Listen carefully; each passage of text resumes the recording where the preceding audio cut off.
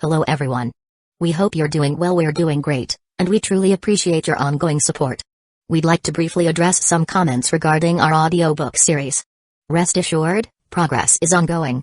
That said, your feedback is vital. If there's a novel you particularly enjoy and want to hear more of, please let us know in the comments. Each chapter requires a financial investment, so we can only continue series that receive strong audience interest. Although we retain core names and plot lines, we make significant editorial changes to enhance clarity, pacing, and immersion.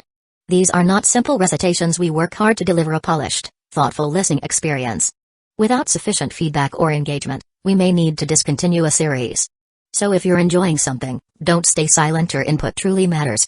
Note, our default audio speed is 3x. If that's too fast, let us know. We're happy to adjust it. Interested in early access to unreleased audiobooks? Visit our Patreon. You'll get to experience new content before it reaches YouTube. Just to clarify, I'm a fan like you.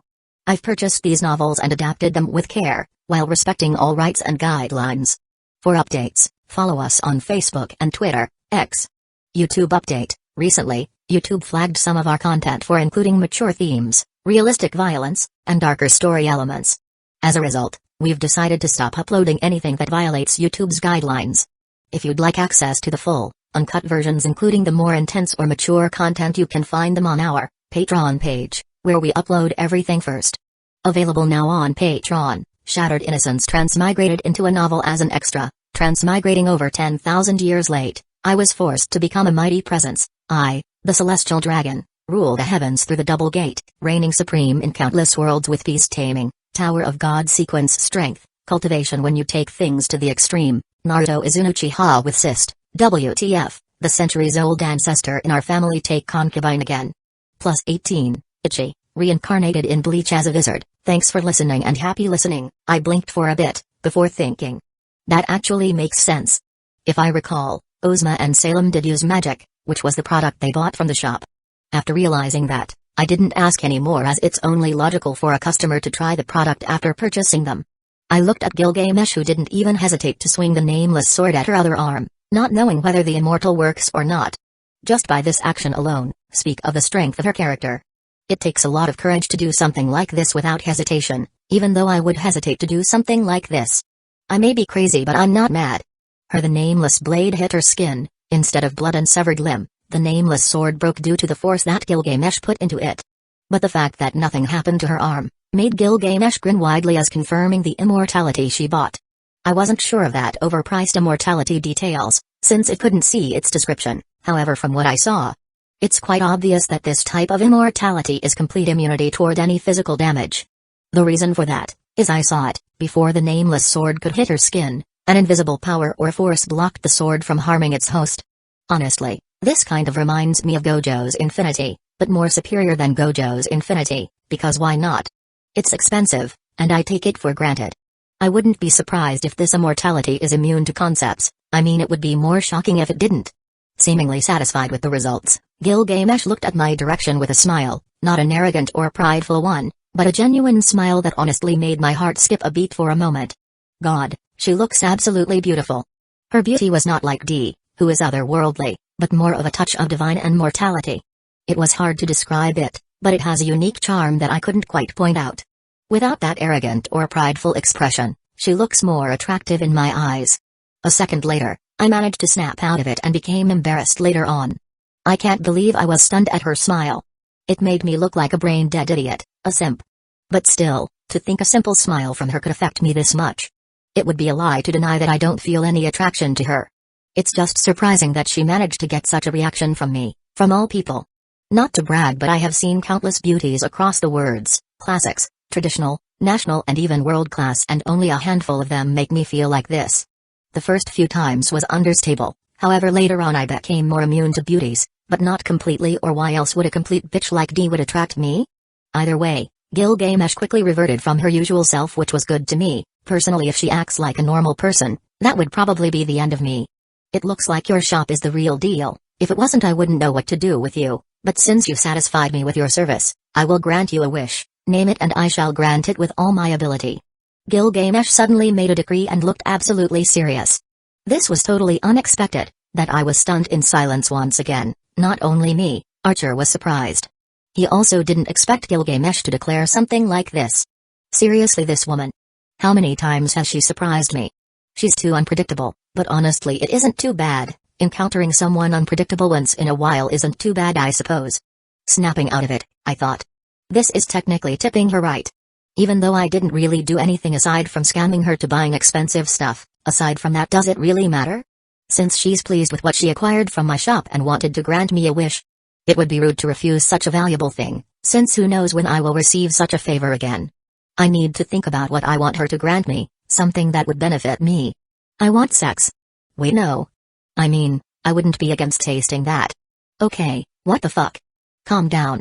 Taste that pussy. What is wrong with my mind right now? I ain't Denji, I'm not that horny, especially since I got bitches, where he ain't got no one.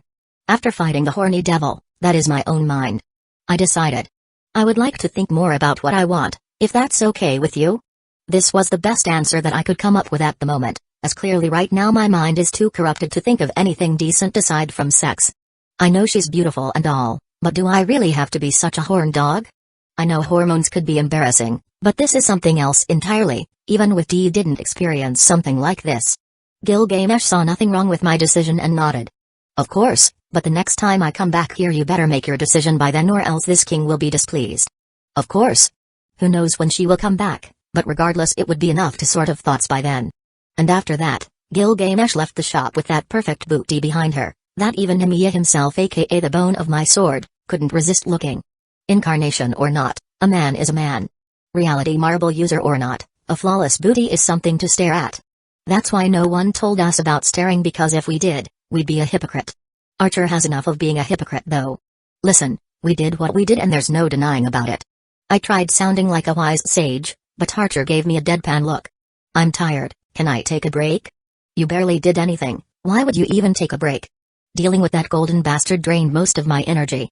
Not bastard, but bitch, there's a difference. Whatever. You didn't look whatever to me when you stared at that sinful booty of hers. I stared at him for a bit, and realized that the man, the legend, the myth and the bone of his sword himself is flustered. I couldn't help but be surprised once more. I didn't think Gilgamesh could surprise me, but I was wrong. She surprised me again, but showing a flustered Emiya. That day, I realized one of the few weaknesses of Emiya. It was a female Gilgamesh sinful ass. I'm now back on Earth, thus back to dealing with the girls. I didn't immediately step into the living room where the girls were staying, as I wanted to know what they would do when I wasn't in the picture. Just them three, and the first thing I noticed is that the air between them was intense, like it could cut anyone, not to mention awkward as hell. And Hitori, who has the lowest social level amongst the two, couldn't help but melt at the pressure the two of them let out. Hitori might as well not exist. Even though my children were affected by the atmosphere, it was impossible not to notice the tension. After seeing nothing changed, I was about to interfere. However, suddenly I started with a smile, a fake one that she uses every time. So, Mitsuo-san, isn't it? If you're okay with me calling you that. Of course, I don't mind. Mitsuo replied with an equal fake smile of her own, although more unrefined compared to I. But that's to be expected, after all I is a professional while Mitsuo isn't, but the fact that she could make a convincing smile while not being a professional is an impressive thing. Do you mind me asking, what's your relationship with Alex? Oh, about that. I wasn't sure what's going on, but I have a feeling that there's something deeper going on behind ordinary questions, like politics, but in this case, only women are the participants. Which as a man, couldn't understand the deeper meaning of their conversation. Listening to their conversation was like watching a professional ping-pong match live. It's quite interesting to watch but hard to understand. And that's why, it was pointless listening and I decided to step in. I'm back. With his presence, the atmosphere immediately changed and wasn't as overbearing as before. So, what did I miss? Oh, nothing, just Aizen asking normal questions. Mitsuo smiles a bit. I also did the same. Indeed, I wanted to know more about her, that's why I asked. Even though I was there listening, I still couldn't understand. I couldn't help but scratch the back of my head. If you say so. Maybe as a man, I would never understand their woman ways. Chapter 80, Mitsuo's problem. The issue about I and the twins wasn't mostly resolved. However, there was still a tension between the girls. After all, a new party came out of nowhere with an important artifact, which was the twins, making her at the top of the competition. But of course, Alexander doesn't know about this competition. A man can't understand a woman's inner politics. It was already night and unfortunately for the girls, they had to go back to their respective households. Outside the mansion, Mitsuo paused her step, before looking at the other girl besides her. So, you and Alex, huh? I didn't expect it to happen so soon. She muttered the last part, which was expected as knowing Hitori wasn't the type of person who could actually act toward her feelings without serious help. But to know that this introverted girl was already in a relationship with Alex without her realizing it filled her with bitterness, as someone who is good socially was beaten by someone who barely interacts with society. Congratulations. Goto-san. Although she did compliment her, the compliment itself felt dry and bitter. After all, how could she not? She liked Alexander and was the only man that she would want to be in a relationship with. Not to mention, he did take her virginity. While it was her who catalyzed the act, still she couldn't help but be bitter at the result. Suddenly she started thinking of what if. Like, should she have been more direct and blunt with her feelings? Or maybe, she should have told him that she likes him after doing the deed? So many what ifs were crossing her mind. However, despite that, it was quite too late for regrets, as Goto and Alexander are already dating, not to mention there's also Ai, who is the mother of Alexander twins, and would most likely get married to him, if Goto's relationship with Alexander doesn't work, as Ai has the best card, which was the twins, and a clear leverage toward Alexander himself. Thinking of those implications, Mitsuo couldn't help but sigh. Goto-san, who is very unaware of her thoughts, smiled sheepishly at her compliment as if she didn't notice the bitterness of her tone, which she probably didn't consider. It's Bocce we're talking about. She's that naive. Either way, she did her best not to show her bitterness outside, because it would be unsightly, and if this gonna be the end of it, then she better move on. Although it would be hard to, after all, she really likes him. Thank you. B, but I am nothing compared to his other girlfriend. Goto-san replied with a nervous smile. Oh. I see, that makes sense. Whoa, wait, what? Other girlfriend? Mitsuo immediately snapped out of it as she realized something. Goto flinched at the unexpected outburst of Mitsuo, to which she did notice but too shocked to care right now. Did you just say that he has another girlfriend? Mitsuo couldn't hide her disbelief. Why, yes. Goto-san blinked, albeit a bit confused at Mitsuo's reaction. You do realize that you're technically sharing your boyfriend with another woman, right? Goto paused for a couple of times, before nodding. I am aware of that. It may sound strange to you, but I'm fine with him dating other women, as long as I have a place on his side. Mitsuo was speechless as she heard her words. There's so many wrong with what she said, and it would take some time to point it all out. However, despite its wrongness, a bit of hope appeared in her chest and thought. If that's the case, then he wouldn't mind an additional girl, right? Wait, no. What was she thinking just now? To think she entertained the idea of becoming part of a harem. Blushing a bit of the thought, she can't believe that she even thought of it. But still, it doesn't sound too bad. Mitsuo, no. Stop thinking about it. Her face was visibly becoming red at her increasingly corrupted thoughts. Are you alright, Yamano-san? It seems that Goto-san noticed her blush, and she quickly tried to hide it. And she did by pretending to cough in her hand, she replied. Of course, but still, don't you find it weird to be part of that kind of relationship? I mean, polygamous relationships aren't well received in Japan. Although it is a well-accepted practice in some countries like Arab. But this was Japanese. Having this kind of relationship in this society, people will judge you. I am aware of that. Even though I'm not the most socially active person. But it doesn't matter to me what other people think of this relationship, because to me what really matters is that I'm happy with my relationship status. Goto-san showed a smile as she said those words. Which honestly made her feel jealous, because unlike her, she doesn't have the will not caring about what society thinks of you, no more like. It shows that Goto Hitori is willing to be in a polygamous relationship just to be with the person she loves, which she can't say the same for herself. It speaks for itself that she lacks conviction to be with the person she likes, and it filled her with bitterness realizing that her feelings toward Alex was nowhere near like Hitori. To ease some of this bitterness, she couldn't help but ask. Goto-san, do you mind me asking who Alexander's other girlfriend of Alexander? It's Wakabe. As soon as Mitsuo heard the answer, her body froze in the spot and couldn't contain her shock with that revelation. Who did you just say? His other girlfriend is. Mitsuo tried again, maybe hoping that she misheard Goto. But sadly, she did not, and this was reality. Wakabe. Goto couldn't help but look at Mitsuo with concern, as her obvious fear was showing. She did what? Mitsuo couldn't believe what she heard. From all of the people from Earth, why her? That abomination of a goddess. Her fear of D didn't lessen at all, instead or got worse as days passed. Is there something wrong with Wakabe-san? Goto-san asked with curiosity. Mitsuo blinked a couple times, before answering. Why, you don't know?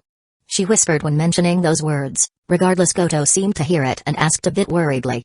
Don't know about what? Mitsuo realized despite being in a relationship with Alex, Goto doesn't seem to know about the moonlit world or Dee's true nature. Right now, she was torn about what to do. Should she tell her the truth or should she remain silent? But remaining silent felt wrong. Like Goto-san at least deserved to know what she was participating in. After she decided that it's probably a good idea to tell her the truth, however, before she could say so, suddenly someone said something behind her. "Oh, Mitsuo-san and Hitori, what coincidence meeting you both here." Hearing that very familiar voice, Mitsuo froze on her feet and later forced herself to look at the person behind her. And like she guessed, it was Dee, who was smiling cheerful at her, possibly both of them. But I feel like her smile is aimed specifically at Mitsuo. "Mitsuo-san, what's with that look? My, you should calm down a bit, you look like someone who saw something terrifying." Dee smiles innocently as she mentioned that. And, like Dee's words, Mitsuo did in fact see something terrifying at its woman or whatever this thing is in front of her. Mitsuo knew that this was going to be a long night. And she desperately prays that she might survive for another night.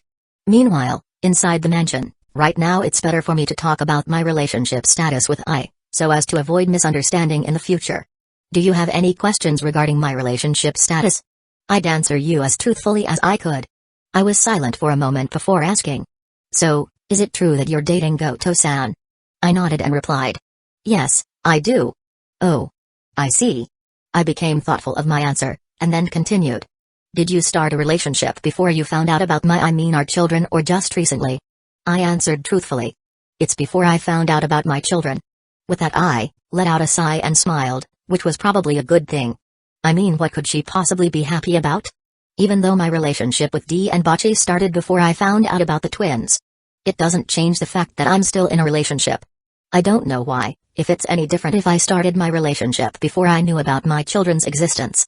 Point is, women are confusing and better not think more about it. That's a relief. How exactly?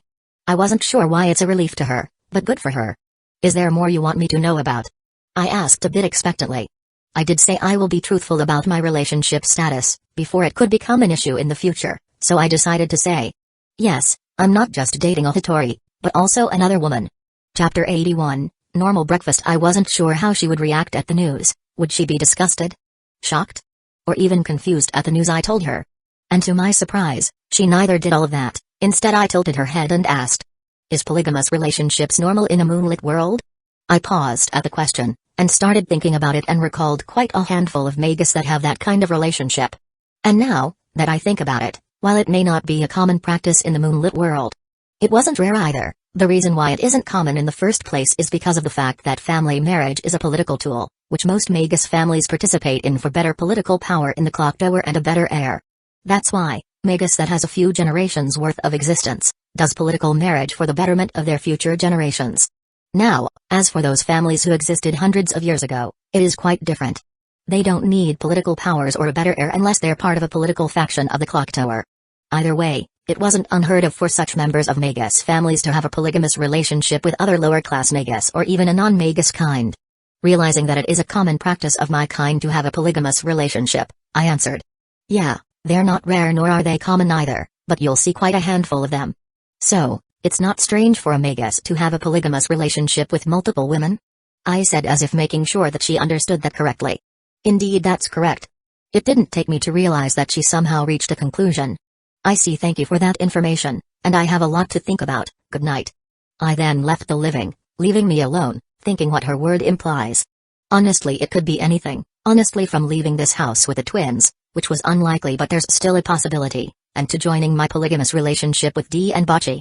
Which is quite unlike too. I mean, I'm not that lucky, aren't I? Honestly, I could have easily solved this issue with Path to Victory, but using it for normal things like this is degrading for such power ability. Either way, it's time for me to sleep too. Morning arrived, despite being the last person to sleep. I was the first one who woke up, which was surprising. Because Shiru is here and I lived with him back in the clock tower, and that guy is an earlier raiser. At this time he would have already raided the kitchen and started cooking for breakfast. But it seems that he's up late. I honestly have an inkling of suspicion of what happened last night, but thinking about it makes me cringe.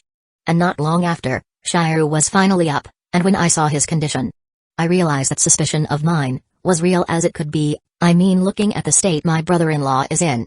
Lorelei no doubt devoured this poor bastard as whole. Eye bags? Check. Scratches and bite marks? Check. Low energy? Check. Damn, Like they said, it's always the high-class girls who are freaky in bed. Hey, brother, are you okay? I asked in half concerned and half amusement. Shiryu gave me a strange smile and replied. Yeah. I can manage. Yeah, bull and shit. I stared at his legs and saw that it was trembling. I gave him a look of pity and said, my condolences. Hearing that, his smile became more strained, knowing what exactly I was implying. Can we not talk about it? I shrugged and replied. Whatever. Do you need help preparing breakfast? Shiryu would normally refuse help, but looking at his own body, he answered. Yeah, I need help.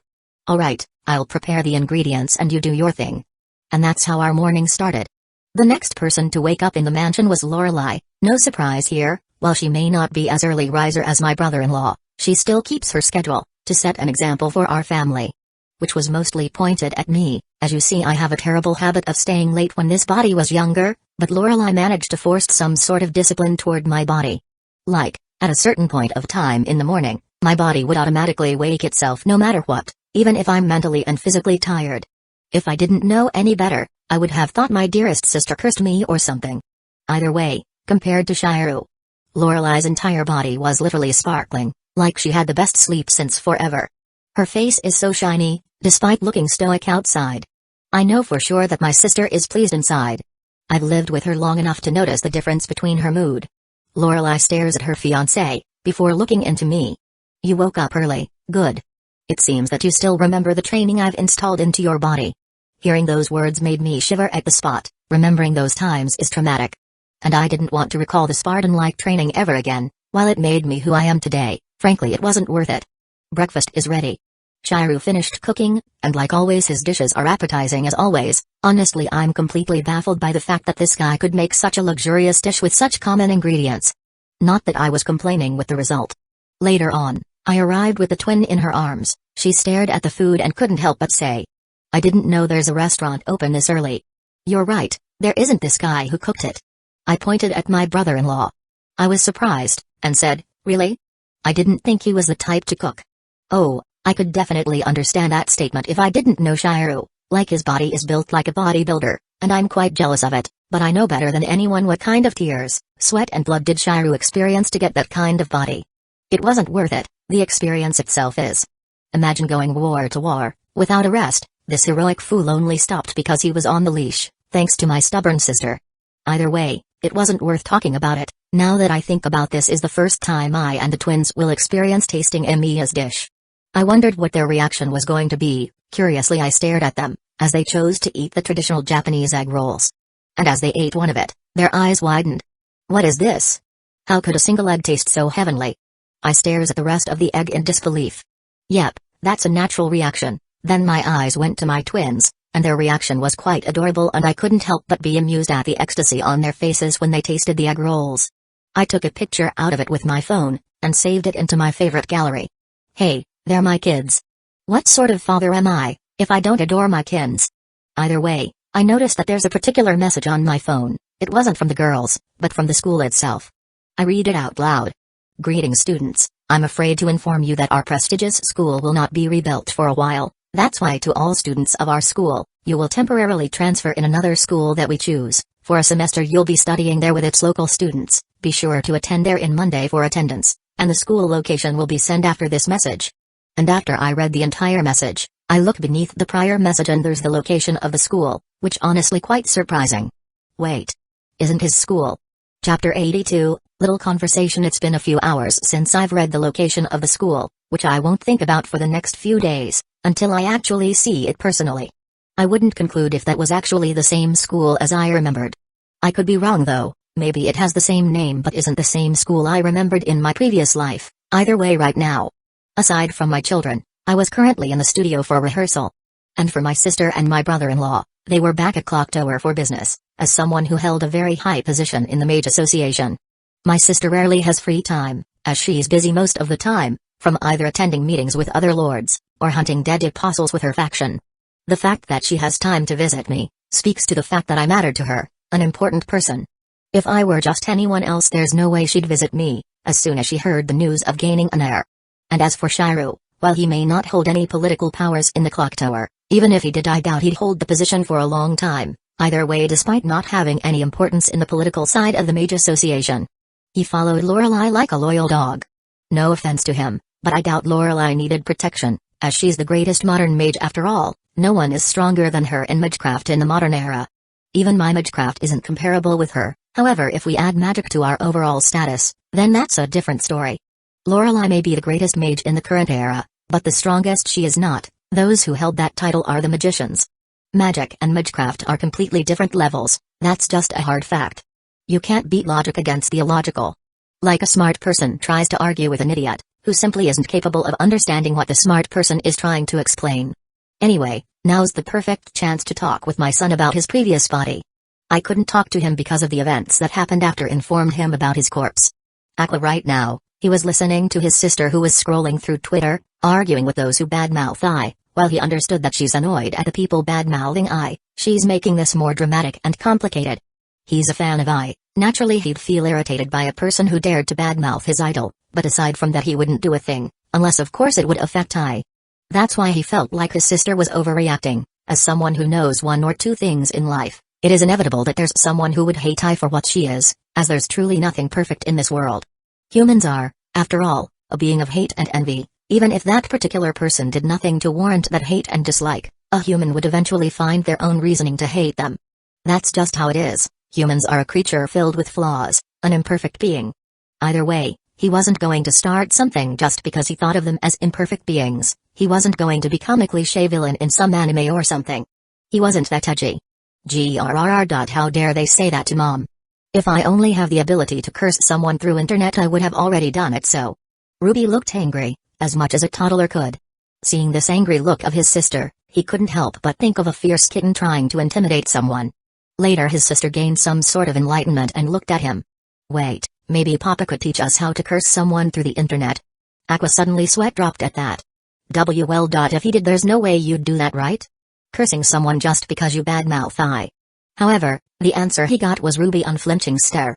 You seriously won't curse someone just because of that, right? Stare. Right?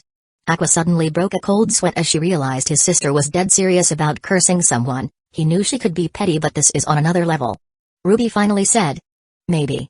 With that, he could sigh in relief, for a bit. Just a little bit. After that, Aqua noticed something particular about Ruby's previous words.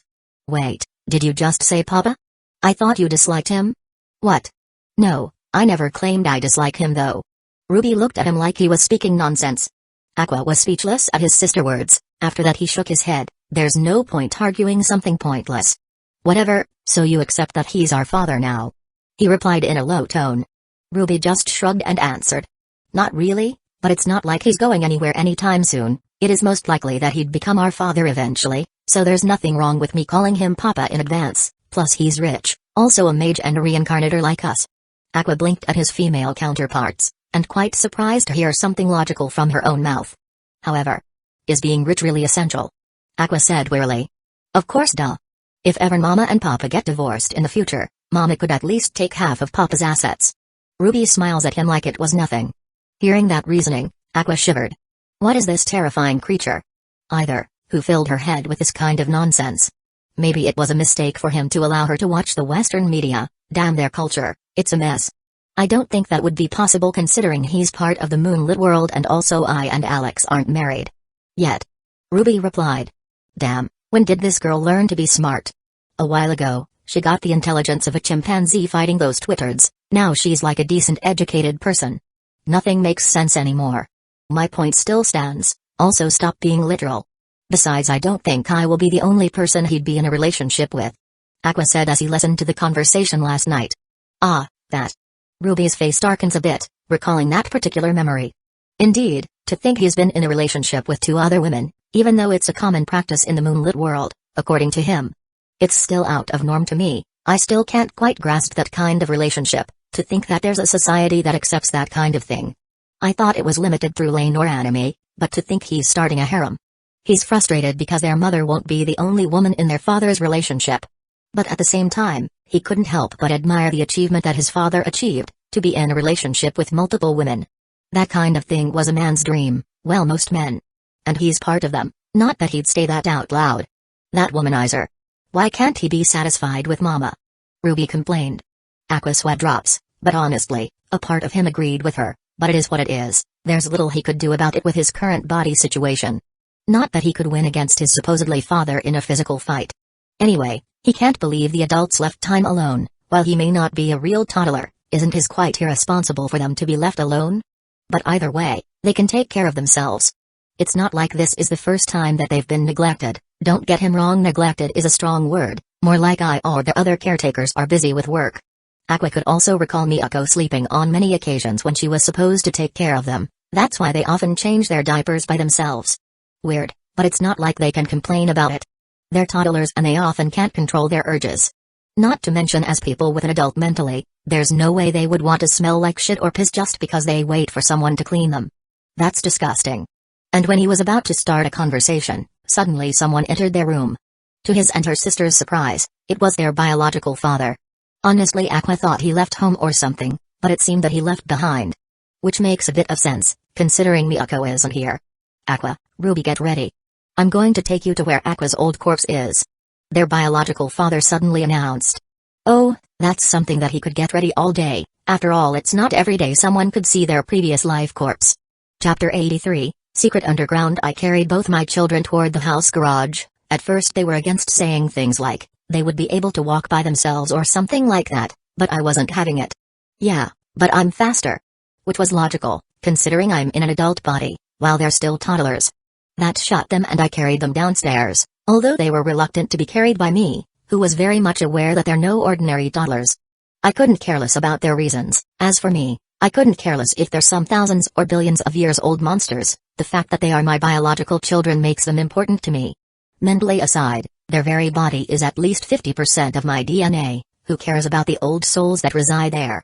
The reason why I don't, is because their situation is exactly the same as mine, at least in the soul part. If I were to deny them, then it would make me a hypocrite, like I technically did the same with this body.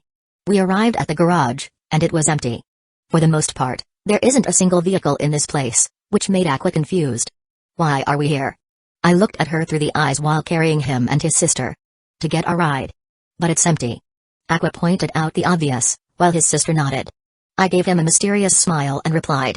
We'll see about that. I went toward the back of the garage, and there's an electrical lever stuck at the wall.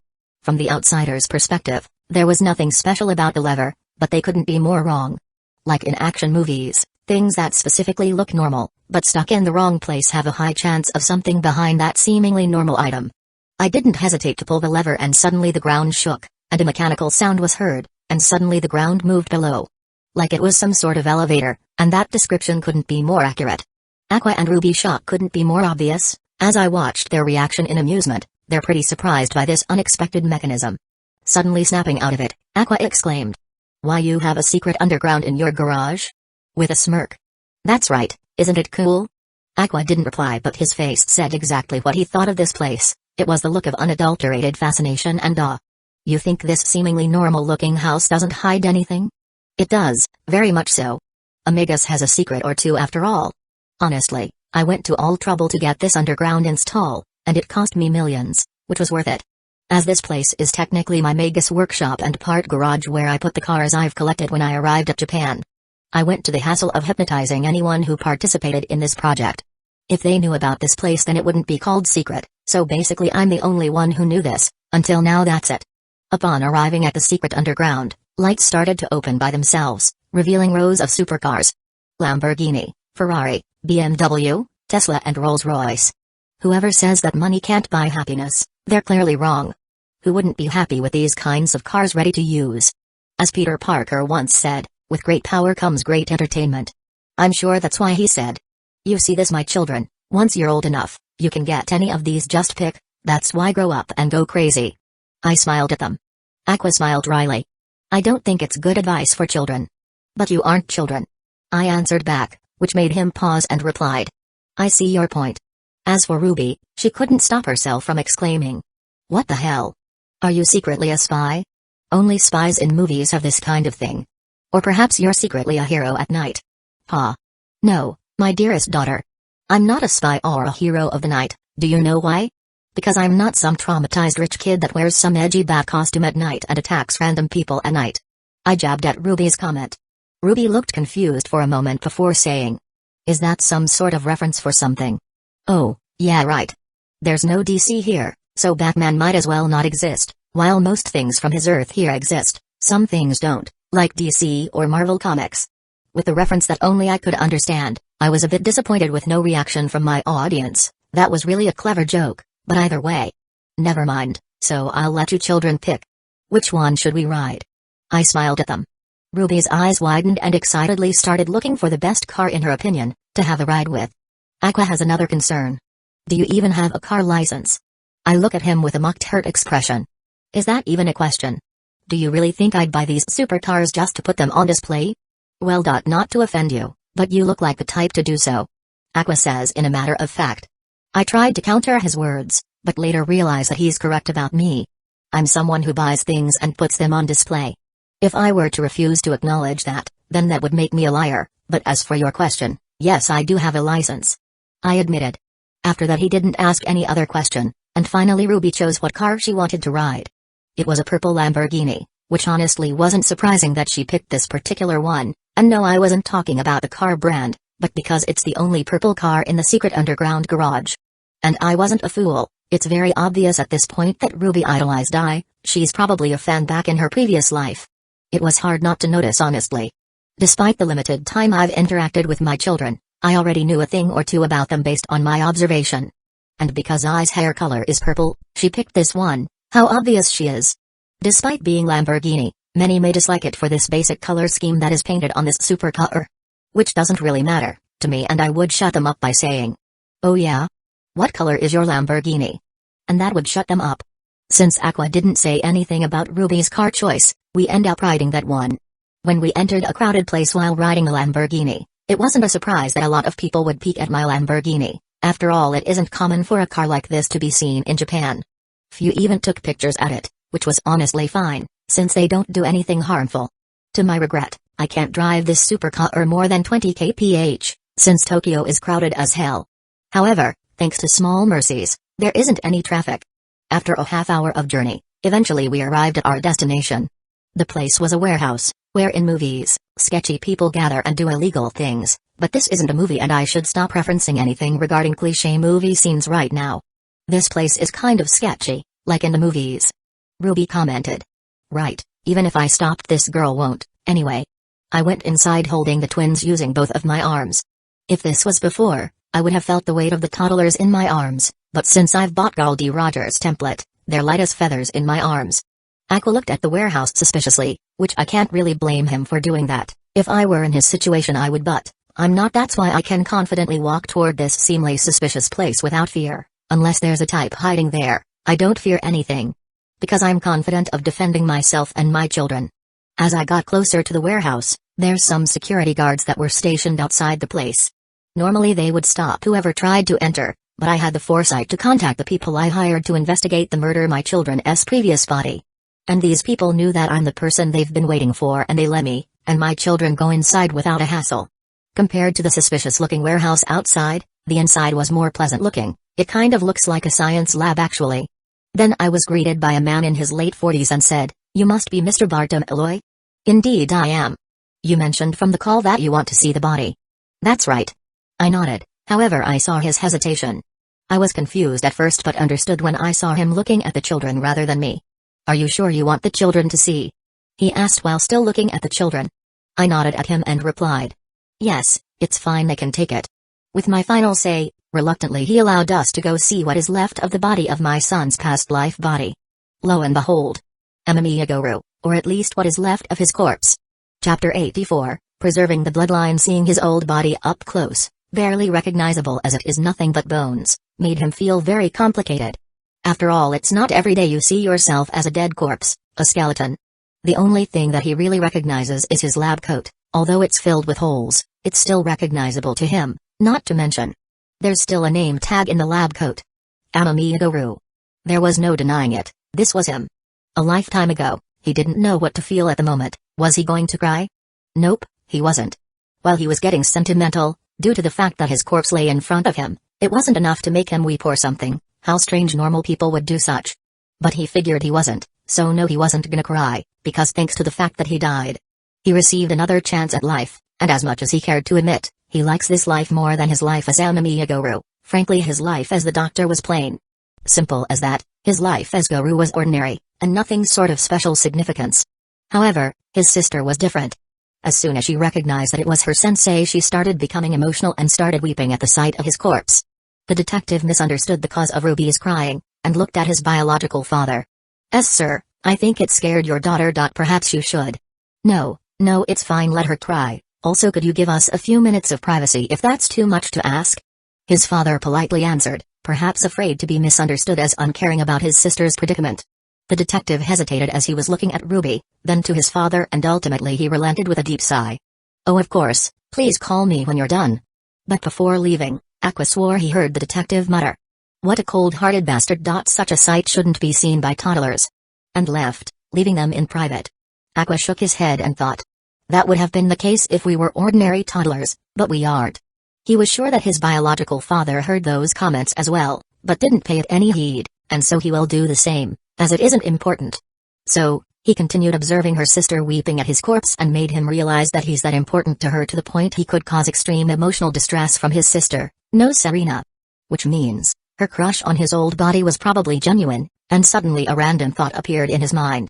If I recalled, I promised to give her a chance to date, if she were 16, her old body didn't last that long, however this body will surely reach that age, maybe I could. Aqua thought suddenly paused and the next second his face burned, as he realized what the hell he was thinking.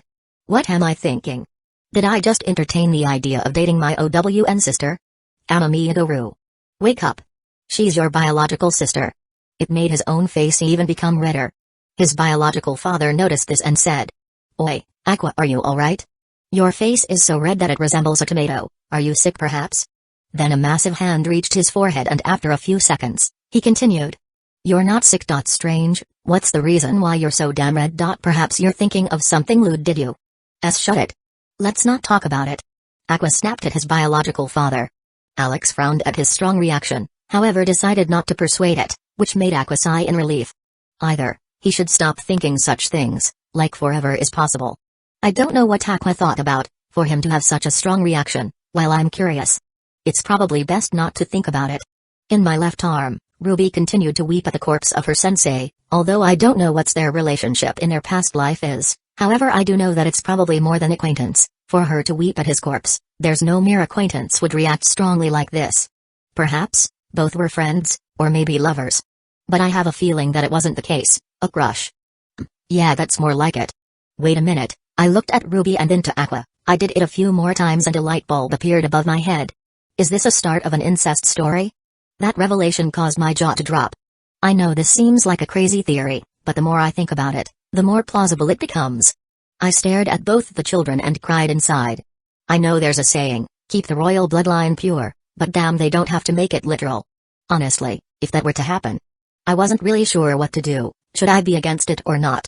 And to be honest, I'm leaning at the latter choice. To be honest, incest isn't that rare in the moonlit world, because some families wanted to keep their bloodline pure and it's not an exaggeration that it is a common practice. Still incest. Imagine Lorelei and I. A second later, I felt like puking. Thinking about that scenario terrified me. Don't get me wrong, I love my sister, she's beautiful, kind, mostly, and generous. But thinking anything sexual about her is wrong. Not to mention, thinking about that and thinking she made me do, as a child, for that sake of advancement makes my trauma of that time activate. You don't underestimate trauma, trust me, they are hard to deal with. You'll never know what it feels until you experience it yourself. Forcing myself to calm down, and thinking you can do this, Alex, that was before, you're stronger than her now. And just like that, I stopped trembling. It was quite a pathetic display, but somehow it didn't feel bad, because I managed to overcome my childhood trauma against my dearest sister, even if it wasn't a complete victory. That's why I will always respect Shiru for gaining the affection of a disaster equivalent to a dragon. That is my sister. Either way, it seemed that my daughter stopped weeping. Quickly I materialized a handkerchief using my magic and started wiping her tears and snot. And she looked annoyed, but didn't say to stop, otherwise I would. Actually I won't, even if she did, there's no way I'd let her look like a mess. You okay? I asked. Sniff. Yeah, I'm fine. Ruby replied. I smiled and replied. Good, you don't have to worry, it's not like you can't see again, he's literally your twin brother, your emotional outburst is quite unnecessary. Like a deer caught in headlights, her little cheeks became flustered. What's wrong with being emotional? There's nothing wrong with being emotional, It's just you really went and cried, knowing that the person who previously lived in this corpse is literally beside you. I wonder what he would feel that you cried for him. Is he pleased or perhaps weirded out? After pointing that point, Ruby becomes more flustered and quickly towards them, or specifically toward Aqua. Sensei. That was nothing. Please forget what you saw. You saw nothing. Hearing that unreasonable request, Aqua stuttered and replied. What, there's no way I could forget about. Don't be unreasonable, besides it's you who started crying. Ruby, before, more embarrassed and more desperate to conceal her earlier actions to her crush, she looked at me and said. You magic that can erase memories, right? I do. Then erase his memories about me crying. Ruby pleaded at me. Then Aqua looked at her and me, in horror, and said. Why, you wouldn't do that, right? Amused by both of them, I let out a chuckle. No, I won't. Listen, Ruby, you must face the consequences of your actions, because sometimes you must accept the fact that you can't change the past. My answer caused Aqua's relief and Ruby despair, however she wasn't done just yet. Her last attempt was something I didn't anticipate. With a cute pout, tears-filled eyes, she said. Papa, please. My parental instinct flared up at my daughter's expression, like a cannon head in my heart. I almost got charmed. With great difficulty, I replied. No. And after that, her earlier expression disappeared, completely replaced by a scowl and pout.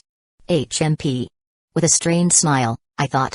Holy shit, that was so close. It is no wonder fathers are usually trapped within the thumb of their daughter's finger, too strong. I should consider buying immunity to charm at this point. That also made me realize that Ruby is naturally talented in acting, or else, she wouldn't be able to make a very convincing act like that. And that moment, I've learned that daughters are dangerous. Chapter 85, A Lifetime Worth of Determination. After they finished looking at what's left toward Amamiyaguru, there was no point lingering in this place, as the entire purpose of this trip is to see the corpse and nothing more. So, what do you think after seeing your corpse? I couldn't help but ask my son curiously, because a chance to see your own corpse isn't something everyone could do. It is a privilege that exists only in myths and legends. I honestly don't know, it's complicated. Aqua shrugged at the question. I see. Another question, what would you do to the person who murdered you if he ever got caught? I asked a question that made Aqua pause for a long time and answer with uncertainty. I don't know. To be honest, I didn't have any thoughts of getting revenge. This might sound weird, but I'm kind of glad that I was killed. Sensei? Ruby was shocked at his confession. I raised my brow for a bit, and checked at my son's expression, and ultimately I understood. I sort of understand that. Eh? Ruby was stunned at my reply. Don't get me wrong, dying is unpleasant, but unlike you didn't have to bear the pain of slowly dying, but it was thanks to death. I managed to get a new lease of life that I'm very much happy to have despite facing some problems. My last life was normal, in fact too normal. I'm average in almost everything and probably below average in some things. That's why me living in this new life makes up for the things that I couldn't in my last life, and I'm content with it. I couldn't help but smile a bit as I mentioned what I truly felt about my reincarnation. Hearing my words, Aqua didn't say anything, but I could tell that he sympathized with my story, for he is the same. Not exactly the same, but similar. As Ruby heard her biological father words, she also could sympathize. After all, for all her life, before this, she was born with a weak body, one that is filled with sickness and destined to live a short life. That sometimes, she would always think, why was she even born in this world? What was the purpose of her being born? If she is too sick to do anything and dry, what is this world going to offer? She couldn't even move normally without some external help. She couldn't experience the same freedom the people of her age can. While they go school and play, she stays at her hospital bed, watching at the window, waiting for her inevitable death that awaits her. It was a painful, yet lonely life she experienced. For so long, she felt like her life had no meaning, that is until the fateful day. One is when she discovered I, who later became her idol, the light of her life along with a certain someone. And it's the second one, her assigned doctor, which she usually calls Sensei. At first her impression of him wasn't exactly great, his was rude, not to mention plain. She didn't really like him, but had no choice but to keep up with him, since he was her assigned doctor, which would later be replaced when she moved into another hospital like always. But she was wrong, the rude doctor turned out to be a good man, hiding beneath that seemingly bitter exterior. And that made her smile at the fond memories that she made with him. It started with a bad one, and ended with a bittersweet one. Honestly, she didn't know when she started crushing on him, she just did. To fall in love with her sensei was the greatest and the scariest thing that happened in her life. It is the happiest because she felt love that she never thought she would have, but fate has proven her wrong, and it made her happy. and scared because, deep inside she knew that she could never be with him, because her days are coming short. She loves him and often teases him about being together with him. A mere fantasy of a deeply ill girl, hopelessly in love with the person that she could never be with, because of her sickness. And her sensei often humor her fantasy, by saying he'll think about it when she turns 16. Which made it even harder and painful for her, because she knew, no they both know that she wouldn't last that long. She tried to hide it in the facade of a cheerful smile, yet she can't and ends up making a sad, yet bitter smile. That's cruel, sensei. Despite all of that, it's like fate decided something more than just that. She thought death was the end of all, but she couldn't be more wrong. All of her suffering of her previous life was now being paid back full into this life. This was her reward. This was the life that she deserved for putting up with the pain in her last life. A child of her favorite idol, a magician, she is blessed, and as an additional bonus, her sensei was with her, although as her twin brother. She did always want to become more than just a patient and a doctor with him, and it was granted, therefore they became twins. Either way, she will take as she can get, looking at her twin brother, despite being siblings, the fact that he is, and will be her sensei. She still loves him regardless. Her crush did not stop, not even once it was revealed that they are siblings. Such things won't stop her. So what if they have the same blood? It just means she has better chances than any girl who would later chase after her sensei. Now that she finally has a body that won't die so suddenly, it was finally time for her to fulfill her past life wish, her dream that she thought was unreachable.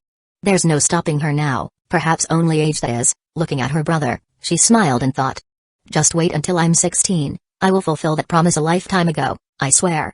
For some reason felt a chill behind his little back for no reason, staring at no one in particular with confusion. Aqua thought. What was that? Never mind, it's probably just nothing. I noticed my daughter looked oddly determined about something, but I'll never know what she's thinking, unless I read her mind. Not that I could do something like that yet.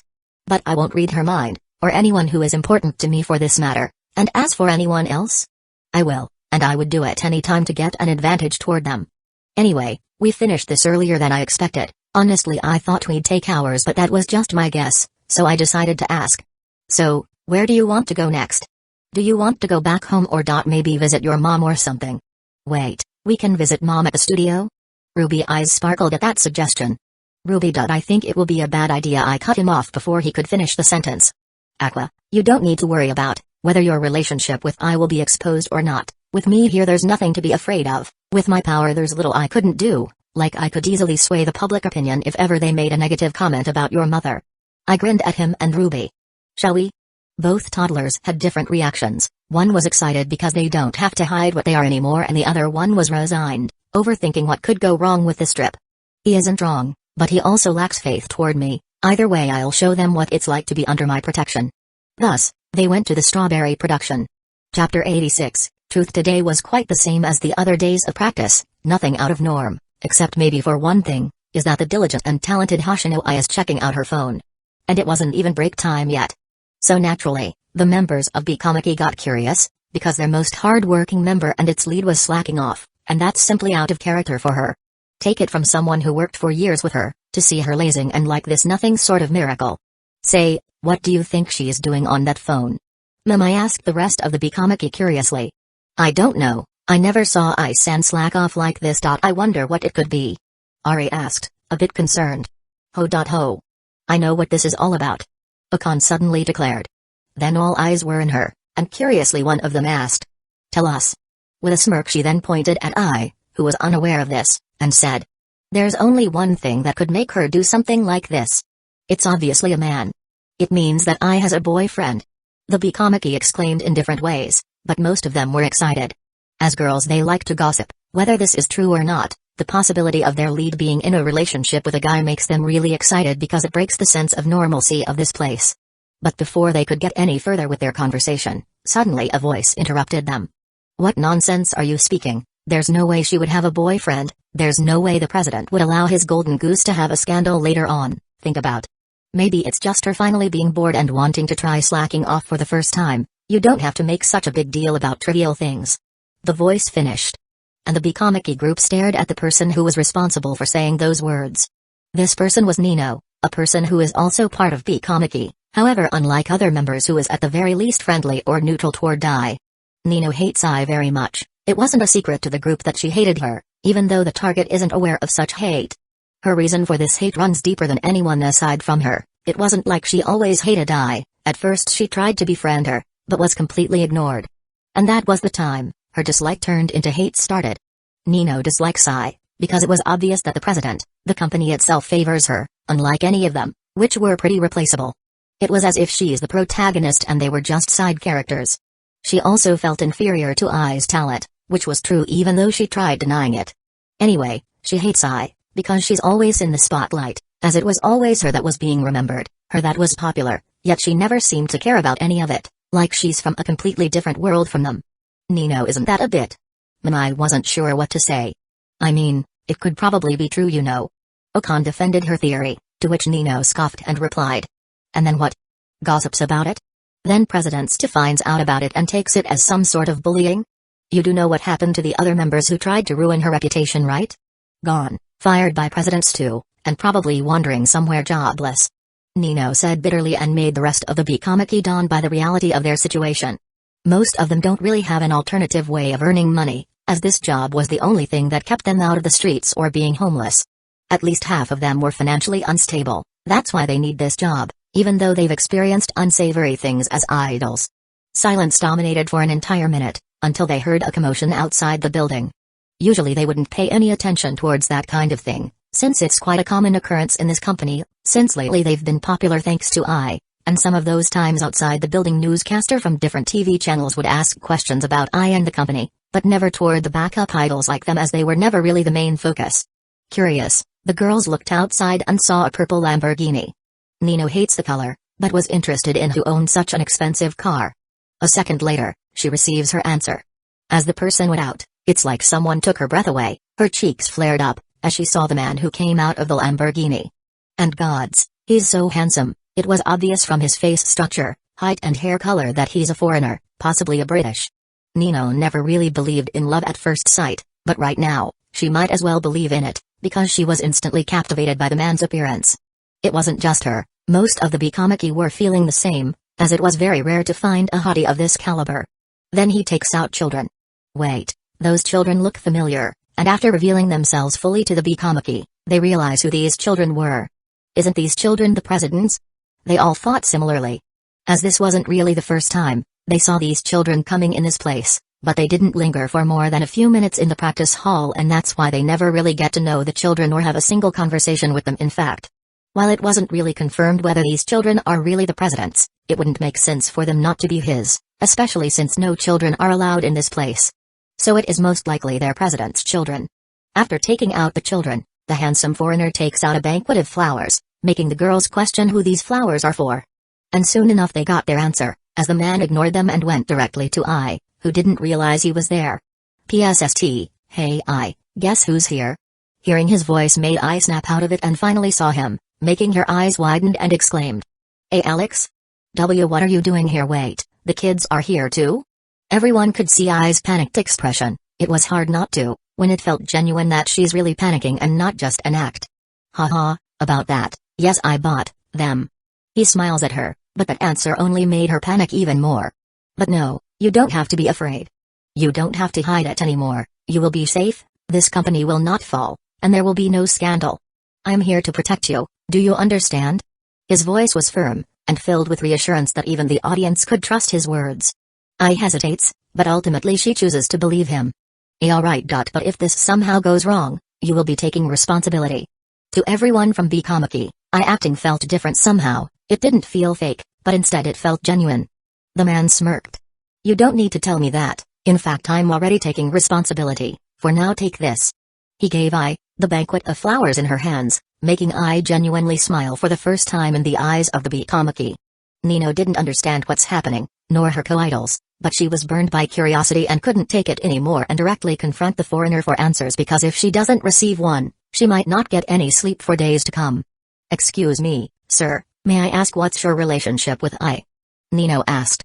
The man smiles, before staring at Ai, who seemed to look resigned, and smiles back. Now his attention was back to her and answered her question. My relationship with her is that she's the mother of my children. As if her brain circuited at that answer, she couldn't say anything for a while, but after digesting that piece of information, she shouted. What? Like a domino, After her shout, the rest, who also listened and finished digesting the information they heard, also shouted. Shouts were heard across the place, making it very noisy. Then Stu arrived. From his appearance, anyone could tell he went there as soon as he could. He was confused as to why his talents were screaming as if they saw something terrifying, but when he saw the twins and Alexander, piece by piece, he understood what happened. You bastard! You really went and did it. Oh, Stu-san, do you mind if we talk privately for a bit? I have a business proposal to make. He smiles at the end of it. Chapter 87, New Owner. It took every fiber of his being not to shout at this man, who impregnated his precious talent, which is I. This man did something that could very well ruin, not only I but also his company, but personally he cared about I more than his company. To him, I Hoshino wasn't just his precious talent but also considered her as his daughter. But honestly, he couldn't really understand the child, either way. He will keep this anger until this arrived at a private location and tell this kid that he fucked him over, by that revelation. It didn't take long for them to arrive at his office, and after sitting down, they glared at the kid. Do you just understand what you just did? The kid, Alexander, sat down calmly with a smile, like he did nothing that he ruined, potentially ruining the lives of his children and their mother. I do. The brat answered. No, clearly you don't. Stu gritted his teeth in frustration. Alexander let out a sigh, and replied.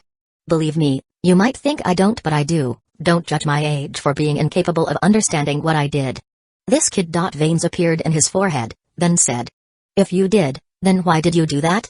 You understand that revealing your relationship with I and the existence of the children could very well ruin I's life. Yes, but don't misunderstand. I did it for their sake, because I don't want my children to hide their heritage. I don't want them to hide what they are for the rest of their lives. He replied. For their sake?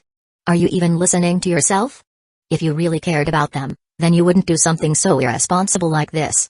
This will cause a scandal. I will be hated, mocked and degraded for the rest of her life, and so will the children. Stu couldn't stop himself from screaming. No, that won't happen. A trace of irritation appeared in his face. Huh? Stu was confused at his answer. That scandal will never happen. I've already made countermeasures of such. If there's ever any related to this happening, instead of hate, the public will sympathize with us. Alexander smiles as he looks at him. What do you mean? What I meant is that, with enough money you can control the media, simple as that. Now, like I said before, are you interested in my business proposal? Alexander said. His earlier anger was forgotten, as he was still absorbing the words that this kid just said. Thinking about it, he realized this kid may not be some ordinary rich kid after all. After I explained my reason to him, he calmed down, which is good. It means I don't have to resort to hypnotizing him. Stu is a smart man. He understood the implications of what I said. No matter what form of scandal about the twins and it would immediately be disregarded. As I can control the media, simple as that. With enough money, you can solve most problems, and that's a fact. An unwritten golden rule in this modern era. I held the power that politicians would kill for, well, at least politicians that aren't part of the moonlit world. I don't think money is as effective in the moonlit world. Anyway, about the business proposal, it's about me becoming this company's sole shareholder. Basically, I bought Strawberry Production. It's mine now. However, despite all of this, Stu is still the president. I won't bother taking that tiresome position. If I were to accept it, that would be like me accepting being part of a political faction in Mage Association. Which is one of the major reasons why I choose to leave the clock tower, because politics is tiresome. Lorelei could have it, she's good at it. But despite my best, I'm still inclined to go back to the Mage Association once in a while, so I'm not completely free. But if I were to reveal my status as one of the magicians, well, perhaps that would change, but I don't plan on revealing about it for now. After all, I've learned from my days in Clock Tower that information is important. To reveal your card is simply a bad move, so I will only reveal it if it's necessary. Since even without my magic, I'm still one of the strongest mages in the Mage Association. Either way, now that I've bought this company as my own, Stu and the rest of the staff who worked here, including the idols, are working for me now. I'm in complete command of this place, at least within a reason. Now I'm the sole shareholder of this place, which means I and the rest of the idol won't be joining third-rate shows or performing in relatively unknown stages. With my support, I will be performing in big leagues, and I'm completely confident of her abilities as an idol. Honestly, the only reason why she's still not as popular as she was supposed to be is because she doesn't have a good background. No offense to Strawberry Production, but this company is small compared to those entertainment giants. If she was contracted with other big companies, at this point she would have become the most popular idol in her generation, because she had the complete package, talent, looks and charisma to draw people in her presence. But now that she got me, As her support, the only weakness she had is completely gone and nothing could stop her becoming a legendary idol. I in the practice room, where all idols, including the staff, were told to gather around in this place for an important announcement. I naturally was curious about what this announcement was going to be, although she was pretty sure whatever this announcement was going to be has to do with Alexander, as she saw him go to the president's office for a conversation. Still though, ever since Alexander revealed about her relationship with him and the twins, her fellow idols were giving her a stare, and honestly they were uncomfortable, like she was being judged. But thankfully her children were helping distracted from those intense judging gaze. Hopefully whatever Alexander was planning, it would be a success, because she can't bear her children to face the same judging eyes like her. Finally, the president arrived at the practice room, alongside with the father of her children, who saw her and waved at her with a smile. Naturally she waved back out of instinct, and that made those judging eyes of her co-idols more intense, making her feel awkward. Then President Saito? Anyway, the president spoke. I'm sure you're all wondering why I called you here at a short notice? Some nodded, while others remained silent as they continued to listen. It's because I'm here to announce something important to the future of our company. This gentleman right here just bought the entire company by himself, as he is the sole shareholder of this company. That announcement not only shocked I, but also everyone who was working in this very building, as it's not every day someone buys a company like it was nothing. Now that the president was done with his speech, it was Alexander's turn to speak. As you all heard, I'm now the owner of this very building, but I'm sure you have questions. Please feel free to ask and I'll answer it as best I can. One of the idols asked. What's going to happen to us? Are we still going to keep our jobs? Alexander smiled and replied. Relax, nothing is going to happen to your job. It's going to be the same as always, but let me ask you what your minimum wage is? It's 200,000 yen. The idol answered. Well, good news, you will all get an additional 1 million yen each month, including the staff, as long as you work in this company. Alex suddenly dropped a bomb that no one expected. No one said anything at first as everyone was digesting the information, but a few moments later, voices of excitement and happiness were all over the place. Naturally everyone was happy with his new change. After all, an additional 1 million per month isn't something anyone can ignore. That's basically free money. The excited voice was silenced by the same man who started it, by saying, Alright, I'm not done with my speech yet, so let me finish. And obediently waited for him to finish his speech, as their impression of him was very good. Which I finds very impressive, because he immediately installed some sort of discipline toward them in such a short time. Good, now as the new shareholder and the owner of this place, this company will become one of the best entertainment agency in Japan. You might think if this as a lie, but I'll show you, not with words but with action. We shall enter a new era. That's all I have to say. Alexander finished, and after that they started clapping at his speech. While it might not be the best speech, it was enough to leave an impact toward them. After I gave the speech, I thought, I should improve my oral skill more. Compared to the likes of my sister and Luvia, I find mine lacking. And suddenly I was notified that there's a new customer in the shop. Well, then let's not keep them waiting. Chapter 88, Mir ha. A girl was running in a great forest. Everything around was nothing but massive trees. The girl had a haggard appearance, as if she was running endlessly for hours now. Wounds in her body were visible, and a single arrowhead was stuck in her shoulder, unable to move due to excessive blood loss. Yet despite looking like she won't make it until the end, the will and determination to survive burned in her eyes. Everyone, she's here. The hunters that were chasing after her saw her. Tears started to form in her eyes, but even though the situation seemed hopeless, she didn't seem to give up, as if her will to survive resonates in her very soul. In a pathetic way, she ran like there was no tomorrow. She couldn't care less about appearance now, nor bothered to begin with. She just ran and ran, until her last breath. Because this girl, more than anything else, she wanted freedom, the very thing that was robbed from her when she was young, a slave. But it was as if the world was against her. The hunters caught up with her, with a mocking laughter and sick amusement fired their bows to her direction and hit her behind the back. Ack! Mir fell into the ground helplessly. With this fatal blow, her fate was sealed, or at least what should have happened. With nothing but sheer will to leave and the hopelessness of being free with great difficulty, she stood up miraculously while trembling. Her entire body was screaming at her to just lay down and rest, but she couldn't because she can't afford to. She dragged her body in difficulty. More tears fell from her eyes, while she thought with despair and anger. Why? Why? Why is my life like this? Why does the world hate us? I just wanted to be free and live peacefully. Is that too much to ask? Those thoughts were filled with bitterness, but despite the impossibility of getting out of this alive, she continued to move, in a pitiful, yet at the same time pathetic way. The hunters saw this and they laughed in amusement, as if her suffering was some sort of entertainment to her, And worse it was, after all to them this was some sort of sport. In their eyes they weren't hunting a person, a human being like them, but an animal that needed to be hunted down. They don't see her as equal, but beneath them, although they could finish her anytime they wanted. A single arrowhead could kill her for good, but they didn't because they wanted to see her struggle and suffer for their own enjoyment. Because if she died now, they would lose their source of entertainment and they would go back to the tribe and go back to their usual daily life, which was boring. That's why they milked this as much as they could, to break the sense of normalcy in the tribe. Unaware of their thoughts, Ymir continued to run away from them, hopelessly, as she was dragging herself toward a seemingly endless forest. She reached a certain tree, unlike other massive trees around this particular one that seemed to be a dozen times bigger than the rest. As its branches reached the sky, she couldn't even reach its top, or maybe it's just her losing too much blood and can't see clearly.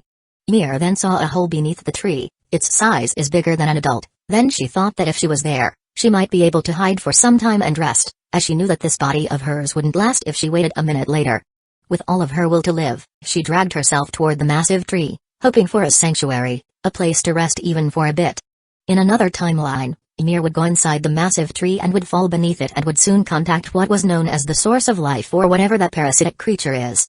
But in this timeline, there's one major factor that in this timeline and perhaps other timelines altogether, is a door that leads to what later Ymir would know as her heaven and true sanctuary. In this timeline there would be no Titans, no Eldians. The canon even won't happen because of a single thing that caused a butterfly effect. As she was about to step inside the tree, she saw a path that was so bright that it was more binding than the sun itself, but unlike the sun, this pathway of light is gentle and doesn't seem to harm her. With a degree of misunderstanding, Ymir thought as she saw this path. Ah, is this it? I'm seeing the afterlife, isn't it? Which means I'm dead. Well, it doesn't matter anymore. I just wanna rest. Mother. Father. I'll see you soon. With one last push, her body went toward the binding light and went inside the shop, and right there, she collapsed as the last of her strength left her body. The last thing she heard was, "What the hell?" Thud. Her body hit a solid surface and blacking out for good. As soon as I arrived at the shop, the first thing I saw was Emiya was carrying a frail body of a young girl, and it looks like she had multiple injuries in her body, including major and minor wounds. There's even 2 arrowheads stuck in her body right now. Honestly, if it wasn't for the fact that I could hear her haggard breathing, I thought Emiya was carrying a corpse.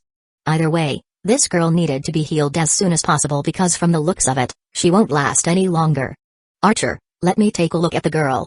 I ordered him, which he complied as he understood that if he waited for a minute more, this girl he was holding would soon become a corpse. Not that it was a problem since I could easily revive her, but still I would have to use points to do that, but it's rather pointless if I know I could heal her in a perfect condition before she's going to die.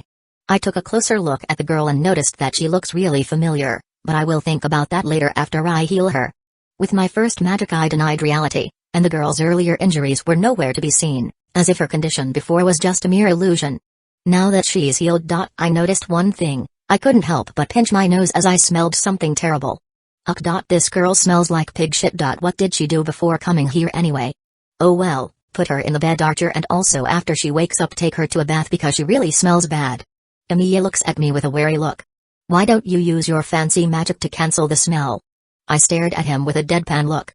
Are you seriously asking me to use magic first to solve a problem that could be solved with water and soap? Emiya paused for a moment, before sighing. I see your point. Alright, chop chop. I said, and he left to find the bed, and left me here by myself and thought. Seriously. That girl is very familiar. Where did I see her?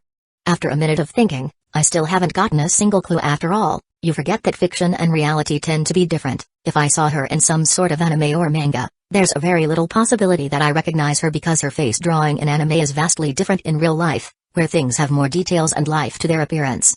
Unless she says her name, then I would most likely recognize her. But still though, when did my shop become some sort of medical center? Injured people seem to stumble as often as I could remember. There's Summer Rose, then Celestine, and that girl just now, and I have a feeling that she wouldn't be the last. Either way, I won't discriminate. After all, who am I to judge?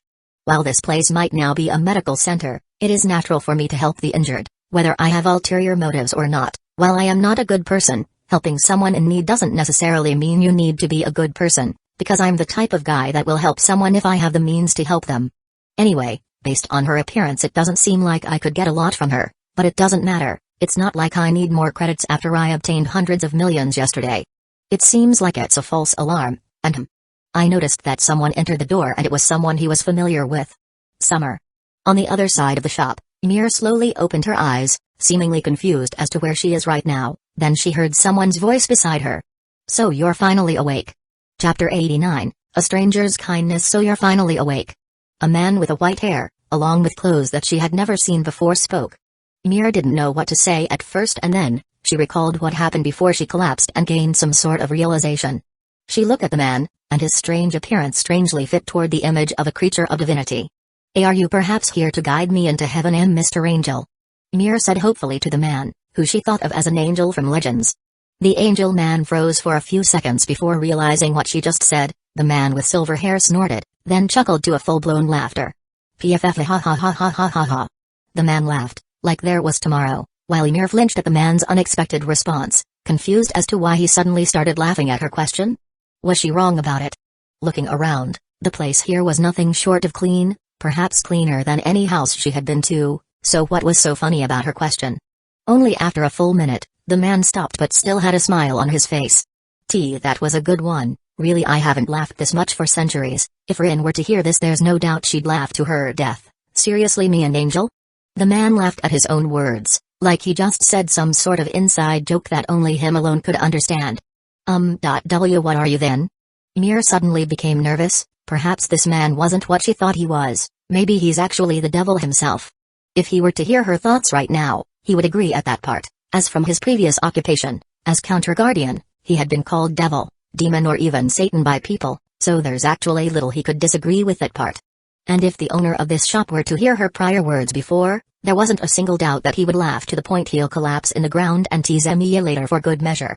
The man turned to her and replied, I'm just an employee working in this place. For your information, this place isn't afterlife, nor it is heaven, but you can consider this as a sanctuary for you, considering the state you had before arriving here. Let me guess, you were hunted, correct?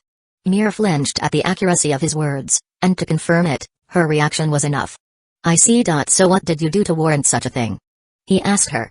She looked into his eyes, and it reminded her of those cold-blooded warriors of the tribe, making her shiver thinking that she's back at that terrible place, and because of that her slave-like mindset activated. And she answered without hesitation and stoic that it's creepy considering her earlier circumstances. Because I freed the pig. Please forgive me, I won't do it again. Please let me live. Hearing her answer, the man frowned at her, and she misunderstood that gesture and thought that he was displeased. Making her shake in fear, and keeping her head down, like a life she always has had. However, the man did something unexpected. She felt his big warm hands pat her head. Surprised by this action, she stared at the man's face. Although there was that coldness in his eyes, she could see the warmth and gentleness in them. You don't have an easy life, don't you, kid? It's okay now, you're safe here, no one will ever harm you here, so you don't have to bottle it up, cry if you want to. The man spoke with kindness that she never experienced for a very long time. And the dam broke and she started crying without restraint. Her anger, sadness, despair, grief and other emotions were released at this very moment. She cried and cried, until she could no longer do it. Embarrassed by her earlier outburst, she shyly peeks at the person who treated her like a human being for years. So what is your name, mister? The man paused for a bit, before answering. Emiya, call me that. Hearing his name, she vowed to engrave his name into her mind, then she realized something she didn't before.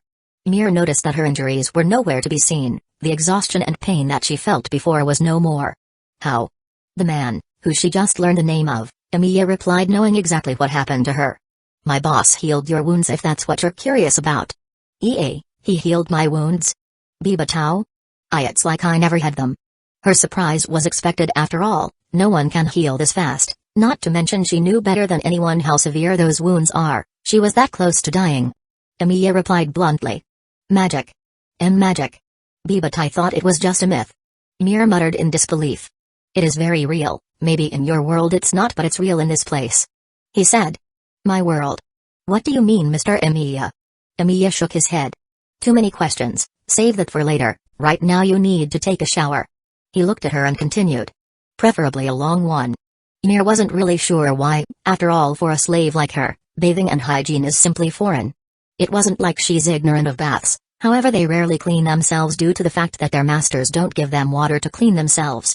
Now follow me, so that you can take a bath, you also need some new clothes. Emiya spoke. How strange, despite being a complete stranger, she felt like she could trust this man, although he looked like a cold-blooded warrior, he's surprisingly gentle. Not only did he treat her like a normal person, but also he has that certain charisma that got her thinking that she'll be okay as long as she is with her. Then a memory of a long past, she thought she'd buried and thought. With him, it's like I'm in the presence of my parents. Summer. I looked at the person who was in the door, silver eyes, black and with red stripes of hair, but the difference is that she looks so a bit younger, not to mention that familiar red scythe. Wait, this wasn't Summer, but instead it's her daughter Ruby. What happened to her? She looked really exhausted, not to mention those wounds. Like seriously, this place might very well become a medical center at this point. Then I noticed that it wasn't just her who entered the shop, there's also a few other people that were familiar to him. Yang Xiaolong, Blake Belladonna, Vice C, John Ark, Nora Valkyrie, Lyren, and someone who I don't recognize but for some reason, looks familiar. Also, where's Pyrrha? Don't tell me she died in this timeline? Is this the place Mom told us about? Ruby said out loud as she looked around. It must be. Since we used Mom's card. Yang replied to her half-sister. Guys, look, there's someone in front of us. Nora pointed at my direction. So, they didn't notice me at first? Now, that was quite rude, but either way I should welcome them. I bowed in a perfect angle and said. I welcome you, to my humble shop. What can I do for you, ladies and gentlemen? This must be the mysterious man Mom told us about. Ruby said. While I frowned and thought. They know me, which means this timeline is the same one with Summer, but if I recall, Ruby should still be a kid. Suddenly my thoughts were cut off by a silver-haired woman, who eerily looks like a teenage version of Salem.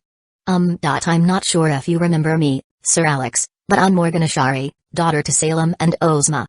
She bowed at me, with elegance, fitting for those of royalty, and hearing that from her, it clicked and realized why this girl looks so familiar.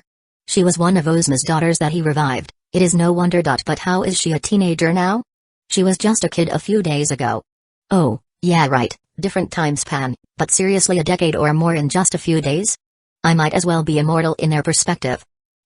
Yes, to remember you as a kid, but time does fly. I smiled, still unused to the fact that the brat from a few days ago is now a beautiful lady. Indeed, sir, it's been more than a decade since I've last visited this place and it didn't change. The same for you, sir. Morgan replied. Yeah, that's because it's only a few days for me. Then, I looked at them and said, so, from your appearance alone, I can guess that your world is in deep trouble, yes? Morgan and the rest eyes darkened and replied grimly. Yes, that is correct. Would you like to hear our story, sir? I nodded, curious to what happened to their world now, and then Morgan started the tale. It all started when the brother gods came back. Yep, I can tell that their world is in deep shit by that sentence alone. Regardless, he continued to listen. Chapter 90, Relics. I eagerly waited for more about this tale. Morgan is going to tell. Well, before I tell you the rest of the story, I might add some context before talking about the brother god's arrival. I thought you might be interested in what happened in our world after we left here. Morgan said. She wasn't wrong. I was curious about what happened after they left the shop, since apparently to them it was already a decade, so I nodded for her to continue. After we left your shop, Mom and Father immediately fought over who should custody my siblings and I, which honestly almost turned into a full-blown fight, but thankfully Aunt Summer managed to find a solution that made both parties satisfied, or at least tolerate. It was pretty simple. It's for us to live both in our parents' respective homes, like for example we say at our mom's house Monday to Wednesday and Dad's house Thursday to Saturday. As for Sunday, is family time, to which we all live in a single building together, which was really a challenge at the beginning as both of our parents still is uncomfortable with each other. Yeah, I can totally see that. After all, you can't just forget 1,000 years of conflict with each other in such a short amount of time. In fact, it's quite unbelievable if they made up like it was nothing. The heartache, the betrayal, the pain and many years of solitude, you can't just fix it magically. At the first time, they really couldn't stand each other's presence and would often have a verbal insulting contest with each other, but aside from that they didn't get into any physical fights as they were very afraid of repeating the past. Morgan had a certain look on her face and I understood immediately what she was trying to say. They're afraid of repeating the mistake that they regretted for the rest of their lives. If it wasn't for the shop's existence, it would probably be there for the rest of their immortal existence. But since my shop gave them a second chance to repent and fix their regrets, they have to be careful not to repeat it again. After all, they learned from their mistakes, and the first time they did is when they lost their daughters. And the worst thing is that they killed them by their own actions, therefore should not be repeated. Anyway, years have gone by, many things changed in Remnant. For example, Grimm are almost gone due to the fact that my mom stopped being a queen of Grimm and her plan to cause a mass extinction. She no longer controls the Grimm and doesn't actively produce more Grimm in the Grimm pool, and also the fact that my dad's magic is at full power, There is hardly any Grimm that he couldn't kill with ease, except for few ones that was thousands of years old. Anyway, because of that the remnant entered a golden era, where people don't need to fear the Grimm and those nightmarish creatures reduced as some wild animals in the eyes of the people. Morgan recalled with a smile on her face. That sounds good. If I didn't know about what was bound to happen, I might have given them my congratulations. Either way, I continued to listen. Although the threat of Grimm was greatly lessened, the huntsman academies were still needed, although huntsmen are considered a special force of military rather than for the sake of killing Grimm like it was previously. Anyway, unlike my sister who had no interest in becoming a huntsman, I wasn't the same as them, as being the presence of huntsmen made me want to become like them as well. That's why I told my parents about it, and naturally my mom was completely against it, while my father was in complete support of my decision. Okay, that's cool, but what does it have to do with your world problems? Despite thinking that, I didn't say it out loud because I don't want to be rude or something, although this information is quite irrelevant. It doesn't mean it's not interesting, so I continued to listen. In the end they reached an agreement that I would be heavily monitored. While I disagree with the arrangement, at least I was allowed to attend. From then I joined my father's academy, because it's the only school that mom could monitor me as much as she wanted. I love mom, but I really dislike her protectiveness sometimes. Morgan looked annoyed, and her friends in the background let out a chuckle or a giggle, despite their dire predicament. To which she glared at them to shut up, which was mostly effective, with the exception of Yang Xiaolong and Nora Valkyrie, who was still grinning at her direction. Not a surprise there, since knowing those two personalities. Anyway, in that academy is where I met my teammates and partner in the most unconventional way. Morgan smiles at Nora, Ren, and lastly winked at John, which the latter blushed a bit. I blinked at this action, while others might now notice what's the big deal with it. I was different after all. There's no way this girl would wink at somebody without a meaning. Something is going on between these two, I can tell, for I will see where this goes. Seriously, throwing us in a forest infested with Grimm. Way to go, Dad, for that terrible idea. Now to mention the landing strategies. Morgan couldn't help but sigh as she recalled that particular day. Indeed, it was a terrible idea. Who knows what would happen to a student without aura? They'd go splat into the ground like minced meat. Looking at John, seeing that he's still alive, maybe he got his aura unlocked before the test happened, maybe his family did teach him combat and wasn't the same with the cannon, considering I interfered with it by healing Summer, who was bound to die. The rest of the first semester was fine, everything was normal, until the Vital Festival. Morgan's eyes darkened, alongside her teammates and friends. Okay, after that unnecessary information, finally the real part is about to begin. Without a warning, the Brother Gods arrived on the day the Vital Festival happened, announcing that the Judgment Day had arrived and started a massacre. That day thousands of people died. Morgan trembled remembering that day. Hearing that I grew thoughtful. So the Brother Gods aren't as powerful as I thought. If they were omnipotent they would have killed anyone in a single moment, but clearly they lack the means to do so.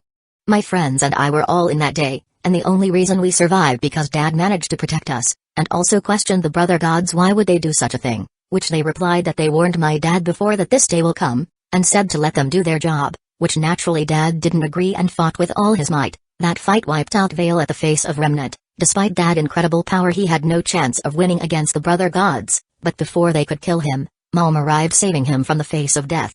Morgan said with a bitter smile. Oh? Salem saving Ozma? That's unexpected. Did the two of them make up after years of living together? I'm missing a lot of context, but I'm betting that Salem at least tolerates his existence and doesn't want him dead for the sake of their children. But that's just my guess, I won't know unless I see it for myself. Despite that, there's no happy ending. My world is in a state of apocalypse. Every single second people are being killed by the Brother Gods. At this point only 10% of the world population is left. Morgan couldn't stop herself from crying. Aunt Summer, Uncle Crow, Uncle Hazel died while trying to gather more survivors in my mom's pocket dimension, which is the only location in the world that was safe from the brothers. There's currently thousands of people gathered across the world, and possibly the only people that are alive. Upon mentioning the deaths of Summer and Crow, the two sisters cry at the reminder that their mother and uncle are dead. It wasn't just them who cried, Vice and Blake also did. Which made him guess that their parents or family died. My condolences. I bowed a bit to them. Thank you. That was their answer, at least most of them. While I may not know the full picture, I'm guessing you're here to buy a weapon to kill a god, correct? Based on Morgan's explanation, it wasn't hard to guess what they wanted. Morgan nodded with a dead serious look. Yes, that's right. You do understand that to obtain something like that from my shop, you need credits, right? I said, as much as I sympathize with their predicament, there's no way I'd give them an item with the caliber for free. Yes, that's why we bought these. Morgan took something out from the backpack she was carrying, and when I saw the items that were laid in front of me, I couldn't help but recognize them. But before I could answer, Morgan beat me to it. These 4 items are the relics of our world and I would like to convert them, Morgan said without hesitation. Chapter 91, Heavy burden. Looking at the relics in her hands, I couldn't help but say, these relics. Do they still function normally? Morgan looked surprised. How did you know? Oh, right, stupid question. I feel dumb asking that question. She couldn't help but scratch her cheeks awkwardly. You're omniscient, of course you know its function. Forgive me for my mistake. I'm still too inexperienced compared to Mom. I blinked at her words, and thought, did they think I'm omniscient? If so, they're wrong, but there's no way I'd admit that I'm not. After all, I could use this to my advantage. With a smile, I replied. It's not a problem, you're still young after all. Of course. Morgan bowed respectfully and then answered my question, thinking that I'm just humoring her. I'm sure you're already aware of this, but no thanks to the brother gods, their primary functions was restricted, so its abilities is locked and no way to use it, unless the brothers allowed it to. Right now these relics are nothing more than a glorified magic items. Despite its massive magic it contained, there's no point of it if we can't use it. That's why we are hoping to convert it and exchange it for a better item that could help but win this war, although it's one-sided. Morgan said with a bitter smile. I understand. I nodded and took the relics using magic, and converted it into points. Bronze card, multiversal credits, 150,000 purchased history, non-conversion history, relic of choice, locked, relic of creation, locked, relic of destruction, locked, and relic of knowledge, locked. Card access, door to the Multiversal shop, once a week. Honestly, I was expecting more credits, but then again they are in their locked state. I wonder how much they cost at their unlocked state. Either way, that's a question for another time, but now let's show them the catalog. Here's the list of things that you could buy with your available credits. List of overpowered weapons that have a chance of killing gods appeared. Although they are powerful, they're not truly powerful enough to completely overwhelm the brother gods like they're toddlers, but a chance is a chance regardless. Then I remembered something and asked Morgan curiously. Girl, what happened to the harp your father bought? Morgan naturally understood what harp is, but her friends didn't and looked confused. Just from their reaction I can guess that Ozma must have hidden it as a secret. Honestly, I'm not surprised considering that bastard personality. Even though he doesn't have his immortality anymore, the person he had become after hundreds of reincarnation was still there. His nature isn't easily changed, especially when he's used to it for thousands of years. To say that he's paranoid is an understatement. That man is broken, no doubt about it. It's quite ironic that hero types, similar to Emilia, would be broken when they are faced with an impossible task. Heroes are hypocrites, there's no denying it. It was broken after Dad fought the brother gods. Morgan answered. Well, I can't say that surprised me. After all, the brother gods are divine. They are at least capable of breaking an anti-immortal weapon. I see. Anyway, feel free to take your time picking a weapon. And after that left them, giving them space. Morgan, she was doing her best to find the perfect weapon to counter the brother gods, and so far there's only a few that are quite good, but not perfect. With their credits, they could only buy a limited amount of immortal killing weapons. While some are good deals, she can't carelessly buy them without careful consideration. Because, what if there's a better one and might miss it? She would never forgive herself if that were to happen. After all, her world was counting on her. If the weapon she chooses is unsatisfactory, then they might as well give up and die. As there's no second time, because the 4 relics are the most valuable items that they have and now it's been converted, they won't be able to get the same amount of credits again. After the brother god's arrival, dust became useless, or it disappeared, and even the maiden magic was completely gone. The only reason why she, and the rest of her family can do magic is because their magic isn't connected to the brother gods. Morgan can't fail her, she refused to. Her world survival is completely up to her. This kind of burden fell into her. Honestly, she wondered why she was chosen to be the one to go here, when her parents was a better candidate, as they would probably be able to form some sort of solution for our people. But they can't because Dad is still unconscious after his battle with the brother gods, and Mom, if she left, her pocket dimension would disappear along with her, making the last of humanity to get exterminated by the gods. While her sisters could be a better alternative, however, her mom refused, saying that they don't have what it takes, as she claimed that she was the most intelligent and mature compared to her sisters. And to be honest, she couldn't really disagree, as her sisters are rather single-minded. They're intelligent, yes, but they aren't wise or educated enough to understand the significance of this job. That's how this burden fell into her. With a sigh, she thought. What should I do? Am I really the best person for this job, Mom? Why did you choose me and not others who are more capable of making a solid decision than me? Fully immersed by her thoughts, she didn't realize that someone was calling for her. until they touched her shoulder, almost making her jump in surprise, but thankfully she managed to control herself. Then she stared at the person who touched her and saw that it was John, who was looking at her with concern. "Are you alright?" Seeing that it was him, her eyes softened and answered. "To be honest with you, no, I'm not." John stared at her for a bit, before sitting right beside her and replied. "If you want to talk about it, I'm here to listen." Morgan smiled at his words, and suddenly took his hand and held it tightly. Not many know about it. When she meant not many, only the two of them are aware that they're dating. Not their friends or parents knew about their relationship. They keep it a secret, not because they're ashamed, but for the safety of her partner. What if her parents get a hold of this? God, she doesn't know what kind of torture will her boyfriend experience from her parents, because it's a known fact that her parents are very protective of her and her sisters. Despite her obvious show of affection right now toward her lover, she couldn't care less as she needed it, despite knowing that her friends are watching. She doesn't care as the world is at the brink of destruction. If this ever fails, she might as well spend her time with her happily and satisfied without regrets. "I'm scared, John," Morgan admitted as her hands were trembling in nervousness. "We all are, Morgan," John replied while looking her in the eyes. His blue eyes captivated her, like it always has. She couldn't help but recall the time she first met him.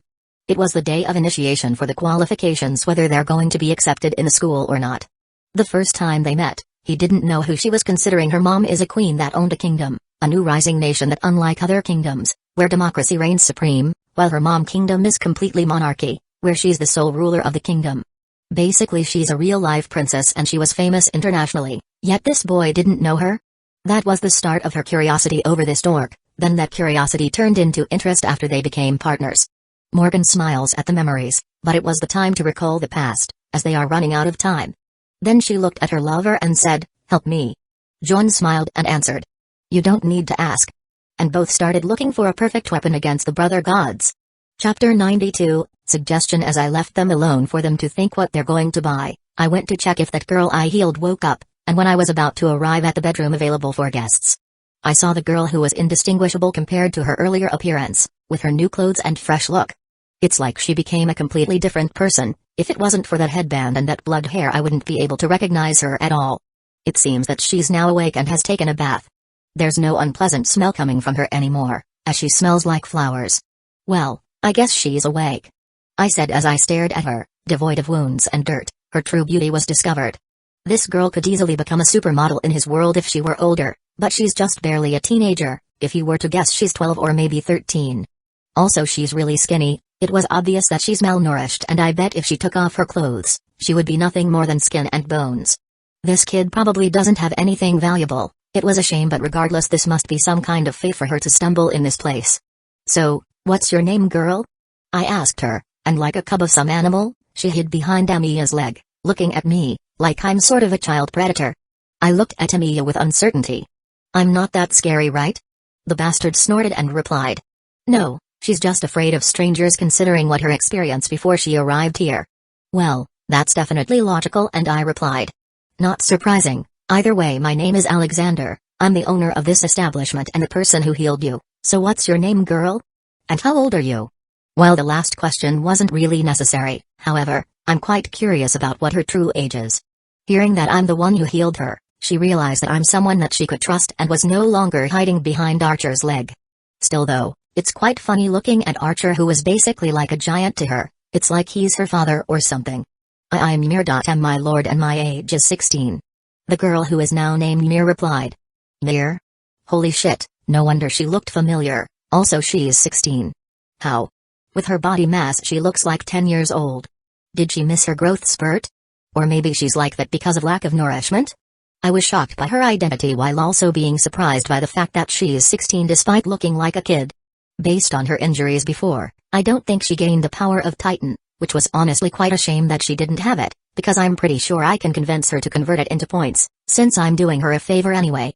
There's nothing good comes with her having that power. Her slave mentality isn't suitable for it. Like the original, despite her being more powerful than that bastard Fritz, she surrendered thinking that following that bastard of a human being is the right thing to do. However, I can't really blame it all on her. After all, if following orders is what she knew all her life, she would eventually think that it is right to follow the command of anyone. It is her what she had become after not having any freedom for years, not thinking that there's more to life than following orders. Also, what's with the my lord title? While I'm completely fine with anyone from Mage Association calling me with this title, however it's wrong for Ymir to call me that, like she's comparing me to that bastard Fritz. I know that it's not her intention, but knowing her future makes it feel wrong for her to call me like that, thus I decided. Cut that my lord stuff, just call me Alex or sir, but I prefer the former. Ymir wasn't sure what to do, as this was the first time someone rejected her to call them my lord, as it usually pleased her masters, but this person looks uncomfortable being called that way. She wasn't sure if she should apologize for making me uncomfortable or following my order.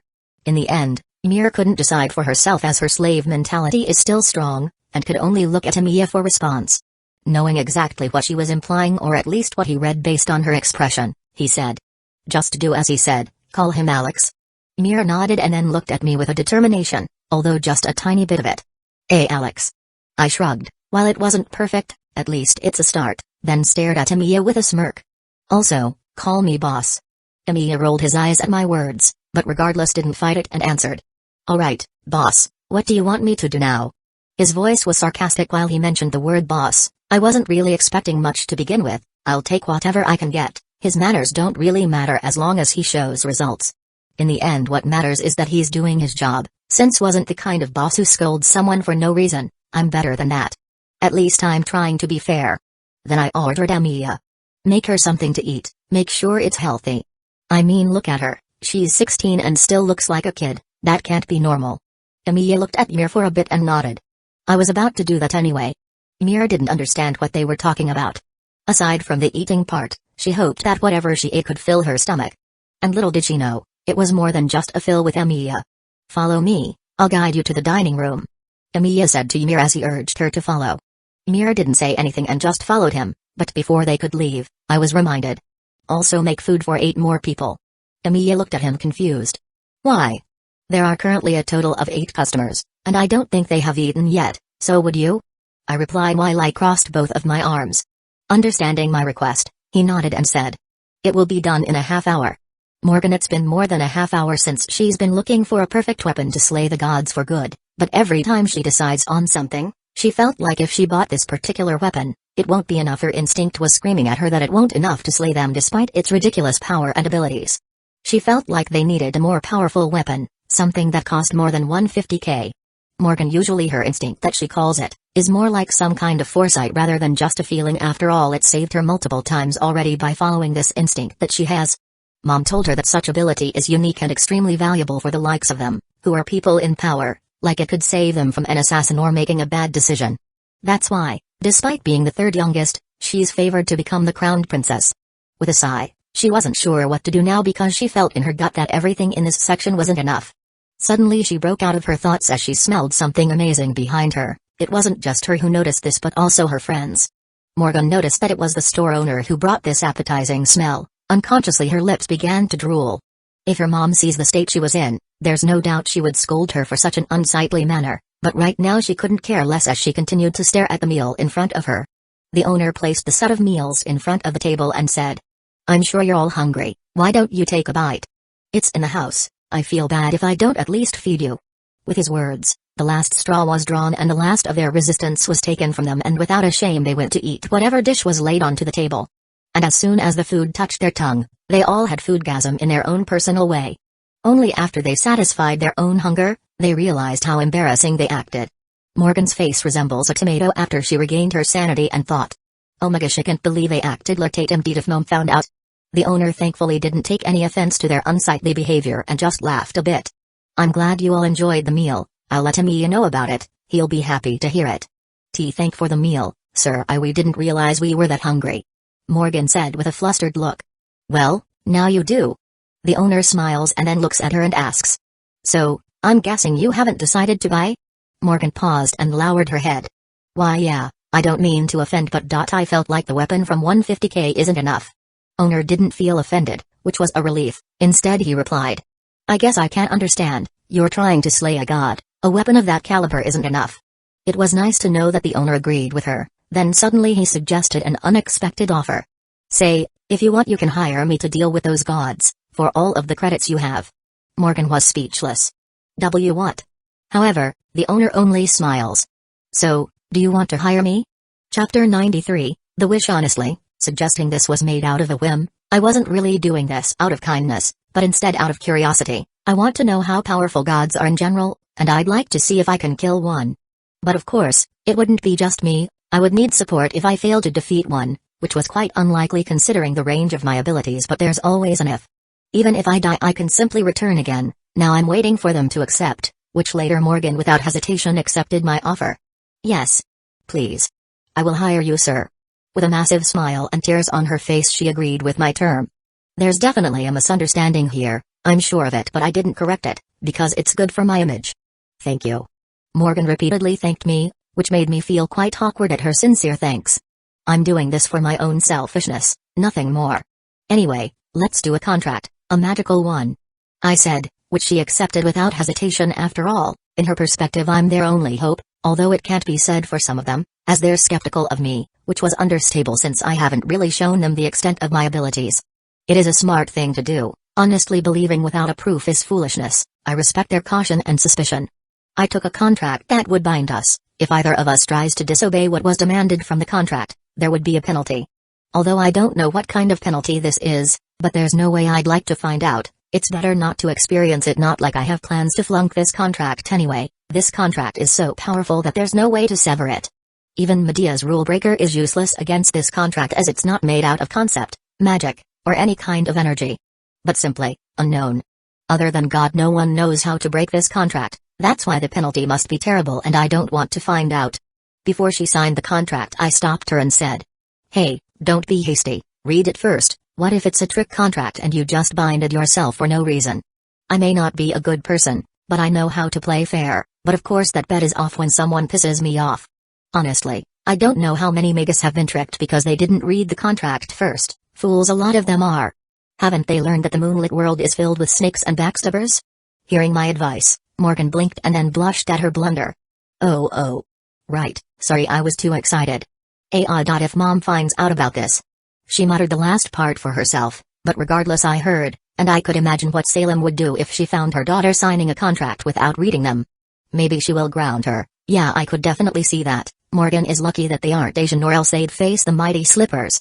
Which power level scaled to high Multiversal? Anyway, as a princess and a royalty, it's reckless behavior for her to sign readily without reading it first. Hopefully she'll learn from this, or else she'll face some consequences in the future. Morgan then read the contract to her embarrassment. Then after checking a few times, she was satisfied with the conditions that were laid in, no traps or tricks involved. I've read it and the condition is good, now I will sign it. Suddenly a pen appeared in her hand, which surprised her a bit, but she has experienced more weird things with magic, so she wasn't that surprised. After signing it, I looked at it and was satisfied. Alright, before I follow you I'll call my support first.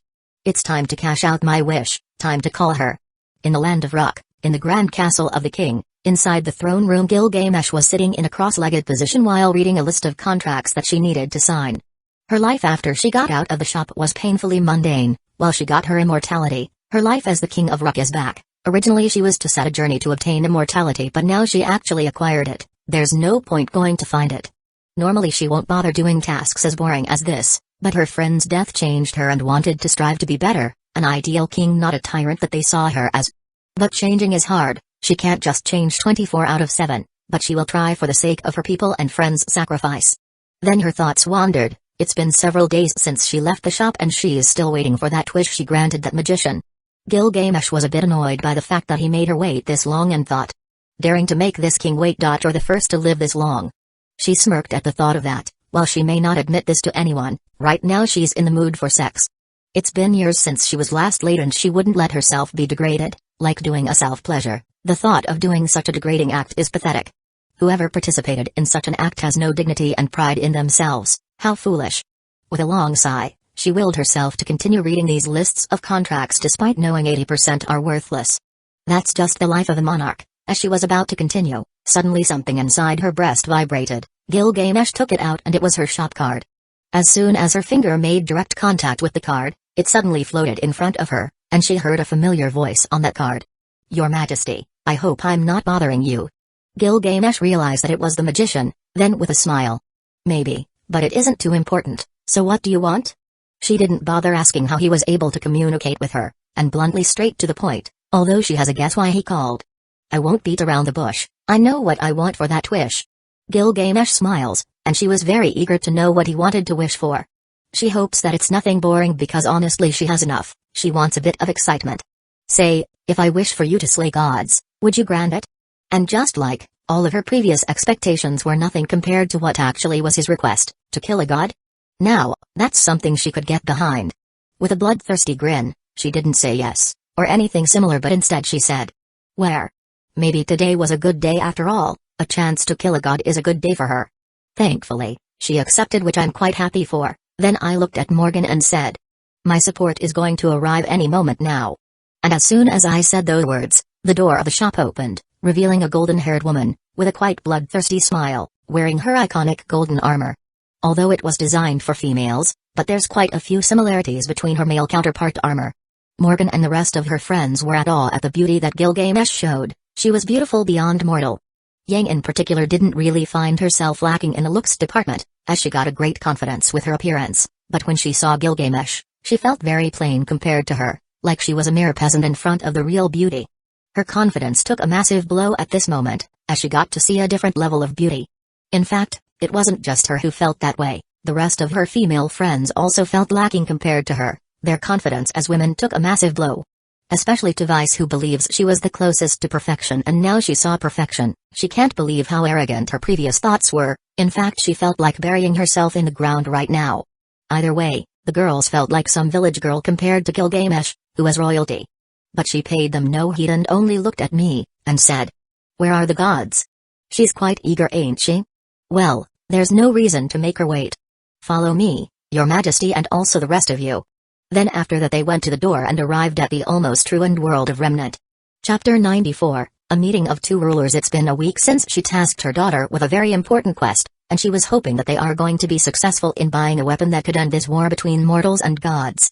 In a total of a month and a half, since the brothers' arrival, her appearance changed so much in such a short span of time. Her once glorious face was a mess, due to the stress that she accumulated these past month. She barely has any rest, since that day, as she was busy bringing any survivor outside her pocket dimension. Which was quite ironic, really, that she couldn't help but chuckle at this situation she found herself in. After all, just a decade ago, she was hell-bent on killing off humanity, and now, look at her, she is its last pillar. Humanity's last stand, from the Queen of Grimm, to the savior of humanity. Life is truly unpredictable. Who would have thought she'd become this? Right now, her pocket dimension was the last sanctuary for all humanity of Remnant, because outside was in a state of apocalypse, in which anyone was guaranteed to die, since at this point, she thinks that the outside world is devoid of people and the last of humanity is in this place. People from different kingdoms, whether they're faunus or human, it doesn't matter, as everyone is here to survive. Racism is simply nowhere. Those biased views and who's a superior race is forgotten, as in the end of the day, they're the same in the face of extinction. All of them, from all ages and genders, are here to survive, for the sake of the future. Looking at the mirror, Salem couldn't help but think she might get some wrinkles if this continues, as there's already visible eye bags in her face. Right now, she is busy organizing everything from food, shelter, hygiene and health. It's her responsibility as the leader of this place. Honestly, if this was before, she couldn't care less about their situation, but it's different now, as she regained a part of her humanity. She couldn't leave these people, as they are technically her people. Either way, she thanked her lucky stars that she bought this pocket dimension that could sustain itself. If it weren't for that, the people would probably starve because of the lack of resources. Right now, she could confidently say that buying this pocket dimension was the best decision she made in this life. Who would have thought that this pocket dimension that she originally used to hide her daughters from the rest of the world would become the last paradise of humanity? Suddenly someone arrived at her office, breaking her prior thoughts. Mom? It was her youngest child, Aurora. Her voice was filled with concern when she called her out, to which she quickly responded with an easygoing smile, to make her youngest feel at ease. Yes, dear.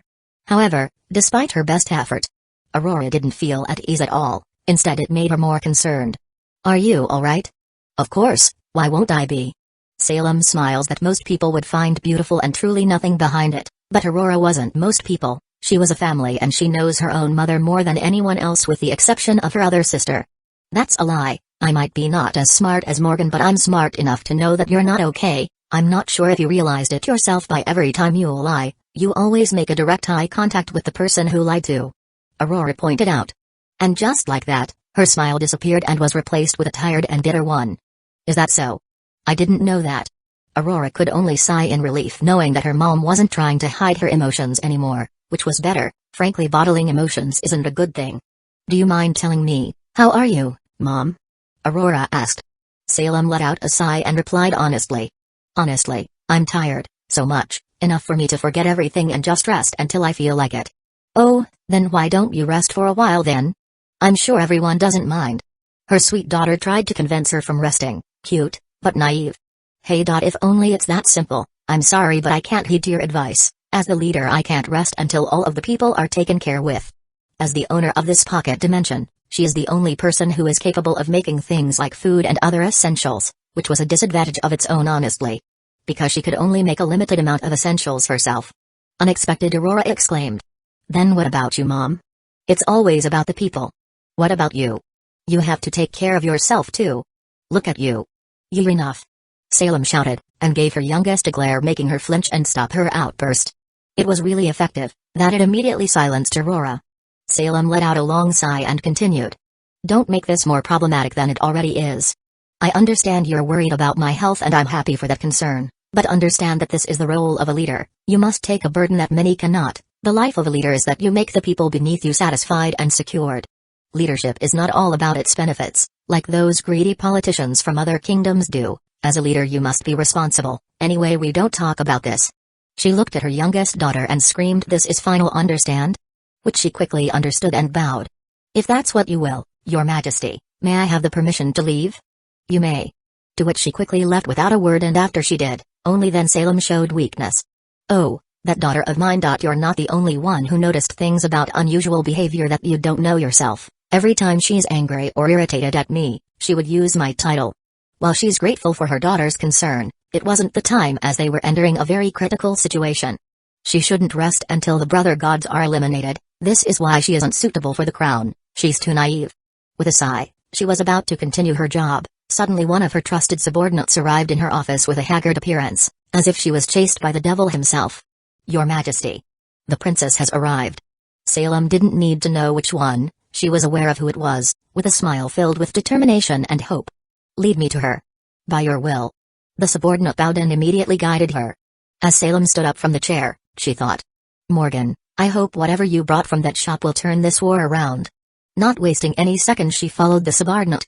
It didn't take her long enough to find her favored daughter, who would mostly succeed her in the throne, despite her rebellion of becoming a huntsman. Even now, she still despises the particular title. It's like a degraded version of what a knight is supposed to be, only skills but no honor or dignity. In her eyes, huntsmen are no different from a common mercenary. Then, she saw Morgan along with the friends that went along with her quest, although she didn't really see the point of them joining, but her child seemed to insist and she didn't really see anything wrong with them joining aside from being pointless. That's why she allowed them to join, even though it's pointless. Morgan, I see you've come back. Salem greeted her daughter. Indeed, I have, Mom. Morgan replied with a bright smile, which means she was successful in bringing something that could turn the tide of this war, and finally slay those cursed brother gods. I'm sure, whatever you brought back will greatly help with our situation. Yes, that's right. So, where is it? The item will slay those overgrown children that call themselves gods. Salem said with so much venom in her voice, she hates the brother gods so much that even mentioning them causes her blood to boil. Morgan smiles and replies. About that. Suddenly, her daughter's words were interrupted by a third party. Ha! Gods are overgrown children? That's the funniest thing I have heard in a while. I like you, what's your name? The stranger said. Then Salem looks at the unfamiliar person. As she sees her, she couldn't help but awe at this person's beauty. It's an entirely different caliber from what she's used to, but her experience as a monarch helped her snap out of it, and carefully observe the woman. And immediately figured out that this person is a royalty of some sort, as her aura literally screamed as one, and that charisma. Yes, that must be it, she's a fellow monarch. Salem could feel it in her soul. Unconsciously she straightened her posture, like her body subconsciously thought of this as some official meeting between royalty. Salem Ashari, Queen of Gremlins. The stranger grinned and replied in kind. Gilgamesh, King of Uruk and its first and only monarch. The people at the background were surprised by Gilgamesh's background. Either way, this was a meeting between two rulers that would later become best of friends. Chapter 95, a start of something. I looked at the meeting between two monarch, a king and a queen. Technically Gilgamesh is categorized as queen as she's a female, but there's no rule a woman can't have the title king, as it is pretty much as just a label of how the people address a royalty with the highest rank. Anyway, as interesting as their meeting is, I should let Salem know about my presence. I will not willingly let myself become a background character or worse a third wheel. I mean, if it's absolutely, then it's fine, but at the moment it's not, so I cleared my throat when it got the attention of mostly everyone to me. It's been a while, Miss Ashari, you've certainly changed since we last met. I wasn't sure what's her relationship status with Ozma, but I'm betting she's still a divorced woman, can't see any ring in her finger, so I would call her Ms, and not Mrs. Also for her appearance, she's quite a mess, those eye bags and messy hair, like she hasn't slept for a while. Despite looking like someone who hasn't taken care of her appearance for weeks, she still looks good regardless. Perks of having a beautiful face, and if you're ugly born, then you have the same appearance. You'll look uglier. Noticing my presence and later recognizing me, filed her face with surprise. The shop owner. That's me. I gave her a slight smile. Why are you here? Okay, that's certainly a completely normal and logical question, and I answered. I was hired by your daughter to slay the brother gods. Salem blinked a couple of times, before shouting. What? Completely breaking her composure, as she heard my words, and that charisma of the royalty that she had earlier was nowhere to be seen. Gilgamesh could only raise a brow at Salem, wondering why she reacted like that. Salem realizing how undignified her appearance, she played it off like her earlier act didn't happen. Oh, that's surprising. I was speechless at this. How could she quickly change her tone and act like her earlier reaction didn't happen? Heck, she didn't even look embarrassed.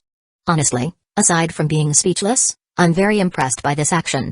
How do I learn this kind of skill? Shaking my head, it's better not to think about it, based on what I've seen.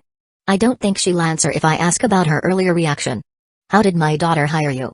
I didn't think those relics were that valuable.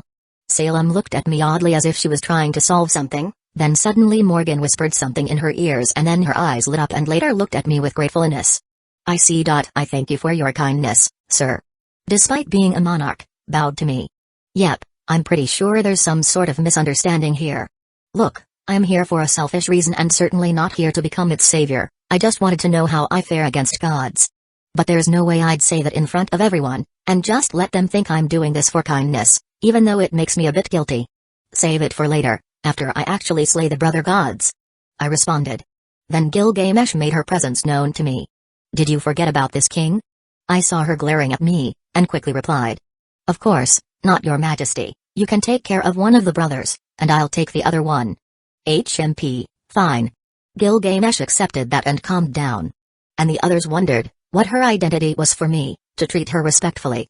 While they know she's royalty and a king, it wasn't enough to be treated respectfully by me, or at least what they thought. I can't say they're wrong, but they aren't right either. I respect everyone the same, especially when they're customers. The reason why I respect Gilgamesh like this is because of one thing.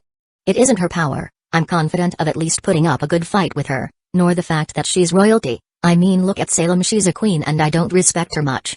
The reason is because she's a very valuable customer, she's friggin' rich, she made me a millionaire in a single moment and would probably repeat in the future if I keep pleasing her. She's basically my most valuable customer. As for now, there's no way I could treat her with anything but respect, because she's my money maker. I'd be damned if I lost my richest customer because I'm rude. That's bad for business. By the way, before we face the brother gods, is there anyone in here that needs healing? Salem looked surprised by that question, but regardless she nodded. Yes, in fact there's a lot of them. Well then, lead me to them and I'll heal them all. Might as well do a good deed, since I felt a bit guilty of technically deceiving them with my real intention of being hired. I should heal those who need it, since I can do something about it. And sure, after that she leads me toward the injured. Okay, I didn't expect this. I know she said a lot, but I didn't think they were thousands of them that needed healing. The reason why I refrain from asking questions of why there's a lot of people injured is because Morgan's explanation in the shop was pretty much self-explanatory. With aura gone, their fast regeneration is gone, making those people who have aura before the same as people who do not have it. Also, because dust is basically useless and there's no proper equipment for a proper medical treatment, most people could only use a basic aid. Mostly to prevent infection in their wounds, but that's it, as they are lacking a lot of things, as without proper equipment, and thus their society hits back to the era where there was no electricity. Anyway, whose idea was it to use dusk to power an entire civilization anyway? Everyone knows that dust is a finite resource considering they came from the ground. Why haven't they invented alternative ways to use energy aside from dust? I mean, there's oil, water and even sunlight by using solar energy. Despite their advanced technology, remnants still haven't figured out a way to find another source of energy, which is very dumb in my opinion. Anyway, I'll complain more later. For now, I will heal those who are injured. Geez, if I was still a magus I would have done this manually, which would take too much time. Thankfully I'm a magician of first, a sorcerer then could deny reality and with a snap of my finger. Half of the universe population is dead. Hee just kidding, I ain't that powerful nor I'm insane like Thanos. What dumbass idea was it to wipe half the population to avoid extinction? Anyway, I healed all of the injured who were within my sight, even those who lost a limb recovered their own, and it wasn't just limited to limbs but also including all organs. Still though, I can't believe my magic works even though this is technically an entirely different universe. My magic originated from my own universe, the root of all things. Although that all things is pretty much limited to my own multiverse. The shop must be the reason why I can still use my abilities here and definitely won't question it. Either way it's a win-win situation for me. After I healed them, most people started thanking me for healing them and some kneeled and others prayed. How weird, I ignored it because mostly it doesn't do me harm, but hopefully this won't turn into something more. Because that's crazy, shaking my head, after doing my job I left. Chapter 96, Magic Core. After healing those people outside, I went back inside the mansion. I never really questioned why there's a mansion here as it's quite obvious. As Salem, the owner of this pocket dimension, is like a god here, as limited her authority is, she still can do a lot here. Like making a mansion apparently, it isn't the only building here, there's also houses around, but it wasn't as big or detailed as the mansion. It only makes sense though, if I was the owner of this place why would I make time and effort to make detailed houses that aren't mine? That's pretty normal, it's selfish but so what? As the owner it's only granted that I make my own house better than the rest, I'm not like Shiru is a selfless bloody idiot. Anyway, as soon as I went inside I was greeted by Salem who bowed and then thanked me for my services. Thank you for healing the people of my domain, if there's anything you want I'd do my best to acquire it. I waved my hands at her and answered. Don't worry, it's just a minimal effort for me. Which is technically true, to be healing to those people is basically a kind of chore to me, so it wasn't that much of a big deal. As for her granting me a favor, I don't think I'll ever need it as there's hardly anything I want in this place. But if you really wanted to thank me, just keep up your job because I don't think it's easy managing thousands of people, and I respect you for that. That's why wait a little more and this will be all over. You will reclaim your world, that's a promise. Now where's Ozma? I heard from your daughter that he's injured and is in a coma. Lead me to him and I'll heal his injuries. I said to her, as she nodded and looked more grateful compared to before. Very well, I shall lead you there, sir. Will you look at that? Based on her reaction alone, she does care for her ex-husband. If she didn't she wouldn't be making that grateful look. She still does love him, after those thousands of years of conflict between two sides.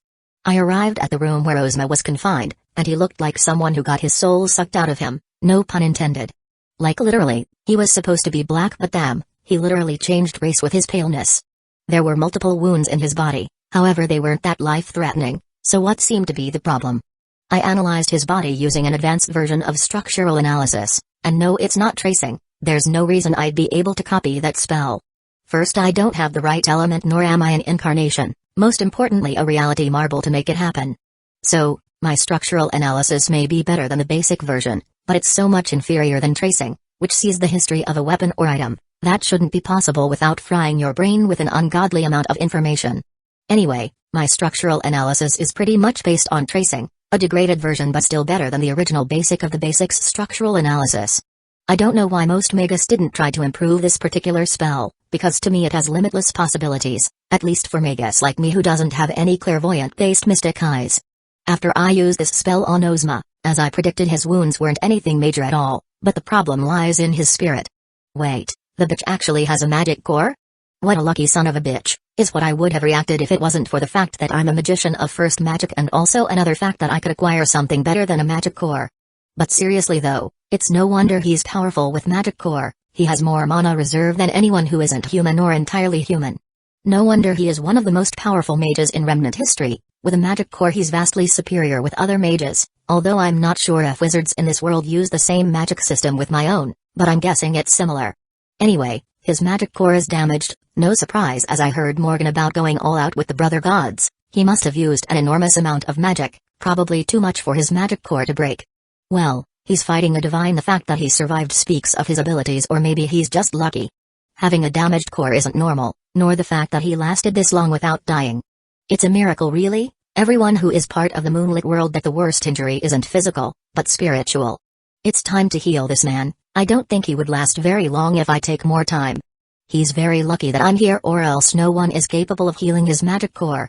Even Tuko Ozaki can't heal this kind of thing, and mind you, she's the best puppeteer in his world and the closest magus to achieving the third magic, Heaven's Feel.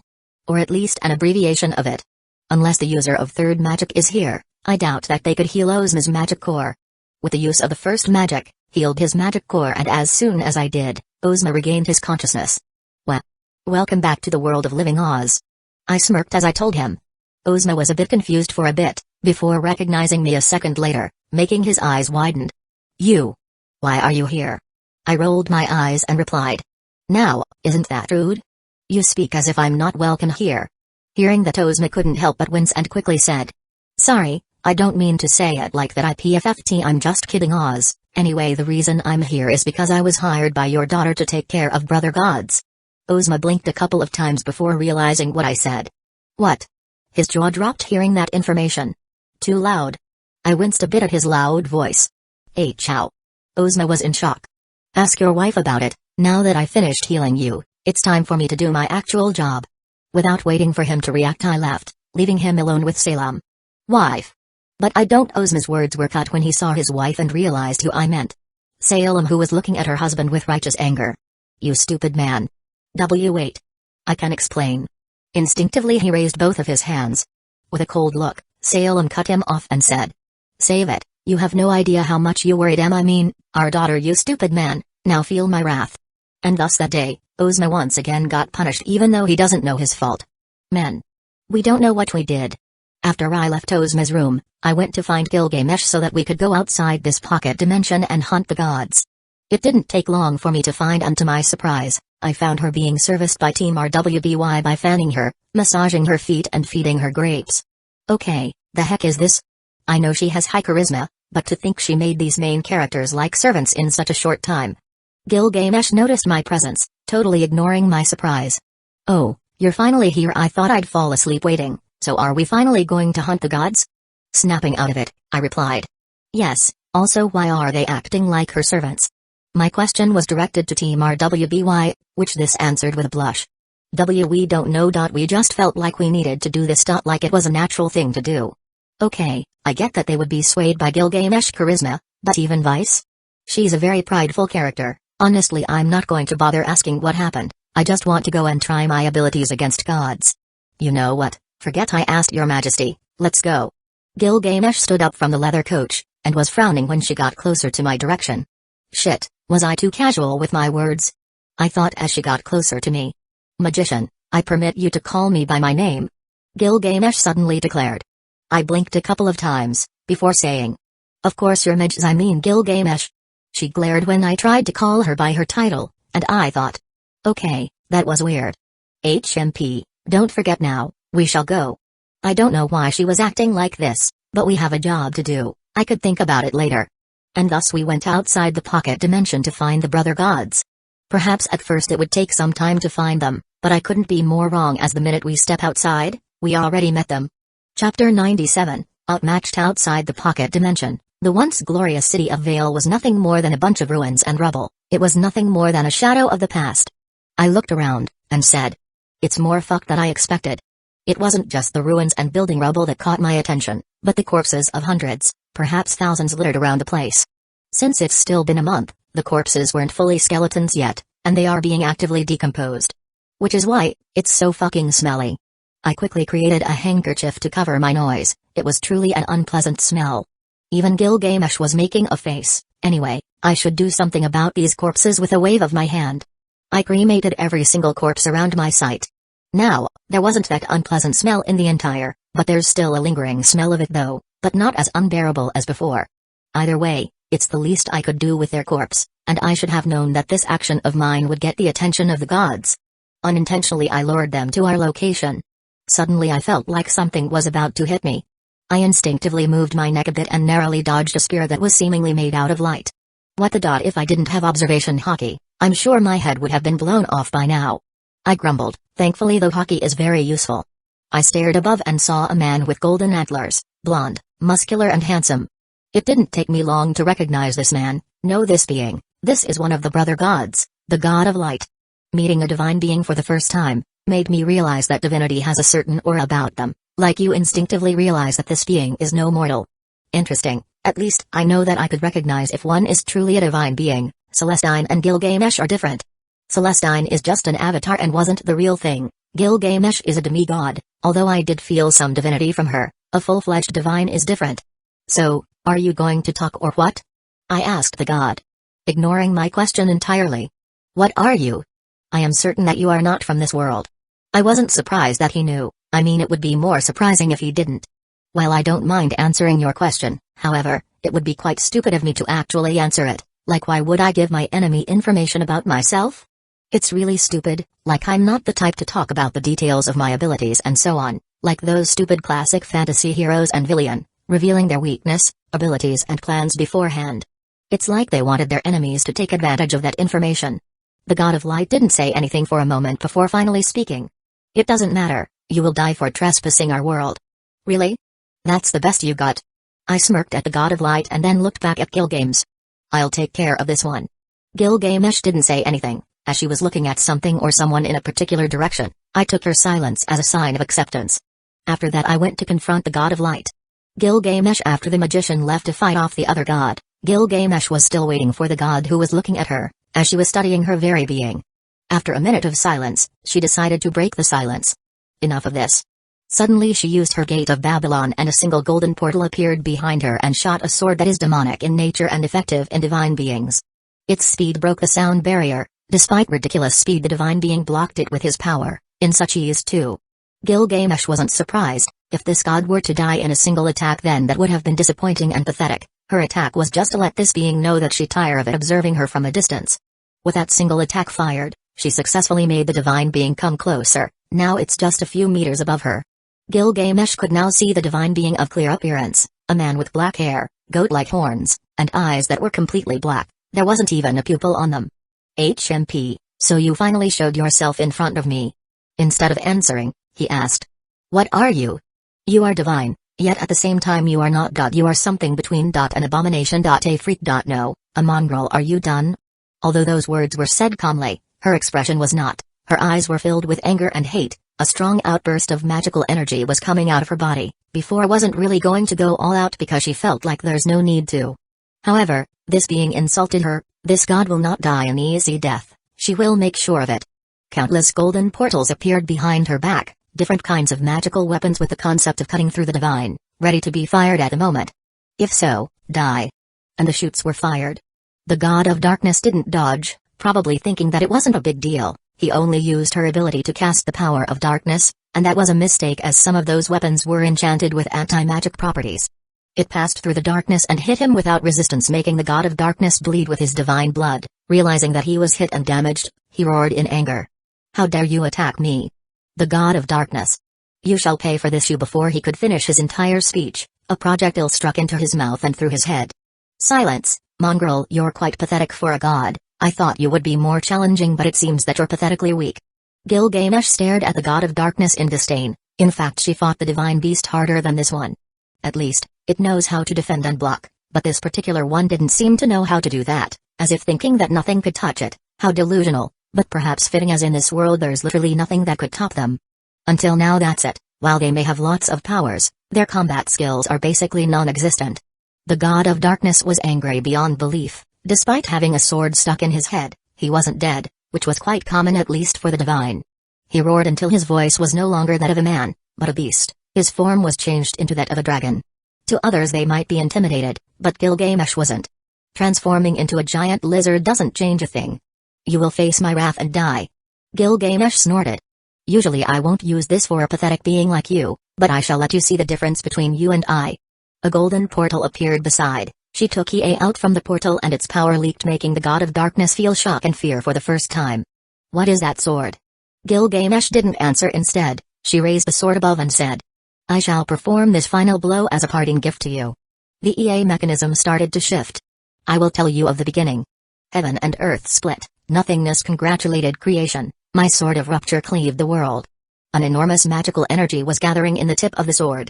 Mortar of the stars, heaven's hell is the eve of creation's celebration. Now you shall die and be silent. The last of the chant was finished, as the energy of the couldn't be contained anymore. Then Gilgamesh swung EA and shouted. Inuma Elish. A beam of red light cuts the sky into half, and the god of darkness couldn't even react as the beam that was filled with magic hits him and completely obliterates his existence. Nothing was left to him, not even his corpse or even a single speck of dust, nothing at all. Gilgamesh brought back the sword back at her gate of Babylon, and as finished her attack not only was the god of darkness obliterated but also what's behind him. The ruined city was nowhere to be seen, only a massive crater from a distance was left. That god was pathetic. I'm quite disappointed at how quickly this ended. Now let's see how that magician fares against that other god. My, isn't this surprising? Gilgamesh was a bit surprised by the result of the fight between the magician and the god of light. How can this be? I can't believe it. This god is too weak. Is this really it? I asked him in disbelief. In front of me was a golden dragon who was filled with multiple wounds across its body. I was expecting to struggle with beating S divine being, but what the hell, with only a few moves, he's already at this pathetic state. Looking at the god in front of me, I thought. Maybe I'm stronger than I thought. Chapter 98, Dignity H. How could a mortal have that kind of power? The god of light said in his dragon form. His voice was filled with disbelief. That's just you thinking that mortals can't have this kind of power. Why would you think that we're incapable of such? Do you really think that only divines are capable of having a power ability? Point is that I've watched a lot of mortals like me surpass gods. While they may be fiction back in his precious life, but right now there's a possibility that they exist after all. If a fictional world that I lived in came to be, what about others? Point is, whatever fictional place, or character it may be, it probably exists somewhere. Either way, if he asks some dumbass question like that, might as well say, how could a god like you be so pathetically weak? I thought you divine beings are omnipotent. That's technically a lie, as I know lots of divines that are powerful, but never omnipotent. The god of light growled at the insult, but he can't do anything to me. It's because he created a barrier that would suppress him with a slight movement. Never thought it would be effective honestly. After trapping him into this invisible suppression barrier I beat him like a birthday party pinatas. It is quite disappointing, not perhaps anticlimactic. Honestly, if this was a god of my world there's no way they'd be suppressed by something too basic like this. But then again, they aren't the gods of my world. They might have created humans, but they aren't that impressive at all. What? Isn't it the truth?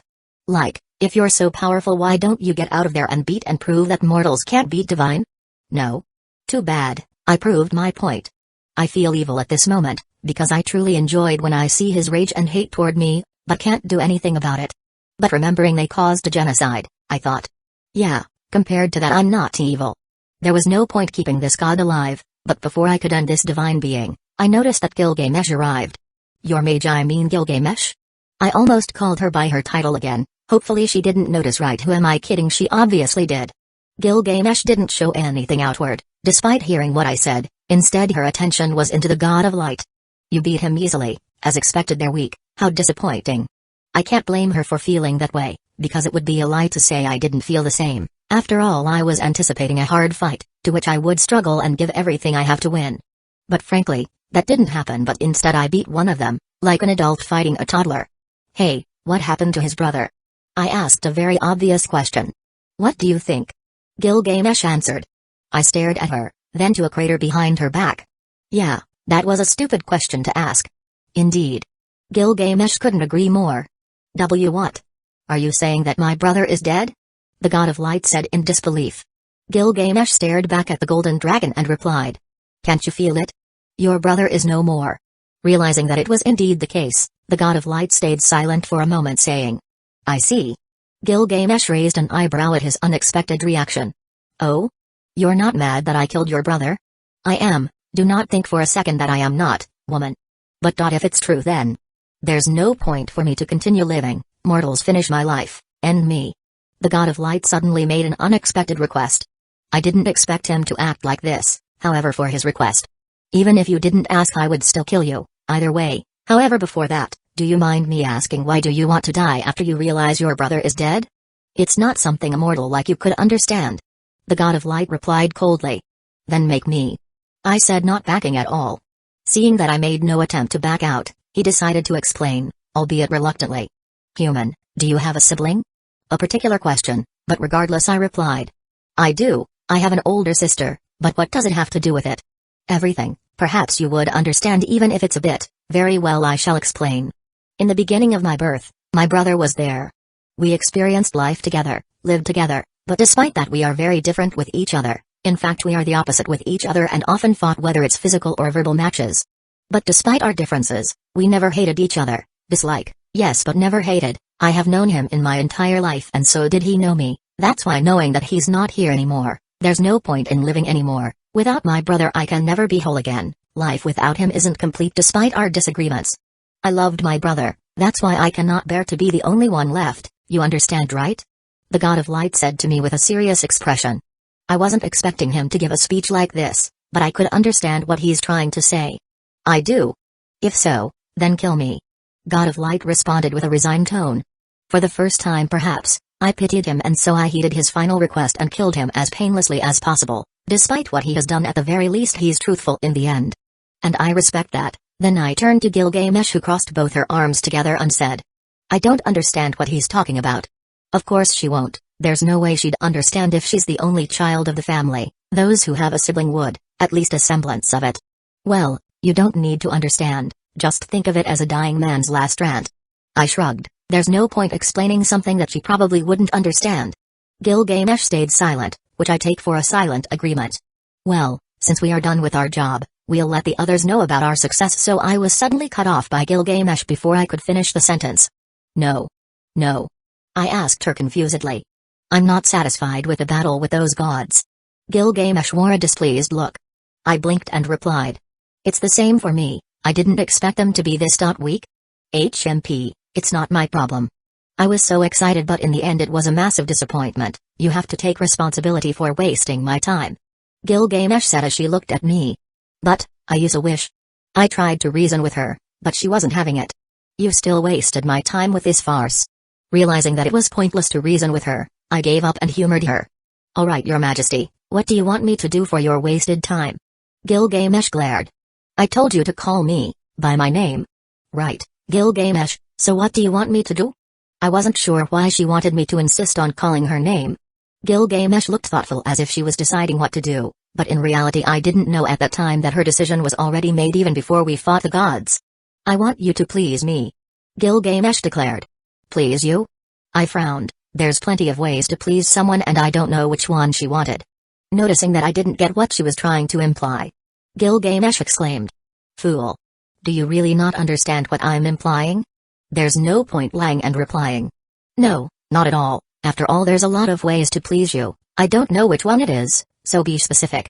Gilgamesh let out a long sigh and said. If it was anyone else, their head would already be lying on the ground. Geez, is that supposed to make me feel better?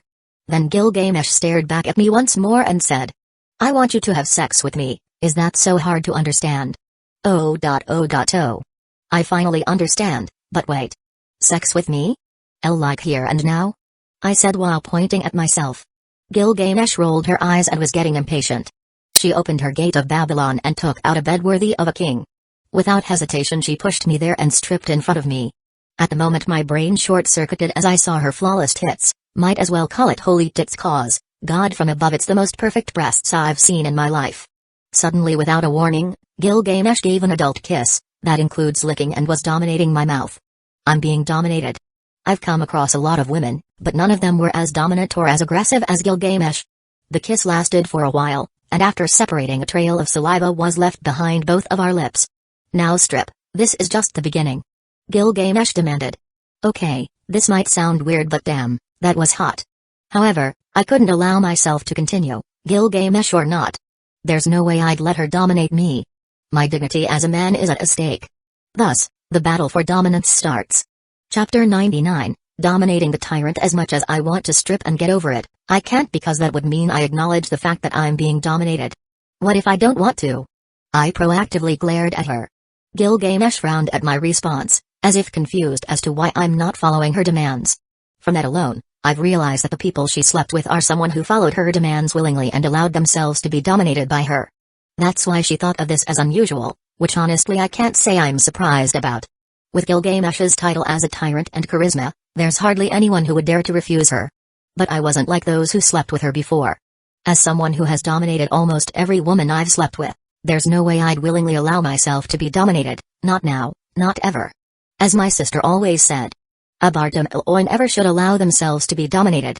As they are superior than many, which sounds pretty arrogant to the ears of others, but it's a fact, as the Bardam Iloi has the right to feel superior than anyone. Either way, if I allow myself to be dominated, it isn't just my dignity as a man at stake, but also my family's reputation is on the line. It doesn't matter if she's Gilgamesh, the future king of heroes. I'd be damned if I'd follow her demands like a brain-dead lemming. You dare to refuse this king? Before she could finish her sentence that was filled with annoyance, I didn't hesitate to grab her waist and aggressively kissed her. Making her feel surprised by the audacity of my actions, I felt her anger as I continued to take a hold of her and continued assaulting her mouth. As someone who doesn't allow herself to be dominated by anyone, considering her heritage and reputation, it is natural that she tried to resist. But I didn't allow her, and continued to kiss her, in the aggressive way, and with my years of experience with women.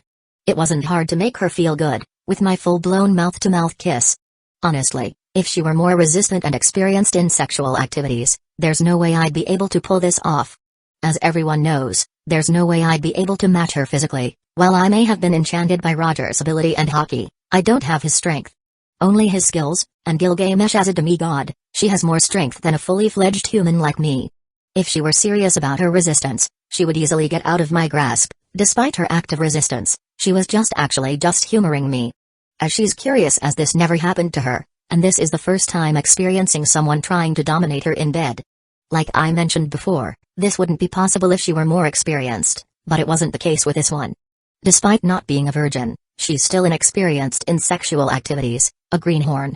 Now, my magic started to work as I could feel her moaning as I continued my mouth-to-mouth with her, as I could feel her nipples hardening in my chest. I successfully turned her on, not long after I realized that she was pretty wet beneath. Then I mentally grinned. It's almost time. After a minute, finally I stopped my aggressive kissing and our mouths separated, leaving a trail of saliva, like a bridge between the two of us. I stared at her eyes and her earlier aggression was nowhere to be seen as her eyes were completely in a glazed state.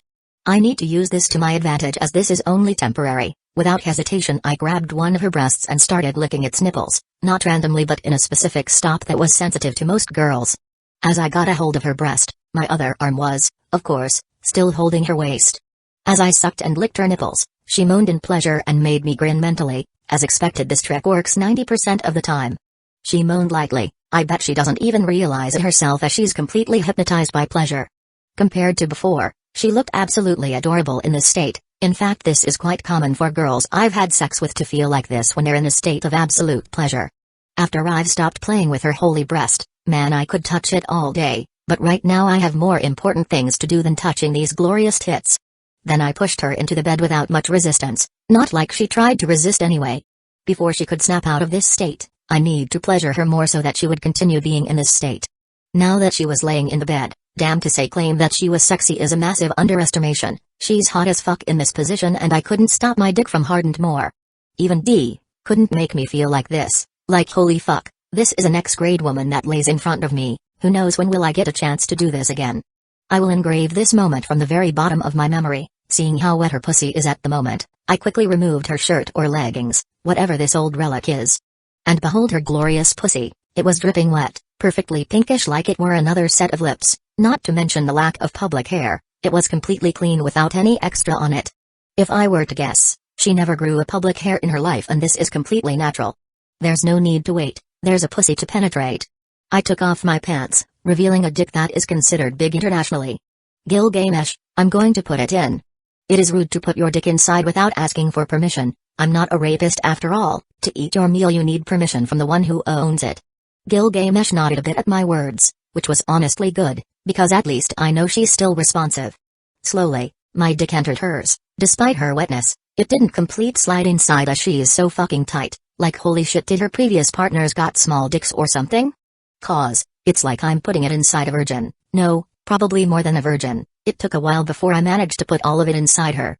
As a result, Gilgamesh is gasping and moaning, and remember I still haven't even moved yet, and honestly I feel like coming already despite not doing anything yet, and there's no way I'd allow that to happen. Ain't no way I'm blue-balling her at such critical moment.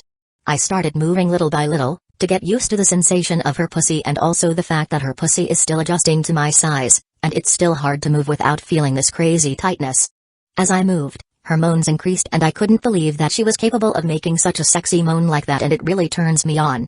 To see Gilgamesh, the tyrant and future king of heroes, moan like a bitch is very stimulating. Right now, she's my bitch and that's a fact. I got faster with my hips and the volume of her moans also increased. Fuck this, and I quickly grabbed both of her hands with mine, as if trying to tie it, and then used my other hand to feel her breast, lastly kissing her as I fucked her. I felt her moan as I moved my hips, and it didn't end there. I was looking for something, her weak spot, or the so-called G-spot for the girls. Her moaning increased as she felt the pleasure as I hit her G-spot with my dick. I separated my lips with hers and her moans were clear for me to hear. It was so stimulating that I couldn't stop my hips from moving faster and faster. Then I felt her pussy tighten to the point I felt like my dick was being crushed. I knew this sensation after all. I've experienced this multiple times with different women. She's coming. As I thought, I'm also at my limit, and there's no way I'd be able to pull it out as it feels so good. Screw it, I'm coming inside her, I'll think of the consequences later. Plap plap, the sound of flesh clapping was heard across the place. Their love-making was so loud that if there's a person 100 meters away, they would be able to hear this. Thankfully no one was near. Aside from the two of them, lost in pleasure, I couldn't hold it anymore and let it out inside her. At the same time she came along with me, and at that moment I realized she's a squirter. But at the moment I wasn't paying for that knowledge, as my focus right now is her expression, devoid of any arrogance from before. And now, her face was a woman who was satisfied with her partner, a look of utter ecstasy, and a hijau. Just like that, my dick was hard again as it turned me on. I looked at her awkwardly despite being currently unresponsive due to maximum pleasure. I suppose, you're up for a second round? Chapter 100, A Tyrant Affection. I could hear Gilgamesh sweet moaning, as I moved my hips and doggy-styled her. At this point I don't know how many times we did it, but I'd like to say it's several times, kind of lost count when I came 7 times. This is my last shot, and I didn't hesitate to shoot my tartar sauce behind her back, and that's it. I was mentally and physically exhausted by this intercourse. My ballsack is empty, I'm sure of it, as I could barely feel anything, as it's very numb at the moment. If I didn't know any better I would have thought my dick disappeared from my body. Like I can't feel, anyway maybe I should heal it with some magic. My thoughts were cut off, as I heard Gilgamesh groaned beside me. She was naked as the day she was born, her clothes were littered around the bed. But the most attractive thing about her is that her body is filled with my sauce. It's really weird, but I find it acceptable. At least it's not some kind of weird kink. Gilgamesh looked in my direction, her gaze was complicated, and I wasn't sure what she was thinking at that moment. After that, she tried to stand up but failed because she could barely move her lower half, and to be honest it's my fault, and awkwardly asked, "Do you need help?" "No." Gilgamesh coldly responded. "Okay, geez, what's with this cold response?" I thought I made her feel good. I could never understand women. She forced her legs to move, but couldn't as she's numb, frustrated as her inability to move. I can't take it anymore. I moved closer and helped her even if she doesn't want me to. "Don't force yourself," I whispered to her. She froze and began trembling. "Why you? Don't touch me. Gee, get away from my sight." I frowned at this unreasonable reaction and said, "What's with you? I'm just trying to help you." "Help me? Help me? You're the one who put me into this state." Gilgamesh snapped with anger. "Yes, I'm aware, but does she really need to get angry at me?" "I know, but what's with the anger?" Gilgamesh forced herself to look at me and answered. "Why, you made me do things that I'm not proud of. You humiliated this king. You robbed me, my dignity." "Oh, so that's what she's mad about, because I dominated her in sex, but still. Isn't it unreasonable for you to get mad at me? Let me remind you that you could have refused any time, but you went along with it. Look, I didn't force you, not to mention I did ask for permission multiple times. I'm not the type to force someone if they aren't willing to participate. That's just low." Hearing the logic of my words, she looked as if she sucked an entire lemon and looked away. "Jay, just stay away from me, okay?" Normally, I'd do what she says, but there's something clearly wrong about how she's acting, and that's why I pressed and didn't get away and held her closer. "Why?" Trembling, Gilgamesh looked at me with her beautiful ruby-like eyes. Her face was red and said, "Because every time I look at you, my chest feels weird." Stunned in silence, I couldn't say anything for a while before thinking, "There's no way. Is it really possible?" I looked at who was still red-faced as she was staring at me, looking like a maiden.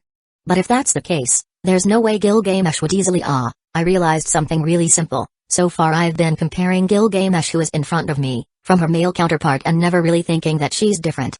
And that clicked in my mind and made this impossible situation possible, because at the end of the day Gilgamesh, who is born a female, and her male counterpart, despite their similarities and history, They are in fact two different people. So I shouldn't base her with the other one, because their similarities end with their heritage and life they lived. They're basically two different people and it's just me thinking they're the same, but just their gender is different. So basically made her fall for me because I fucked her senseless. Wow, I know some people fall in love in such bizarre ways, but this is just weird. I see. I wasn't sure what to say aside from that, then suddenly I noticed that she was getting a little bit closer to me. I could literally feel her breath on my neck. I expected a lot of things to happen, but I never predicted this kind of outcome, where the king of rock fall for me. We clean ourselves after that, however I don't know how to act in front of her right now. Should I act the same or? I could use this for my advantage. Suddenly I slapped both of my cheeks together, and thought. Nope, I won't go that low. I can manipulate, trick or even scam someone, but taking advantage of their feelings is just low. That's no different from mind controlling them. I looked at her, whose dress is significantly different from her previous ones. This one isn't as revealing as the other. In fact, she looked truly like a proper royalty with this. A white Roman toga, with a golden necklace that has massive rubies in the center of it, and a golden bracelet from both of her arms with expensive-looking stones surrounding the bracelet. She kinda looks like an ancient Greek goddess, although she is no Greek, and only a half-blooded one. Honestly, I find her more attractive than this, but there is no doubt in my mind that her previous outfit is sexier. What's with the change of outfit? I asked. Gilgamesh raised a brow in my direction and answered. Obviously, because a certain someone made a mess with my previous clothes. I wasn't that thick-skinned, so naturally I felt embarrassed. Then she softly continues. And I also wanted to try something different for a while. Awkwardly, I said. We should go back to Salem's pocket dimension to announce that the gods are dead. Gilgamesh nodded and made her signature smirk. Let's. I'm not sure why, but I felt relieved that she's back to her usual self, thus going back to the pocket dimension. It didn't take a long time to find Salem and the rest of her family. They were a bit surprised by our arrival, not expecting us to be back so soon. Honestly, if it wasn't for the fact that both Gilgamesh fucked for hours, which by the way we did it above the god's corpse, we literally made love in their graves. Realizing that I don't know what to feel honestly. Anyway, if we didn't have sex, we could have arrived earlier and there's no way I'd say that in front of them. Even though we technically fucked in a public area, it's a private moment as there's no one there aside from the thousands of corpses I burned. Anyway, it's time for me to let them know. The brother gods are dead, we successfully slayed them, Remnant is now safe. Hearing that wonderful news, Salem was overjoyed, naturally as she hated the gods for many years now. This news was the greatest news she had aside from knowing that her daughters are alive. The gods are finally no more, now they can truly be free from their influence and no one would restrict humanity.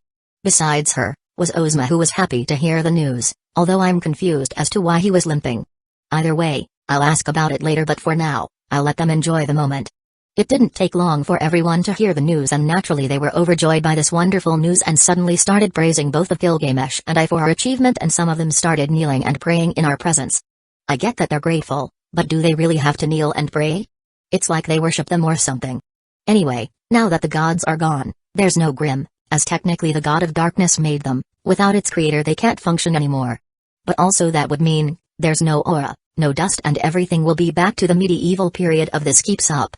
Not to mention, the entire human population is no more than 20,000, including faunus. If they want to recover they better start breeding like rabbits. Or just buy some mass revival in my shop, but I don't think they can afford it, too bad. However, I'm feeling generous, so I decided. Salem, normally I'd be gone by now because I finished my job, but I feel mildly responsible for what happened to this world.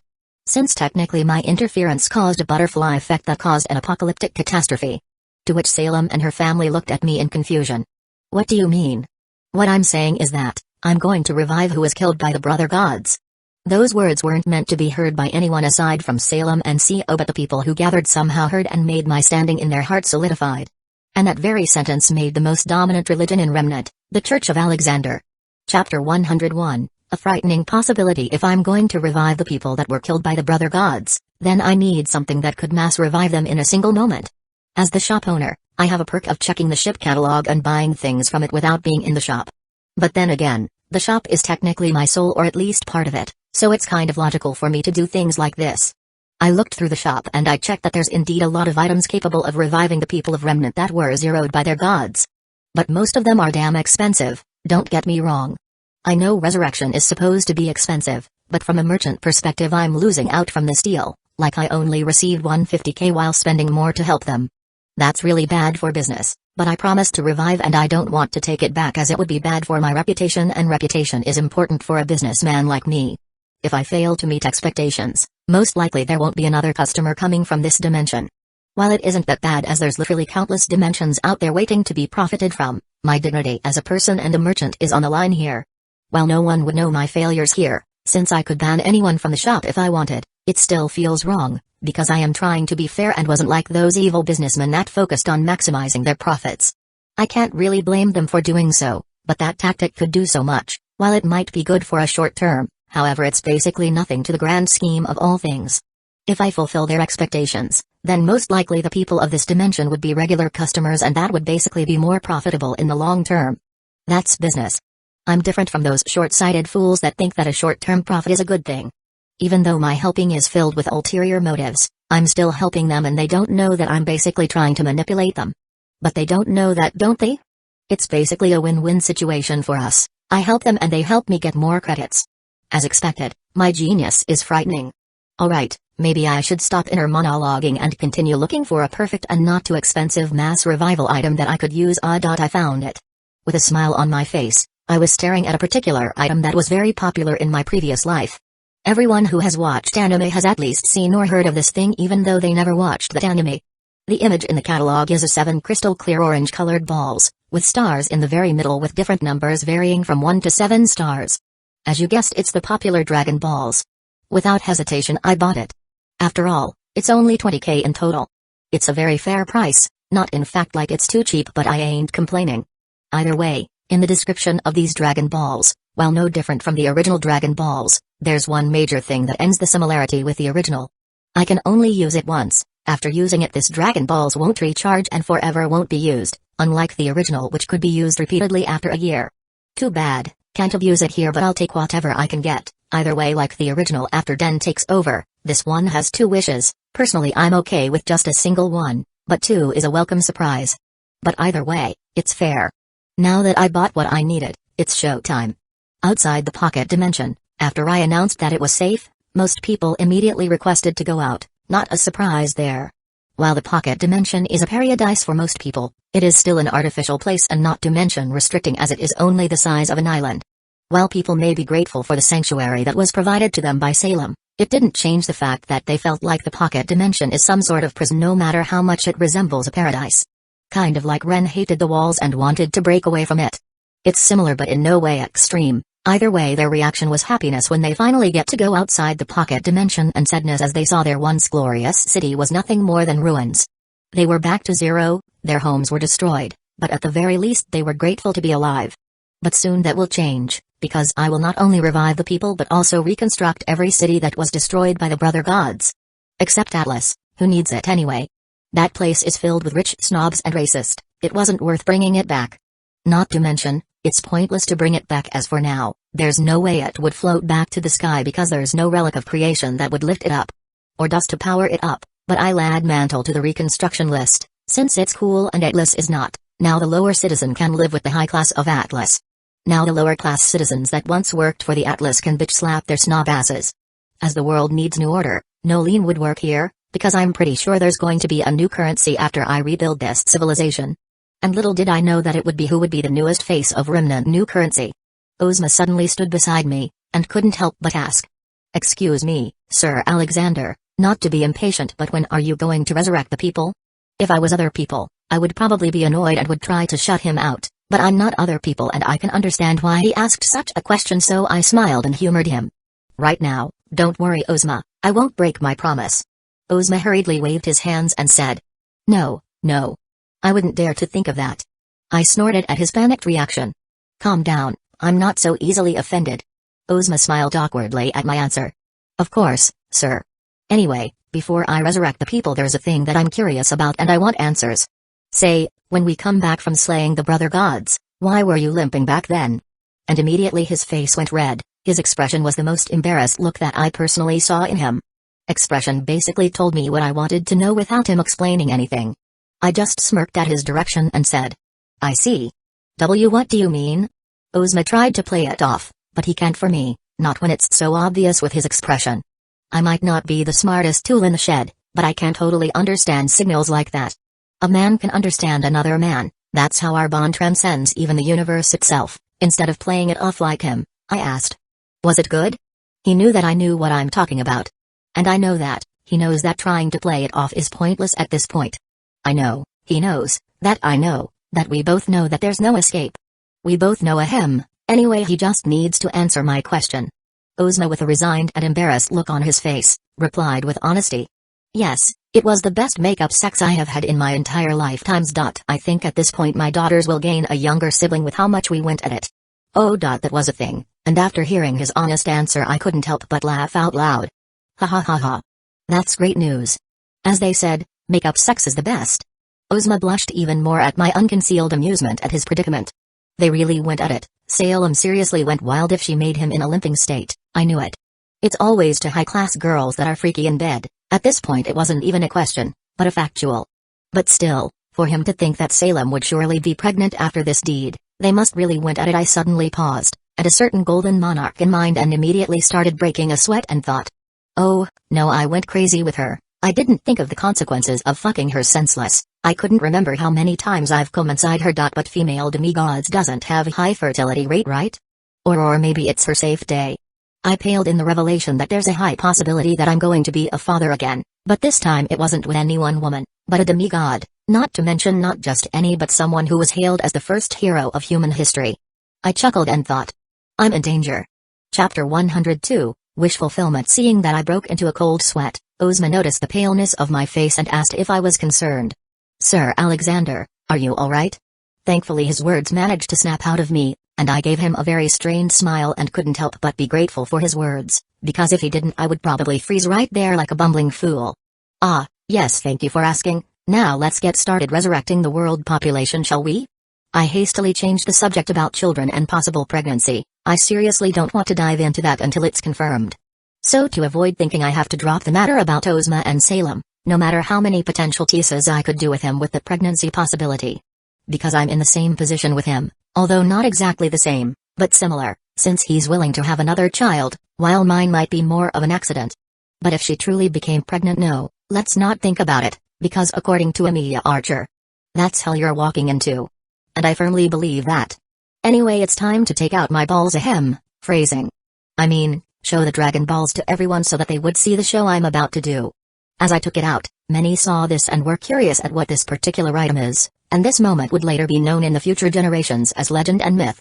He forth called the dragon, that covered the entire sky and granted 2 wishes, to save humanity.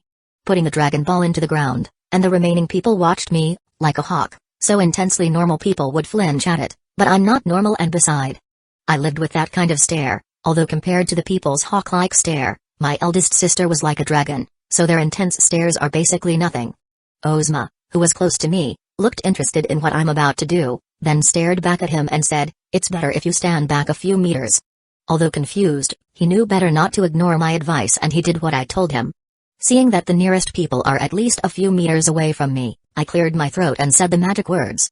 "Rise, Shinran, and grant my wishes." And like a bolt of lightning struck into the ball, for visual effects, the dragon Shinran was summoned, revealing a dragon that size and height could put the tallest building in Remnant to shame. He's just that massive, as his head is literally covering the sky and clouds. Everyone was shocked by this phenomenon, except me of course, because I'm expecting this. I looked at everyone's reaction and couldn't help but feel amused by them, but by far the most amusing reaction was from Ozma. As his eyes widened so much that I worried that they might pop out of his face. Even Salem was gasping in shock while putting her on her mouth, quite elegant even when she's shocked. Gilgamesh was almost frowning at this, but I know that she's a bit surprised too. Despite Shinran's massive size, she has seen and killed bigger creatures. The Bull of Heaven, for example. Then Shinran spoke.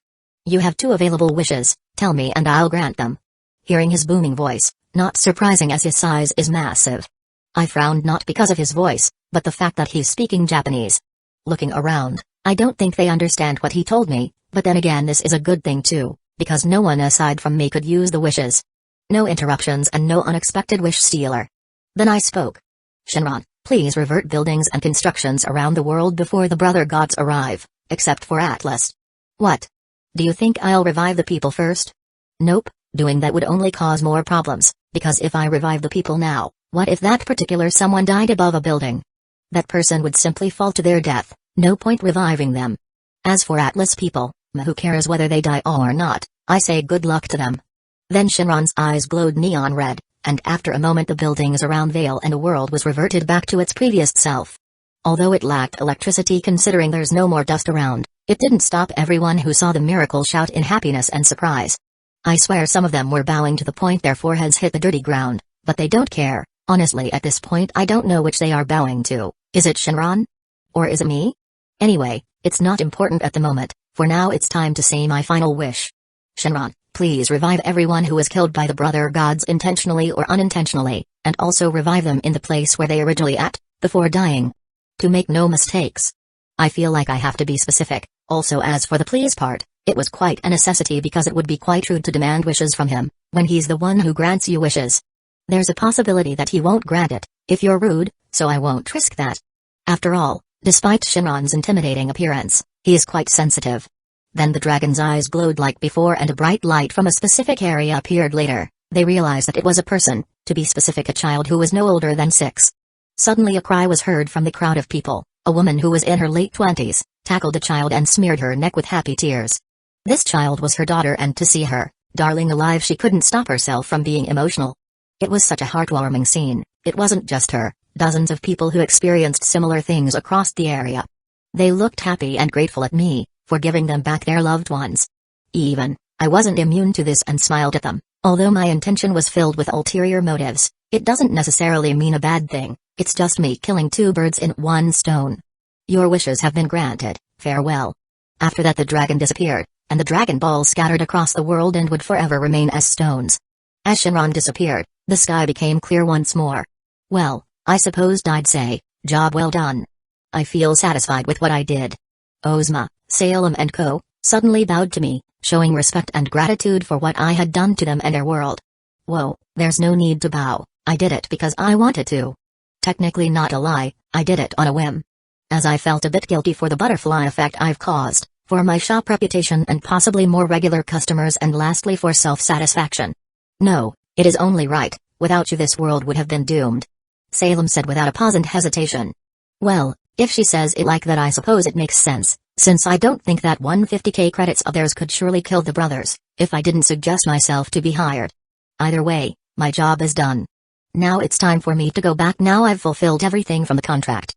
Well then, I suppose it's time for us to go. I said to all of them, to which they understood but some were reluctant.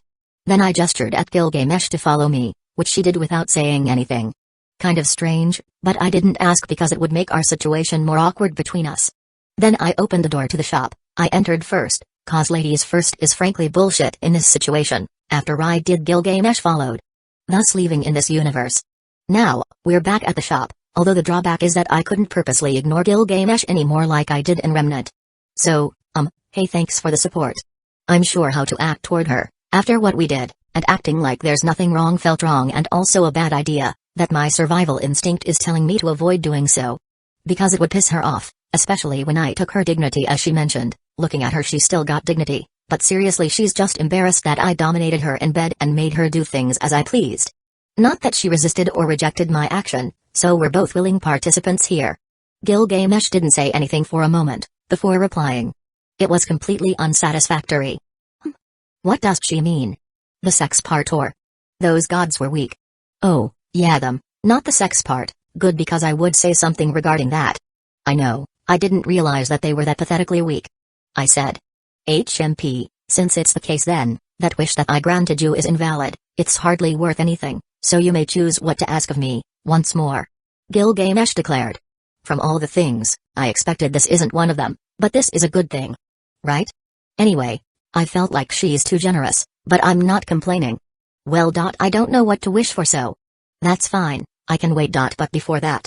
Gilgamesh did something I never expected in a million years. She kissed my lips for a few moments, before saying. Be sure to call me immediately after you decide. After that she left without a word, leaving me speechless. What the hell was that? That managed to snap out of me, and saw that it was Emiya, whose jaw dropped from his face. I looked at him and smiled dryly. Trust me, you don't want to know. In the perspective of Emiya, what he saw wasn't female Gilgamesh kissing Alex, but the male one instead, which made him feel disgusted. Alexander, I know you're sick, but to be this sick. Shut up, I can't imagine Gilgamesh to be looking other than her male counterpart. Emiya argues. Maybe I should deduct your pay for this. Chapter 103, New School. She's now back at her own world, in her throne, despite that she still couldn't help but think about what she did after leaving. Unconsciously her fingers touched her glossy lips and frowned. Why did I miss that man? She doesn't know why she did that, if she were to be honest. It just felt right to do that, so she followed her instinct. But she finds it weird, and has no idea what possessed her to do such a thing, but the deed was done. What happened can't be reserved. Although she doesn't understand it and finds it weird, she doesn't necessarily dislike what she did. In fact, she liked it more than she admits. What a complicated feelings she was having. She sat down back to her throne, looking around. Everything was the same, well polished, glorious and fancy like she intended the throne hall to be. But for some reason, it doesn't have its usual spark. In her perspective, the once sparking place is a bit dim. It felt lifeless for some reason. Maybe she needed to change the decorations? But a small part of her that it wasn't the hall's fault, but it was her who changed. Not even a minute that she was away from him, she was already experiencing a pang of longing. And thought, when will I see him again? Gilgamesh didn't realize it herself, but there was a slight smile on her face when she thought about their next meeting. For the first time, Gilgamesh of Ruk, the Tyrant King, first demigod and the future king of heroes, is falling in love with someone unexpected, and she didn't even realize it, because this is her first time experiencing this kind of thing. She's pretty much a beginner of love. And later she would realize this fact, but that's a story for another time. Ever since Emiya saw Gilgamesh kissing me, he's been giving me a weird look, and frankly it's bothering me. What? I asked, annoyed. I mean, you and Gilgamesh? Emiya looks like someone thinking something incomprehensible. My eyes twitched at his expression and let out a sigh. Look, just forget about it. Emiya grumbled and replied. Even if you say that, there's no way I could. Okay, that's fair, however. Let's just not talk about it, deal? That's impossible. Emiya shook his head. Do it, or else I'll reveal to the other worlds the sex threesome video with Rin and Saber, alongside with you. I joked, but seeing his shocked reaction made me think twice. There's a video about it? I blinked at his unexpected reaction. Wait, you really did have threesome with them in your world? Emiya looked like someone who sucked an entire lemon, realizing he was baited. Here's the deal, forget about me mentioning it and I'll forget about you and Gilgamesh. Emiya said, although based on his tone it's more like a demand rather than a deal. Although I have a lot of questions myself, I decided to accept the deal. He forgets about it, and I forget about him. You have a deal. I lent him a hand. Emiya looks at me, then to my hand and back to me. Is this really necessary? Yes, if we want to make it official and professional. I smiled. Emiya was speechless, however he couldn't really deny that logic and reluctantly shook it. Fine. Both of them shook hands and made a civil agreement. After that, I decided to say. By the way, you've been a counter guardian for centuries, right? Emiya suddenly got defensive after hearing his sore past. Why do you ask? The look on his face is wary and cautious. Not that I blame the man, after all being a counter guardian traumatized him. Poor man, either my question is going to be completely unrelated to him being a counter guardian, but the knowledge he possesses after centuries of being a janitor for humanity. Well, I'm not going to ask you about your counter guardian days, rest assured. I said to reassure the man, which he did, at least most of it. Emiya, while raising his brow, asked. Then what is it? With a lot of cold sweat dripping across my face, I asked with an unreasonably serious tone. Are demigods easily impregnated or not? Emiya blinked a couple times. Before realizing my question, he opened his mouth and said. What? In the end, I wasn't able to get an answer from him, but I expected that much, so I wasn't too disappointed. Either way, it's time for me to go back. I noticed the new clothes Mir wore aside from the medieval toga. It's white dress, and it has nothing special to it. However, it was different for her. For someone who wore the same clothes every day, something like is probably special for her. Then she noticed me looking. She quickly panicked and bowed at me, afraid that I took offense. I gestured at her to calm down, which somehow calmed her down. Then I saw her get closer to Emiya. At this point, if I separate both of them, it would be a terrible thing to do, as I could see that Mir thought of Emiya as her only comfort, a place where she could be her, a person that was free. Not to mention, Emiya is unconditionally letting out his inner mother hen, as he literally took care of her. No doubt in my mind that he will continue taking care of her until she's going to be okay by herself. Normally I wouldn't allow any to stay in my shop, except my own employees, but this is an exception seeing that there's no way Mir would come back to her world willingly.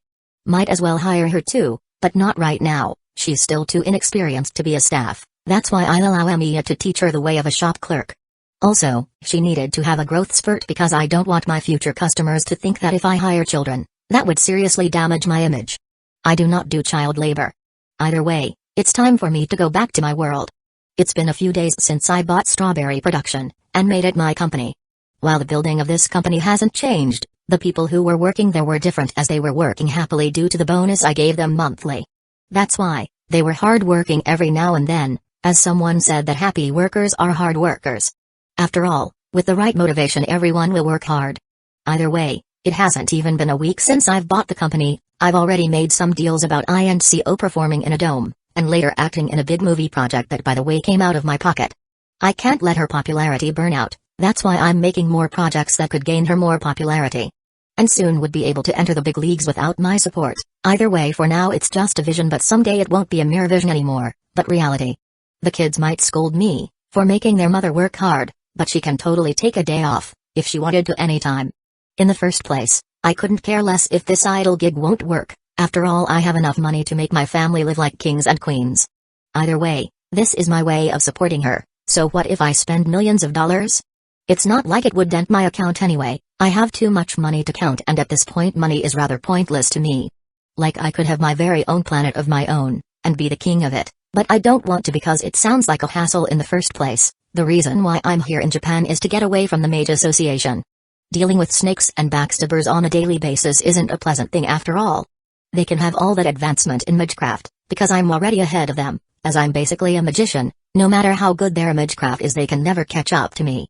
Quite ironic, really. Those who don't really want to be a magician end up becoming one, every single time. Either way, right now I'm in front of the school that I would study for the rest of the semester. I look at the school name and muttered, Kibito High School. This was the name of my new school for this semester. I smiled. I never thought I'd study in this particular school. I'm not sure if I can meet them, but I'm hoping I do. And with that I step inside the school entrance, ready to meet new people or perhaps friends. Those were my main choices, but I couldn't find the anime high school names. So in the end I resorted to Amagami SS and Siren School. If you don't know, these two are a shared verse. It has the same school, while Amagami SS is the prequel, then Siren is the sequel. Although I love the Amagami SS anime than Siren, because Siren is just terrible. The main character got rejected like 5 times lol. In the end he ends up with a childhood friend, but I'm sure in the game it's different because you can choose a route. It is a game-based anime after all. Either way, despite having a different school, I'm still adding Shikamori isn't just a cutie mainly because I dislike the main character, Izumi. Like the guy couldn't be more pathetic than he already is. I don't know what Shikamori sees in him, but to me, this type of guy isn't just my cup of tea. I'm also going to add a few series in the story, but I won't tell because it's technically a spoiler. The Shikamori is enough of a spoiler for now. Either way, sorry for taking long because it took really quite some time for me to decide which school Alex will go to. Chapter 104, a surprise. I'm back. And it's only been a month. What a surprise. New record apparently for someone like me who gets inactive quite often, as you may already realize that. As I'm neither a chitin or cornbringer that could seemingly write on daily basis, probably a habit for them, but not for me. Either way, before I will get inactive again I will reach another milestone. Hopefully. Without further ado, let's begin. To be honest, I have no idea which room is my new school section, because the announcement didn't include which room that we're assigned. However, it did say that we gather at this school gym for further information. Still though I'm kind of lost, as I'm unfamiliar with this school, not to mention it's a bit bigger than the previous school I've been into. Anyway, I need a map or someone to guide me toward the school gym. It shouldn't be hard. I looked around and saw a student of this school. Based on their uniform, without hesitation I approached the student and greeted the student with a smile. Excuse me, miss, do you mind if I ask a few questions? The girl looked surprised at my sudden appearance and then started looking around and eventually pointing at herself. Are you talking to me? Of course. I replied with the same smile. Sorry, I don't speak English. The girl waved her hands in a panicky way. I blinked my eyes a couple times before saying, but I'm speaking Japanese though. I don't think my Nihon is bad. She realized her mistake and almost immediately turned red and quickly replied. Sorry. I thought you didn't know Japanese, since you're a foreigner, and I assumed that it was the case. Well, she's not really wrong since most foreigner who goes to Japan hardly knows how to speak Japanese. However, this wasn't really my first time experiencing something like this, but it's been a while, that's why I'm a bit surprised. No, it's alright, this already happened multiple times to me already. And surely you won't be the last. I said to her, totally cool about it. After she replied, thank goodness. Hands in her chest, as she sighed in relief knowing that I wasn't offended. Either way, what an amusing reaction. So I figured you had a question to me, right? The student said. I nodded at her and answered. That's right, mind telling me about where the school gym is? Since you're a student here, considering you wear this school's uniform. Ah yes, the gym is right there. The student pointed at the building behind me, and I looked at it with a deadpan expression. I can't believe I missed that. Shaking my head, I gave her a grateful smile and replied. Thank you for the help. If we meet next time, I'd like to thank you for it, then later. Without waiting for her to reply, I left the place and went directly to the gym, because if I wait any longer I would miss the announcement. Although for some reason she looked familiar, honestly I wouldn't be surprised if she's an anime character from my previous life. Either way, I hope we'll meet again, so that I could at least thank her for the help. She was too late to say that he didn't need to thank her for something too simple, he was already far away. With a resigned sigh. Oh well, hopefully he'd forget about it. Still, what a strange person. And I wonder why a foreigner is here. Question of the day indeed. Suddenly her friend called her from behind. Hibiki. There you are. I've been looking for you around the school. Hibiki stared at her closest friend with a sigh. Haruka, why are you even looking for me anyway? Despite her reaction, don't get her wrong, she's a cherished friend and a good one, however she has her own unique antics, basically she's weird, but regardless she's a friend. And that weirdness is one of the reasons why she's very popular in this school. Anyway, she would like to stop thinking about it. What's with that reaction? It's like you think I'm going to ask you something weird. I certainly won't deny that. Hibiki replied with a wry smile. Totally ignoring her prior words, Haruka said. Anyway, I need you for something to follow me. She wasn't even given a time to answer, she was suddenly dragged by her friend, and Hibiki let herself be dragged without resistance, because she knows it's pointless fighting it, as someone who has been with Haruka. You can't exactly refuse her, when she puts something in her mind. Hibiki let herself be dragged along by Haruka and whatever weird idea she had in mind. When I arrived at the gym, it was filled with people. I can't say I'm surprised, as every single student from my previous school from year 1 to 3 was here to wait for the announcement to begin. So, both familiar and unfamiliar are all gathered here. Speaking of familiar, where is Hitori? I walked with her on the way to this school, and I lost her when I stepped inside the school grounds. Impossible. As someone with a very advanced observation hockey that I have, it shouldn't be possible for me to lose sight of her. Could it be Bocce unlocked Rank Tech's presence concealment? It wouldn't be surprising if she did. Now that I think about it, I definitely saw her fading away from the background when she saw a crowded place in front of her. Seriously, even when I held the first magic at a Magus, I never could explain the strange phenomenon around my girlfriend. As a Magus, her strangeness is something I want to study and possibly find a logical explanation for, but I won't, because there will be a time that I will unravel her secrets. Maybe its secrets even transcend the route itself. It would be kind of funny if it did. In the midst of the ground, I was looking for a comfortable place to stand, and it wasn't long for me to find it, as it is just in the corner. However, as I arrived there, someone was already there. Unlike me, who just wanted to stand in a comfortable spot, this particular person seems like he is trying to hide from the crowd rather than wanting to find a comfortable place like me. Or maybe both. Either way, I wasn't the type to judge, and on a whim I decided to talk to this person. Hey there, trying to hide from the crowd, eh? The guy was stunned as he heard me talking to him, then he looked around to see if there's someone behind him. Seriously, why do people keep doing that to me? It's like they think I'm talking to another person behind them, rather than themselves. I'm not intimidating, right? Anyway, unlike the previous girl from before, this guy didn't ask someone so obvious, instead he replied. Why yeah. Just like that, immediately becomes interested as he's smart enough not to ask stupid questions. Mind asking what year are you? Feel free not to answer, just a thought. See these people, what I did was something psychological. Most people think of this question as nothing and would be inclined to answer it as I said feel free not to answer because I made them think of an illusion of choice, whereas in reality I don't. This trick works 90%, because most people are simple to predict. Honestly, I'm looking forward to his response. And to my surprise I heard him mutter. An illusion of choice, huh? That's when I realized this person is smart, or at least smart enough to figure that out, with a grin. That's right, you're quite smart, aren't you? The guy's eyes widened, probably not expecting me to hear that, then instinctively said. You heard that? His eyes widened more as he realized he'd blurted out such a question, then his eyes became wary of me. I wasn't why he had to be wary of me, but regardless I answered with an easygoing smile. I have a good hearing, Well, most of the time. Oh. The guy said, bewildered, as if he wasn't expecting such a reaction. Seriously, what's with him being cautious? But regardless, he's very interesting, and right at that moment I want this guy to be my friend. As someone who doesn't have a lot of friends, especially guys, for me to voluntarily want a friend is rare. The friends I had in my previous classroom who got Isekai were all acquaintances, nothing more, nothing less. Since you figured me out, there's no point. I'll introduce myself first. I'm Bartom Eloy Alexander, previously a student from 3rd year Class B. His eyes widened in shock and said, "Isn't that glass?" I know what he meant and smiled. That's right, the class that exploded? Yep, if you wondered why I'm still here, I was absent that day. There's no way people would know that I was present that day, because aside from D, Mitsuha, Hattori and I, there wasn't a single person who survived, and definitely the classroom attendance that was burned that day and leaving no trace.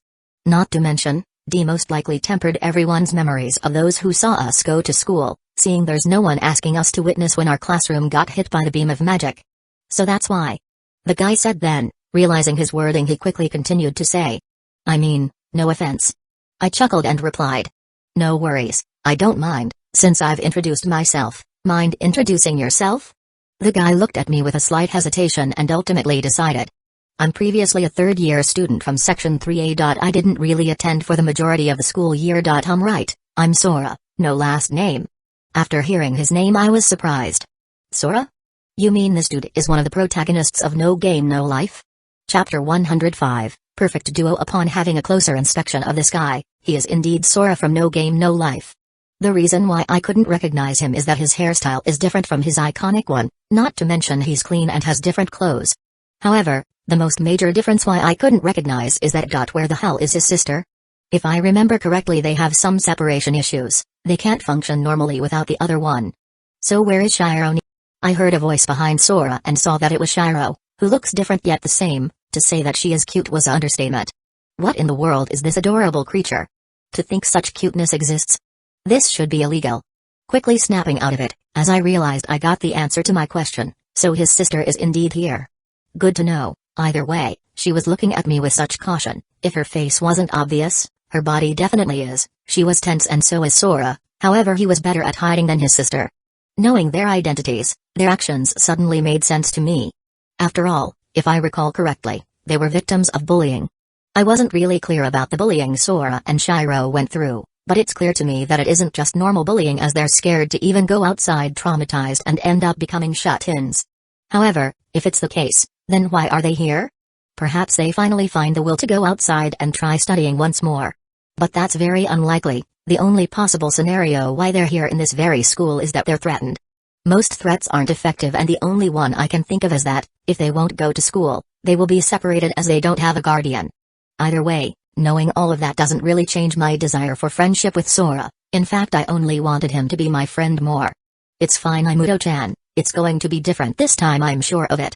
He wasn't trying to hide the fact that he's a bully victim. Also, his voice may sound confident, but beneath it is filled with unconcealed concern about everything. Shiro wasn't an idiot and immediately saw through Sora's facade. She knew that her brother was only trying to put up a strong image for her. In some way it was comforting. If I didn't say anything, I feel like I would be left out, so I spoke. Oh? I didn't realize there's someone behind you. Who is this? Your sister perhaps? She called you after all. Hearing that, it's like he did a complete 180-degree increase from his earlier actions. He proudly answered. That's right. I'm her awesomeness-an. And she's my super-duper adorable Mundo-chan.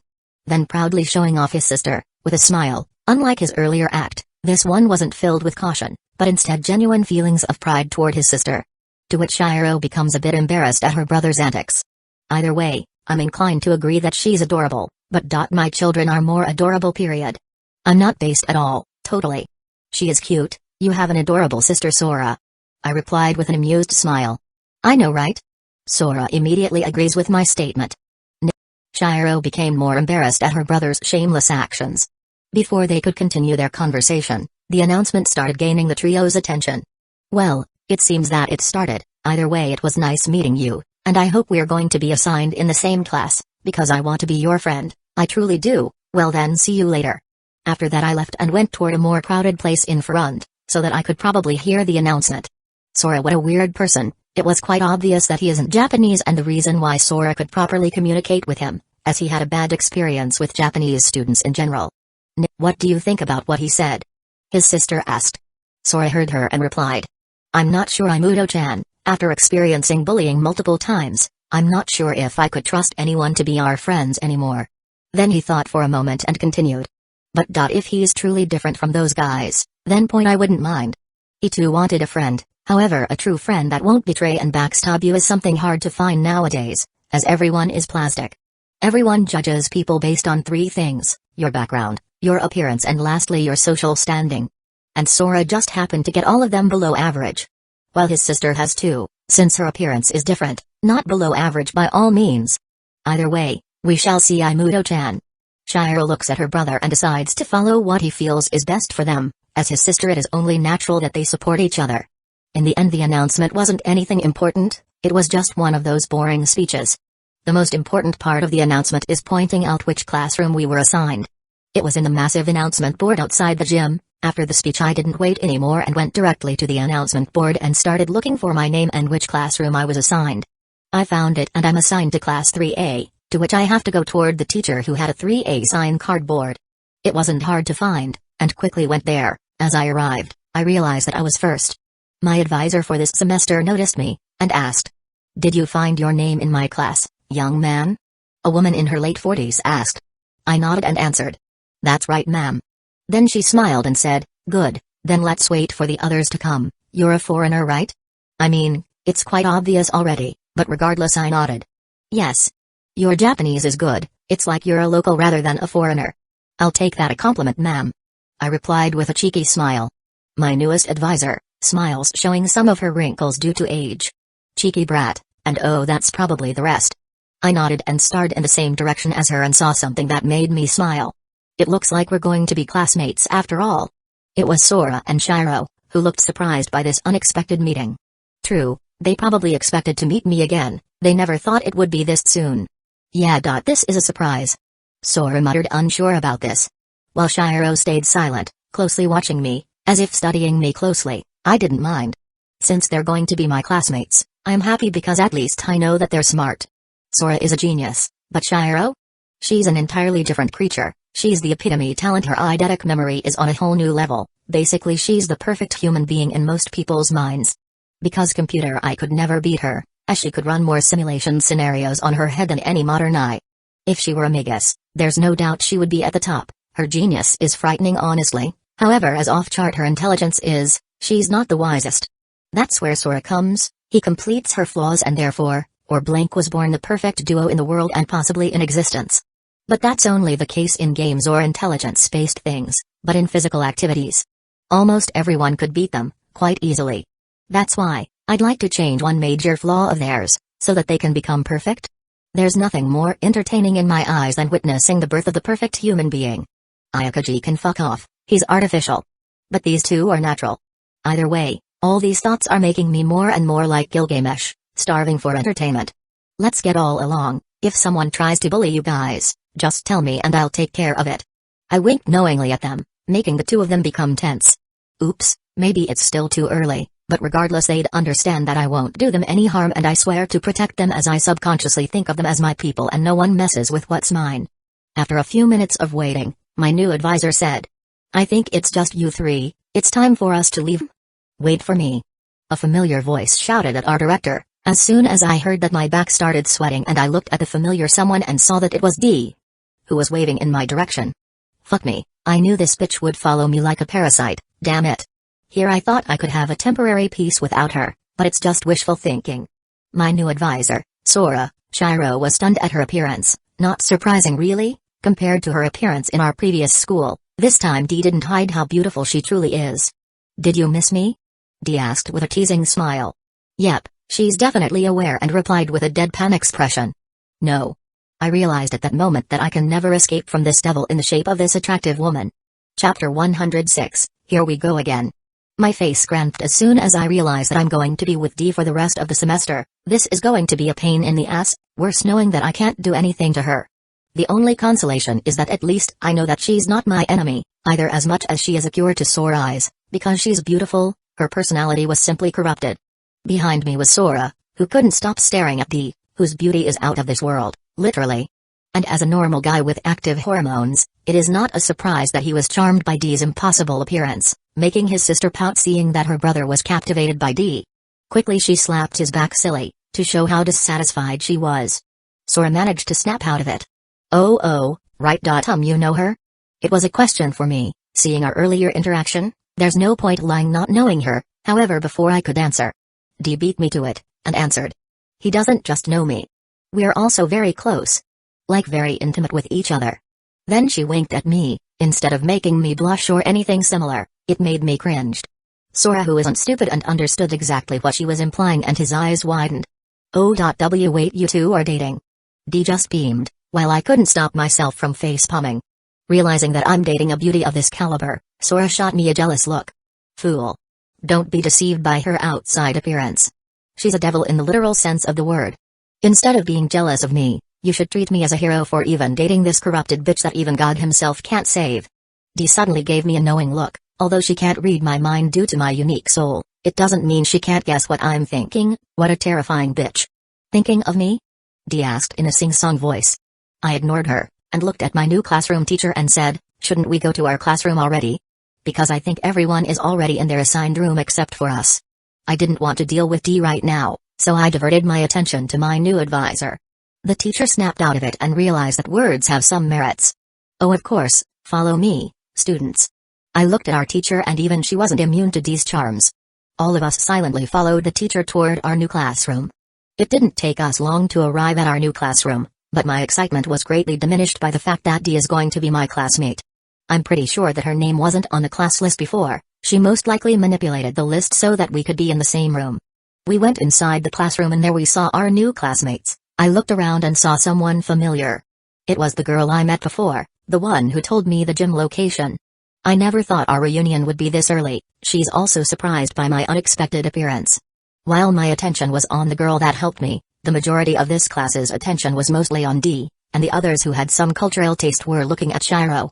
Yeah, cultured indeed. Shiro is basically a free go-to-jail card, as she's easily the youngest here. Honestly, I'm not even surprised by the fact that she's 14 and already in 3rd grade. She's a genius, and that's a fact. If it wasn't for her brother, she probably would have dozens of PhDs by now. But she doesn't, because she values her time with her brother more than some worthless piece of paper that she could get easily if she gets motivated. While as for me, I don't really need school. To me, this is my way to pass time or simply for fun, and that fun was greatly reduced by D's annoying appearance. Either way, our teacher cleared her throat and announced, "Silence, students." The loud murmurs were immediately stopped, and I was impressed by the level of discipline our new teacher ingrained toward the students of her class. After a few moments, finally she introduced us. Most of you are probably wondering who these people are behind me. Well, let me tell you that they're going to be your new classmates for the rest of the semester.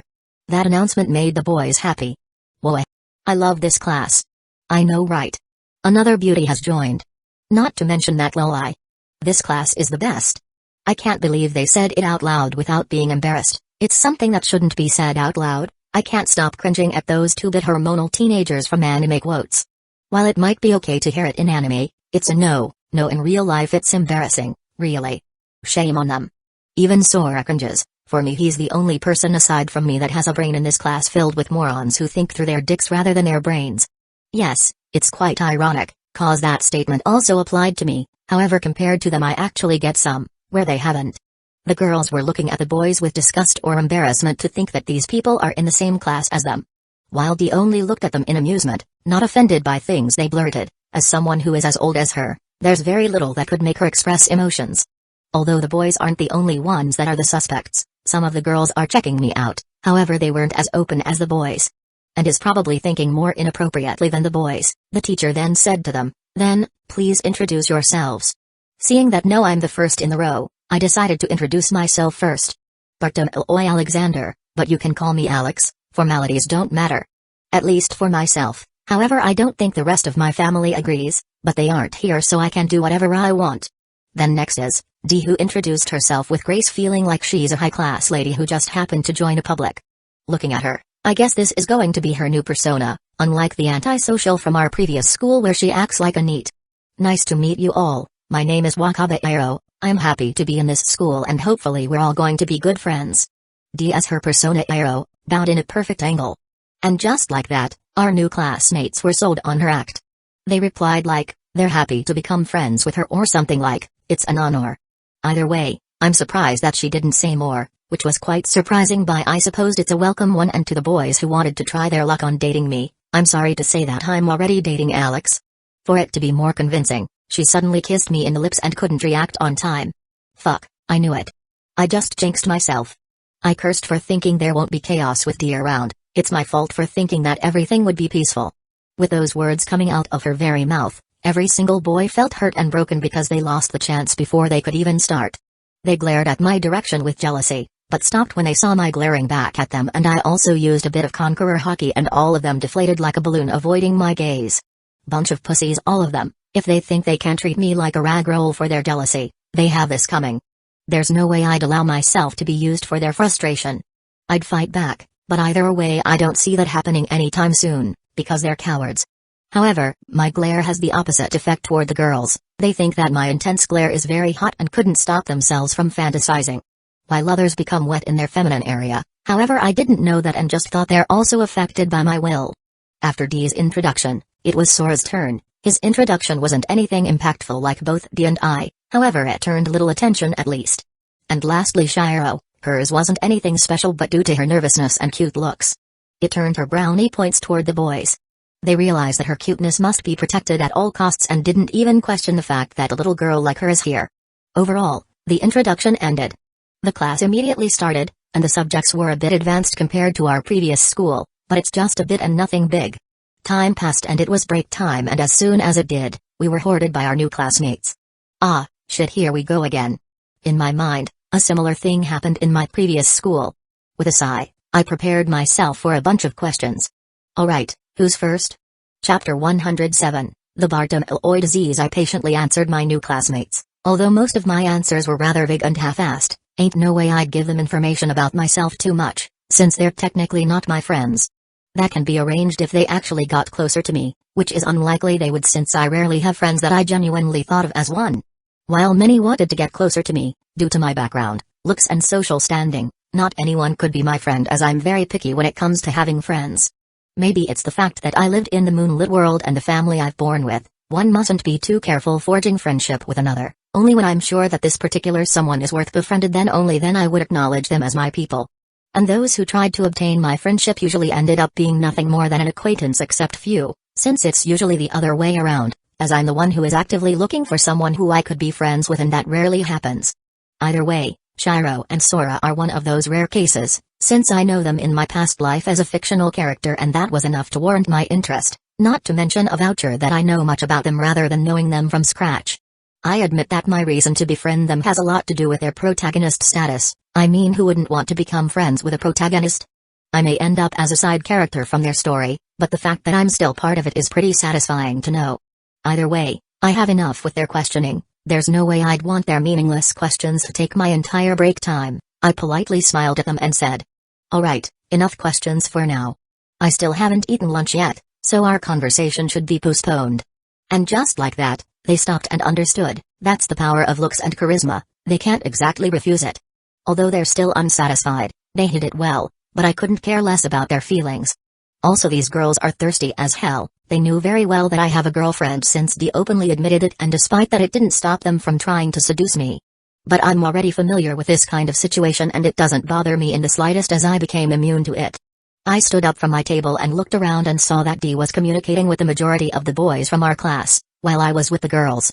And she talked to them expertly, like she knew them all of their lives, and it wouldn't be an exaggeration that she does. With her abilities it would be a simple matter of looking. Dee got them wrapped in her fingers, and honestly I pity them. These hormonal teenagers don't know that she was beginning to manipulate them. Either way, she can do whatever she wants. It's not like I cared. While she may be my girlfriend, it is only because she insisted it, and no way of rejecting her, as unsettling her will be bad for the world, and I honestly don't want to find out what she can do by then. Looking away from Dee's place, my attention was on Shiro and Sora. Like I expected, there were people who were trying to strike a conversation with Shiro.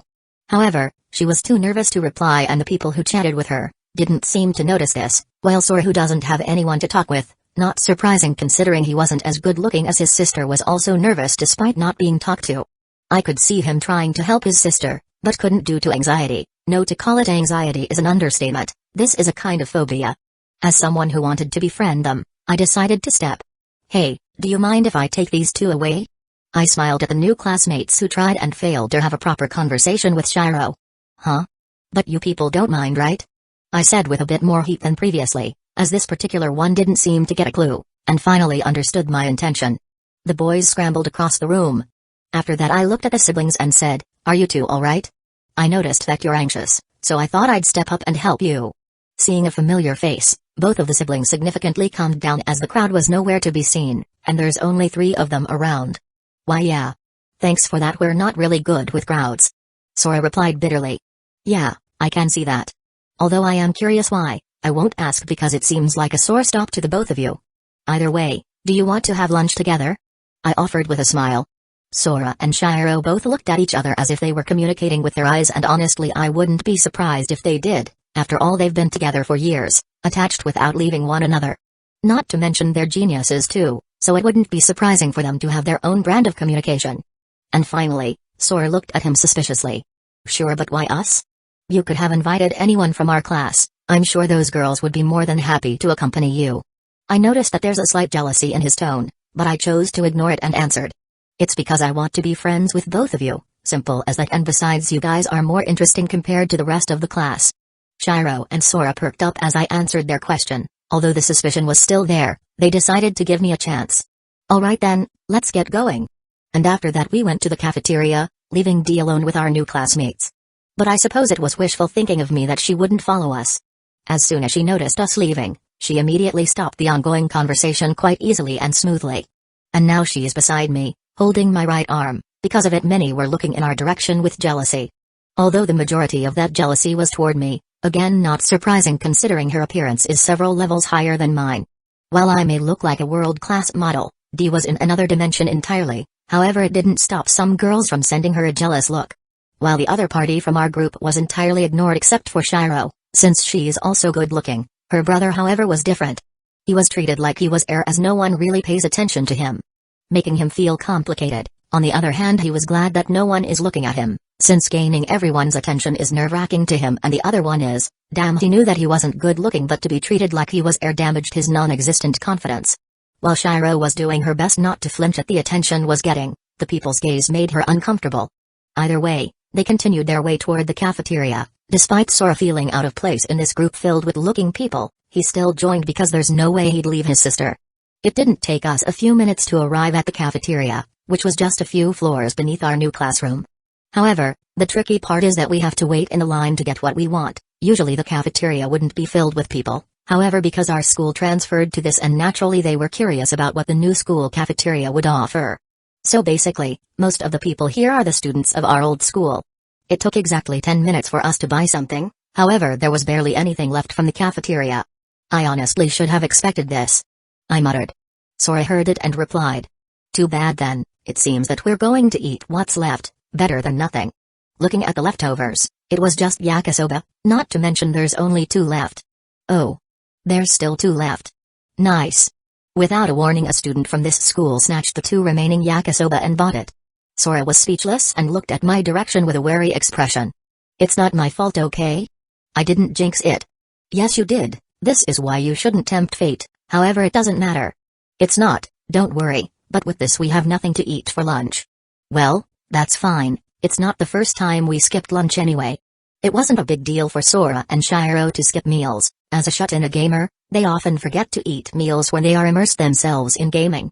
No, that won't do. I refuse to allow them to skip meals, especially when they're so skinny that they can't be healthy. "Whatever you say, but there's no food in the cafeteria, it's not like we can order food outside." Sora replied, probably as an afterthought, but his words gave me an idea. "Indeed. There's no rule we can't." With that I took my phone and called a certain number on my phone that's been there for a while. Are you seriously going to order outside?" I raised my finger into my lips and said. "SHH, I'm about to call." "Yes, it's me and no, I'm fine. Can you deliver food to my location, like right now?" "Thanks, then I'll be waiting for it to arrive." And just like that the call ended. Sora looked at me, and asked. "What was that?" I smiled mysteriously at him and said, "You'll find out later." A few minutes later, people wearing professional chef outfits started appearing one by one, along with professional waiters who started arranging fancy tables in the cafeteria. Naturally this took everyone's attention, wondering what was happening. Sora's jaw dropped and he looked at it with disbelief. What the heck is this? Don't tell me this is? With a smirk. Yep, this is where we eat our meal, let's eat before our afternoon class.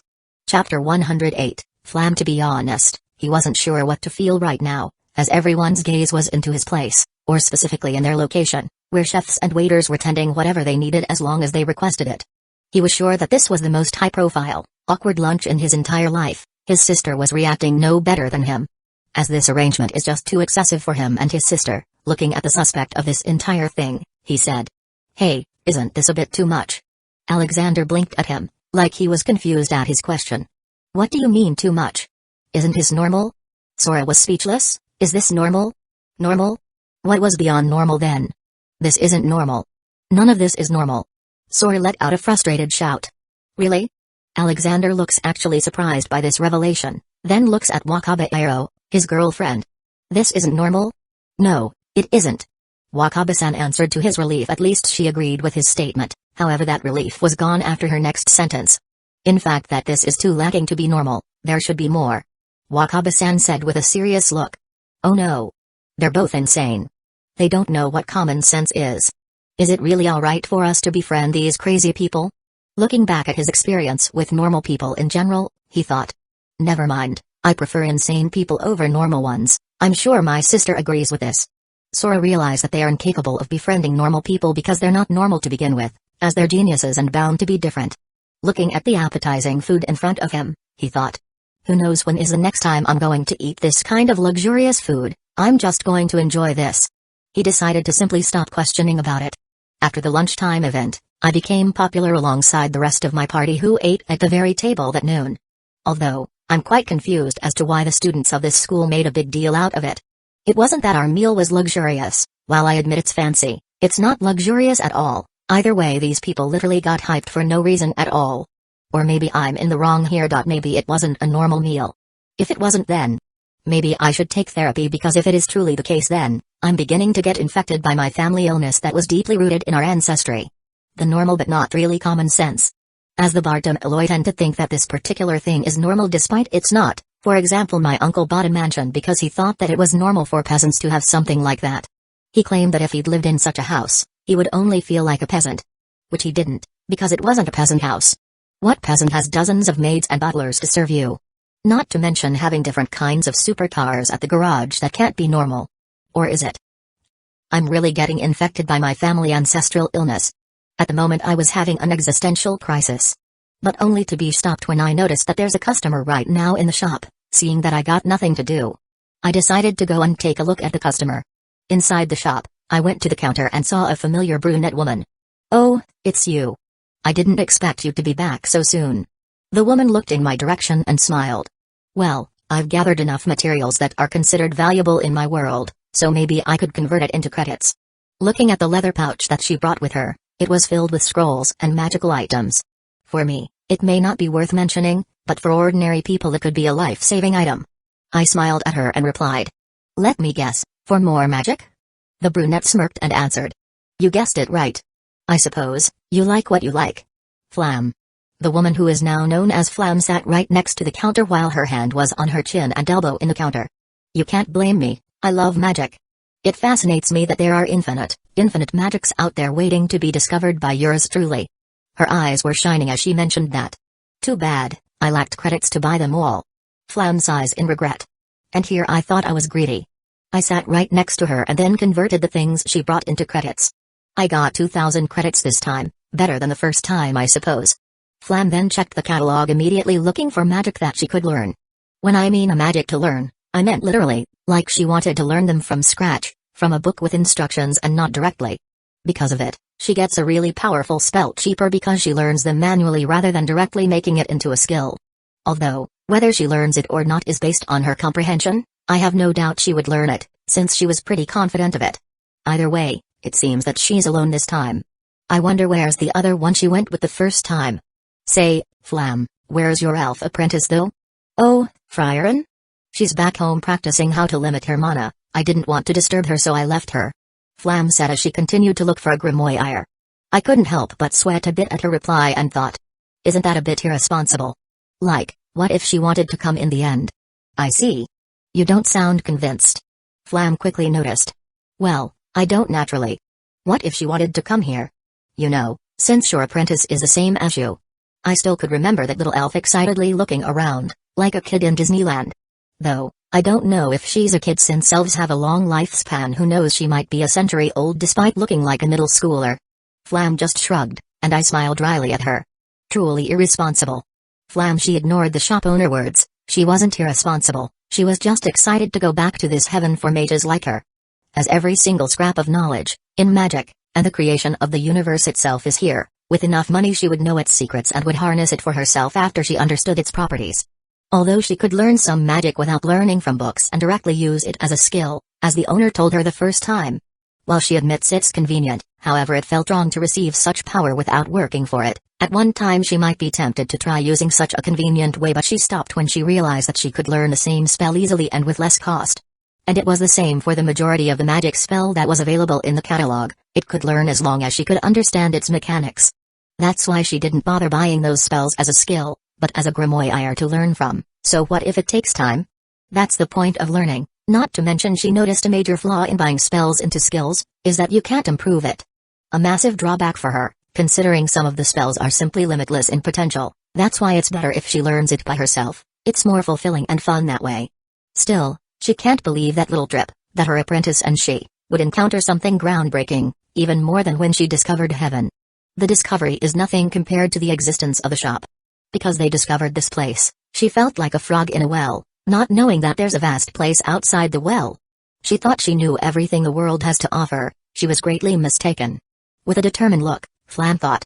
At this rate, it might not take 1,000 years to defeat the Demon Lord, because this place is a treasure trove of knowledge and power. With its assistance, maybe, just maybe, I would be able to beat the Demon King in this era.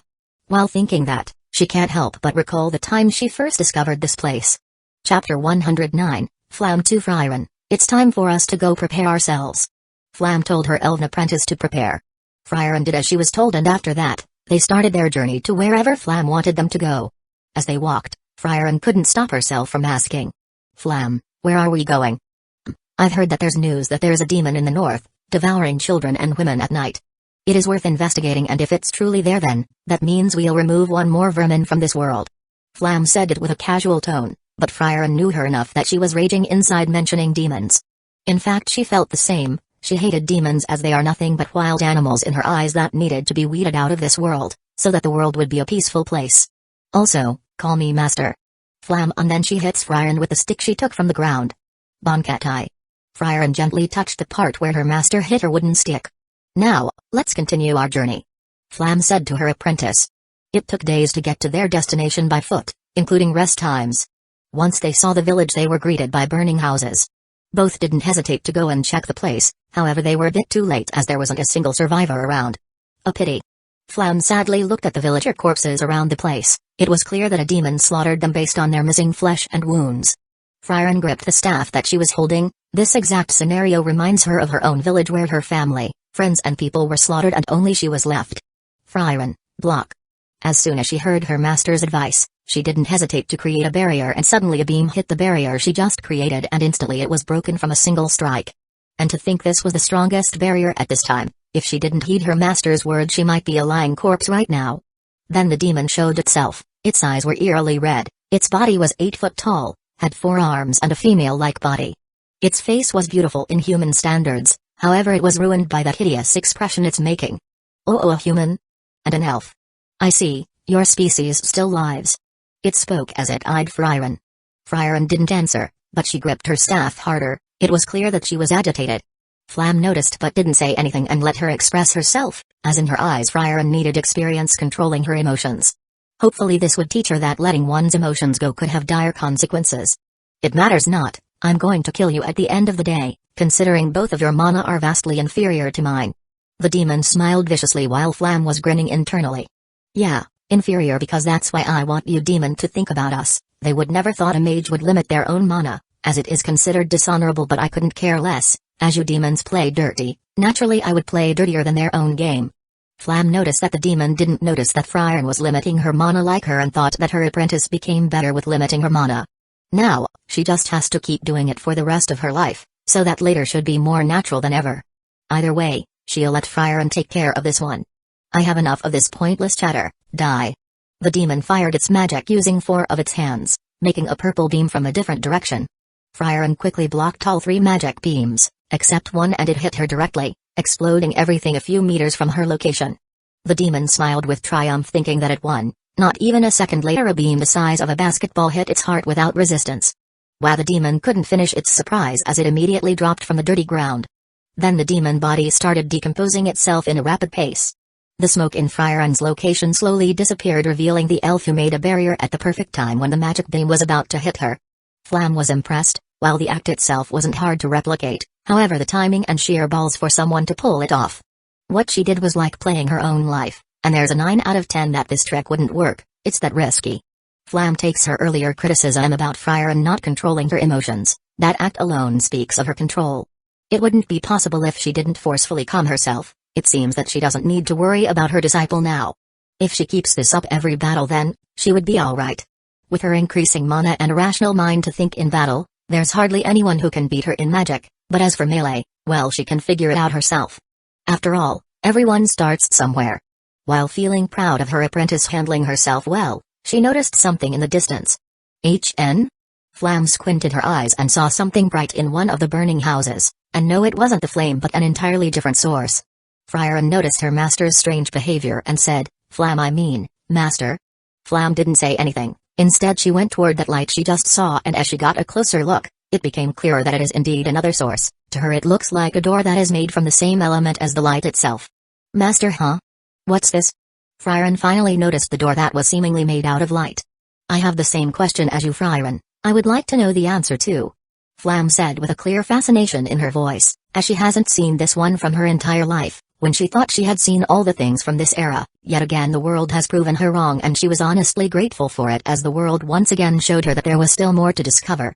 The heat of the burning building is bothering her observation session, so she decided to put it out by using a formula that generates water so that this fire would disappear. After a few minutes of using the same magic, finally the fire was gone, and it was time for her to observe this interesting unknown object.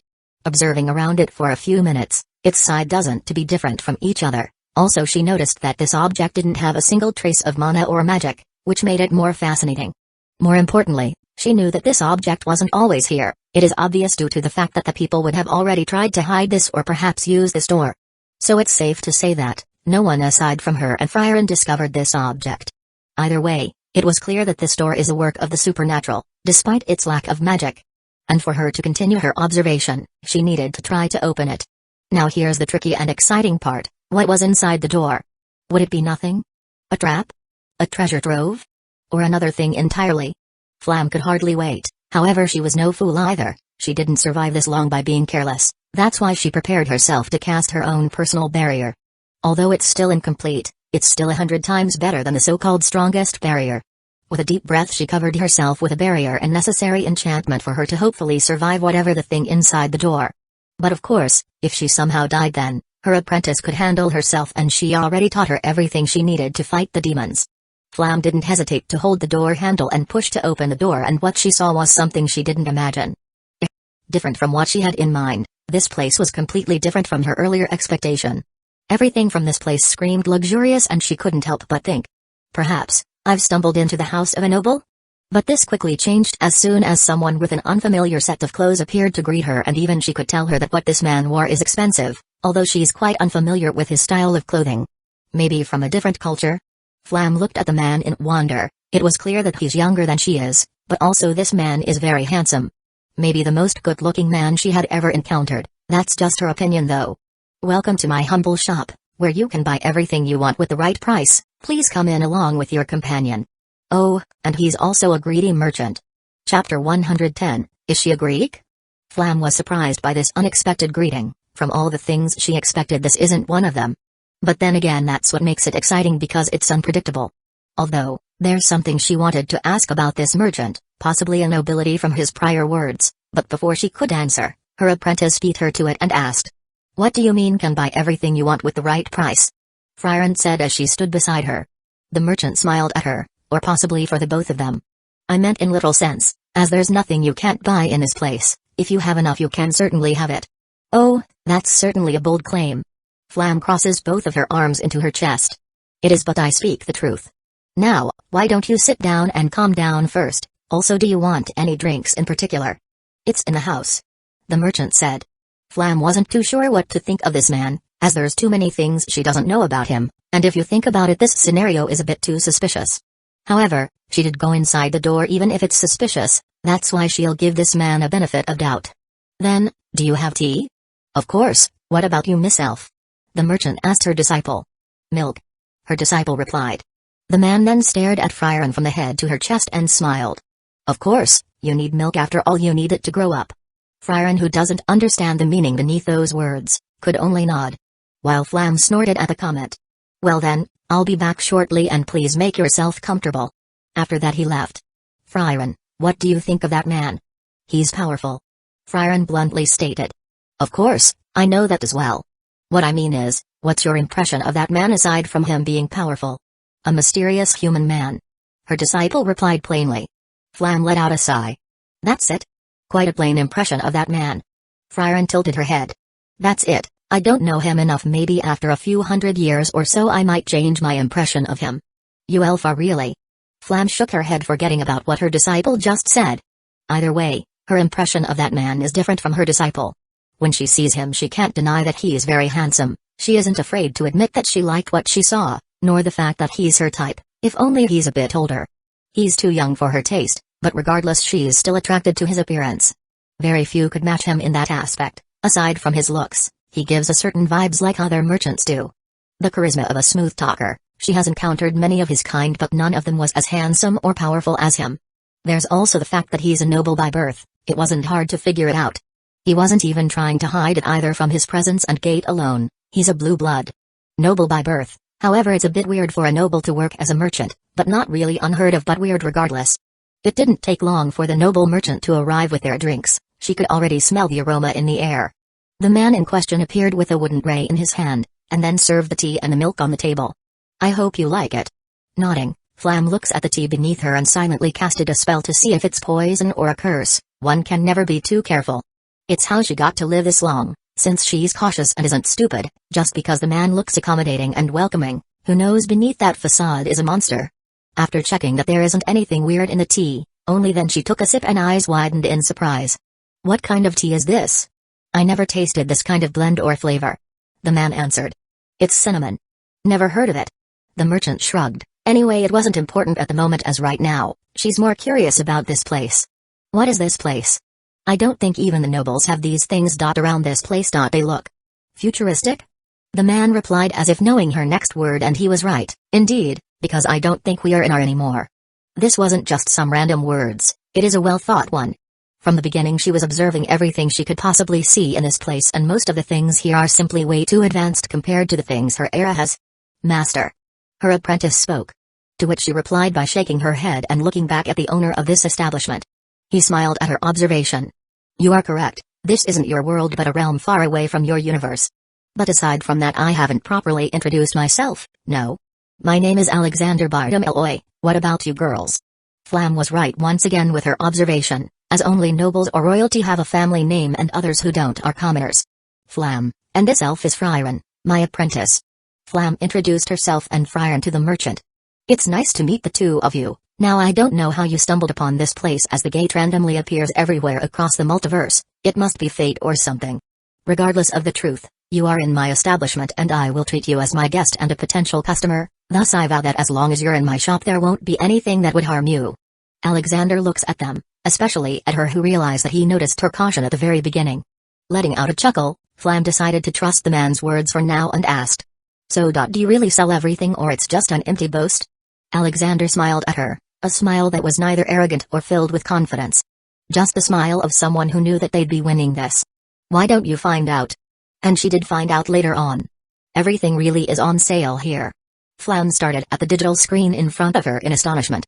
There's no words to describe her awe at the moment, even her apprentice who was usually stoic was breaking her character simply because of what she witnessed in front of her.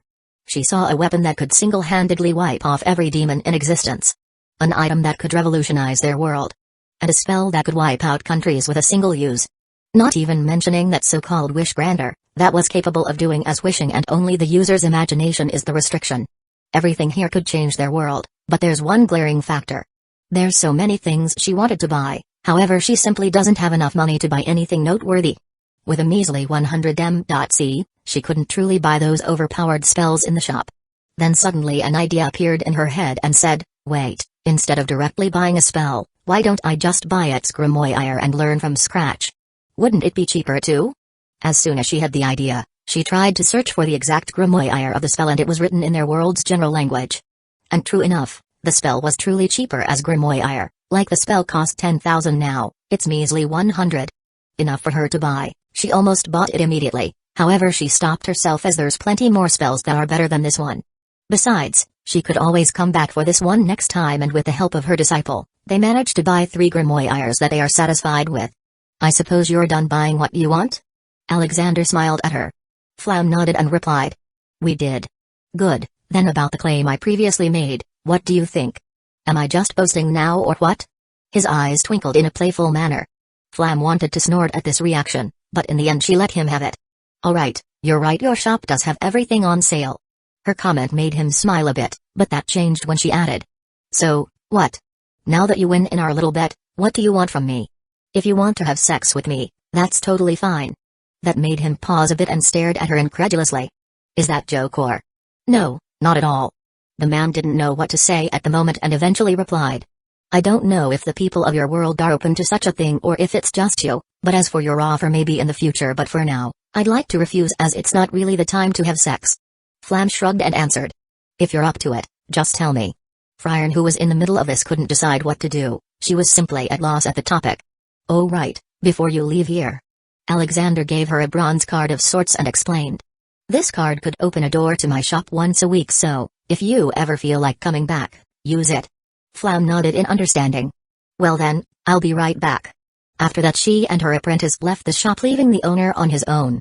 I stared at the door where the strange woman and her disciple elf just left the shop. Is that woman Greek perhaps? I mean, she does look the part and act like it, a passively horny woman who is up for sex. It's probably better to forget about it for now. Probably. Chapter 111, Master and Disciple 1. Flam has finished musing about the past when she first steps inside this very establishment. It wasn't anything sort of special, but regardless it would be stuck in her mind for a very long time. Possibly all her life. My offer still stands, you know.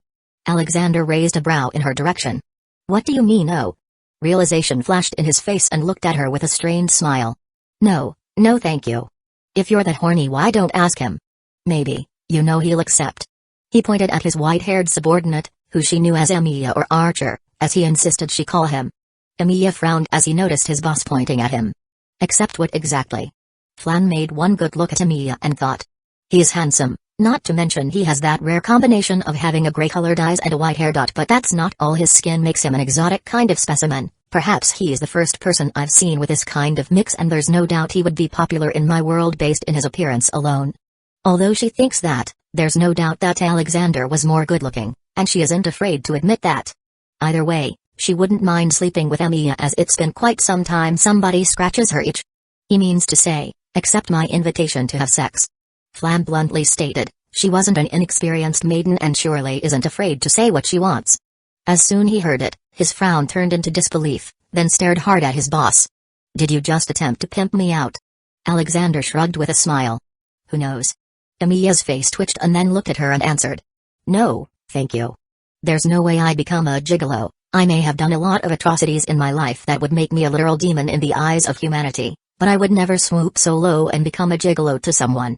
So are we just going to forget Rin then? Emilia looked flushed, and she would never have thought this man was capable of being embarrassed like this. He doesn't seem the type to do so. Bastard. You know it's different. She's my girlfriend at that time, so it doesn't count. What about Luvia then? She wants me as her butler, and not because of that. Flam had no idea who they were talking about. Unwilling to become a third wheel, she said. Do you mind me asking who are those people you're talking about? Emilia looks like he didn't want to talk about it, but Alexander spilled the beans for her.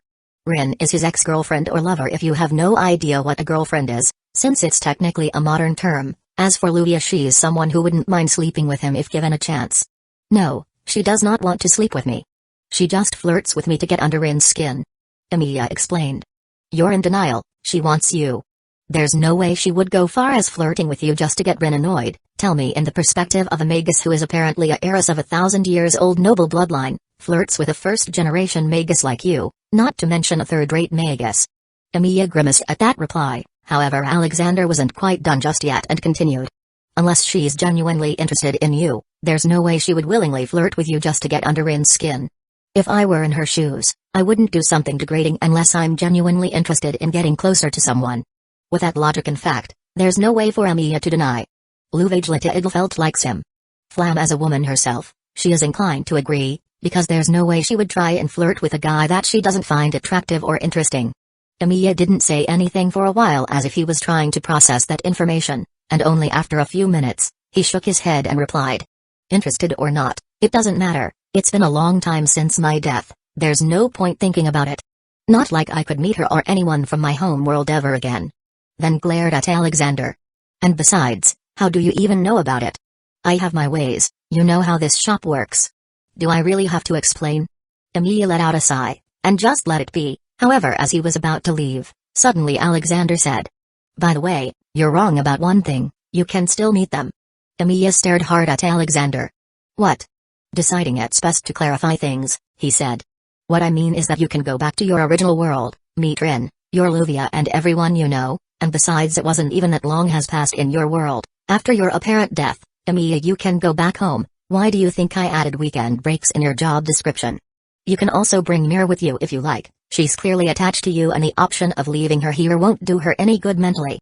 Emiya looked shocked at this revelation.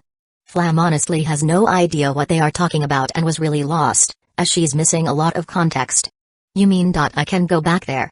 That's right, whether you go back or not, it's your decision, but let me warn you though, just don't regret whatever your choice is going to be, as much as I want you to go there and meet them again. It's ultimately up to you. Alex said. Emiya stood there for a while and said. I clear my mind for a bit.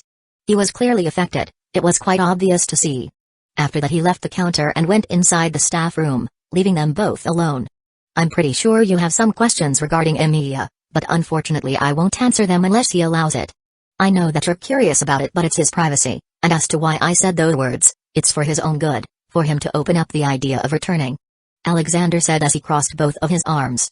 Flam let out a light and said. So, basically you used my offer to create that kind of topic? Alexander smiled. Maybe. I didn't know you were this manipulative. Flam wasn't a stranger of being manipulative, it certainly comes into territory especially when the enemy is a demon. I don't know what you're talking about. He talks about denying it, but words aside his tone is exactly the opposite. Then after saying that he continued. Since Emiya is currently indisposed at the moment, which is kinda my fault. If you need anything just call me. Flam nodded. Of course. Then when she was about to continue looking for a good grimoire to buy, all of a sudden a bell rang indicating that a customer went inside the establishment. Normally she wouldn't care, but right now it's a special case, as she hadn't met any customers aside from herself, so she wanted to know what sort of other customers this shop welcomes. And to her surprise, she saw someone she never expected. Frieren. It was her disciple, but she knew something was different about this one. Not only did she wear different clothing, she also had a party with her. The same could be said for Frieren, who was surprised to see her. Master. A few minutes ago, are we really going to enter this place? It looks really dangerous. Hyder said with a scared tone. Don't be a coward, Hyder, it's not like this is the first underground dungeon we've entered. Aizen told the priest of their party. I know that. It's just this one gives a different kind of vibes like. That's what you said in the previous underground dungeon we went in. I did? You did? Frieren had enough of this pointless conversation between the dwarf and the priest of their party. We're wasting time already, let's go inside. Himmel agreed with the elven mage of their party. Frieren's right, let's get going guys. Then he followed Frieren, Aizen followed him next. Hyder could only helplessly say. Wait, don't leave me.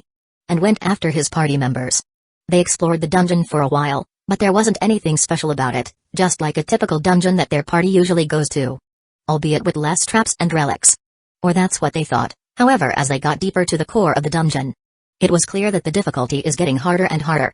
Any normal adventure party would already have perished, but they weren't normal, as they are the future party that would later defeat the Demon King. They went to the dungeon inner core after a couple hours. They would have arrived earlier if it wasn't for the fact that Frieren always gets stuck in a mimic. Truly the bane of her existence, It wasn't like she doesn't know that it's a monster or not, it's just she thinks that chest had an infinite potential and it could be anything inside. As they arrived at the very core of the dungeon, they expected to see treasures and ancient artifacts from long gone era, however what they found was just a single door and nothing more. What? After all those deadly traps and hours of walking through this dungeon, what we all get is just a plain door. This is so unfair. Hyder complained. Himmel was also surprised, but unlike Hyder he didn't mind too much. He smiled and said, "But we had fun, that's all it really matters. It's not like we're expecting anything else from this place." "But still," Hyder said. "Hyder, don't. Himmel is right, at the very least we gained a valuable experience of not expecting anything." Hyder stared at the warrior with deadpan eyes. "Is that supposed to make me feel better?" "It's not supposed to. Thank you for that very uninspiring speech you just told me." "Anytime." It was sarcasm. "I know." Frieren ignored the ongoing conversation between their warrior and priest and just stared at the lone door in front of them. She checked that the door doesn't have any special properties on it, it's even devoid of mana, however her instinct as a mage was telling her that there was more to this door. Slowly she went closer to the door. Frieren. Himmel was a bit curious about her actions. However, she wasn't paying attention at the moment and went ahead to open the door. As soon as she did, she was greeted by an unexpected sight. It was a room filled with different types of items, but mostly unfamiliar to her. And behind her was her party, shocked to see that the door was hiding something they didn't expect. But the biggest surprise to Frieren personally was seeing a person, someone who should have been long dead 1,000 years ago, someone she wouldn't forget for as long as she lived. Her master, the great Mage Flam. Master. Chapter 112, Master and Disciple 2. There weren't many things that could surprise, which wasn't exactly strange after all, she lived more than 1,000 years. She has seen things that normal people couldn't, experienced things that no human is capable of. Yet, here she is, surprised by the fact that her master, who she personally buried in her grave, was in front of her. Naturally, her first thought was this is nothing more than a fragment of imagination or perhaps a new kind of demon that uses her memories as a trap. However, that assumption was quickly shattered, as not only she was able to see it herself, but also that includes her party members, who looked between them in confusion. Himmel was quick to say, "Master.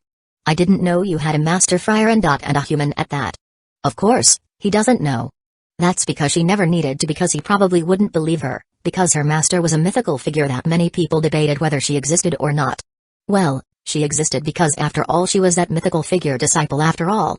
"I do," she replied, but her attention wasn't at Himmel at the moment, but solely at her long-dead master. "Hold on. I thought you didn't know anyone from our current era? Was that a lie?" Hyder said with a frown. Frieren shook her head and answered. "It wasn't a lie, I really don't know anyone from this era, the people I knew of were dead many years ago. That's why I'm surprised to see my master, who was dead for more than 1,000 years, is here sitting on that chair." She pointed at her master's direction, who was looking at her in amusement and sudden understanding. "Eh?" Himmel looked surprised by her words and said.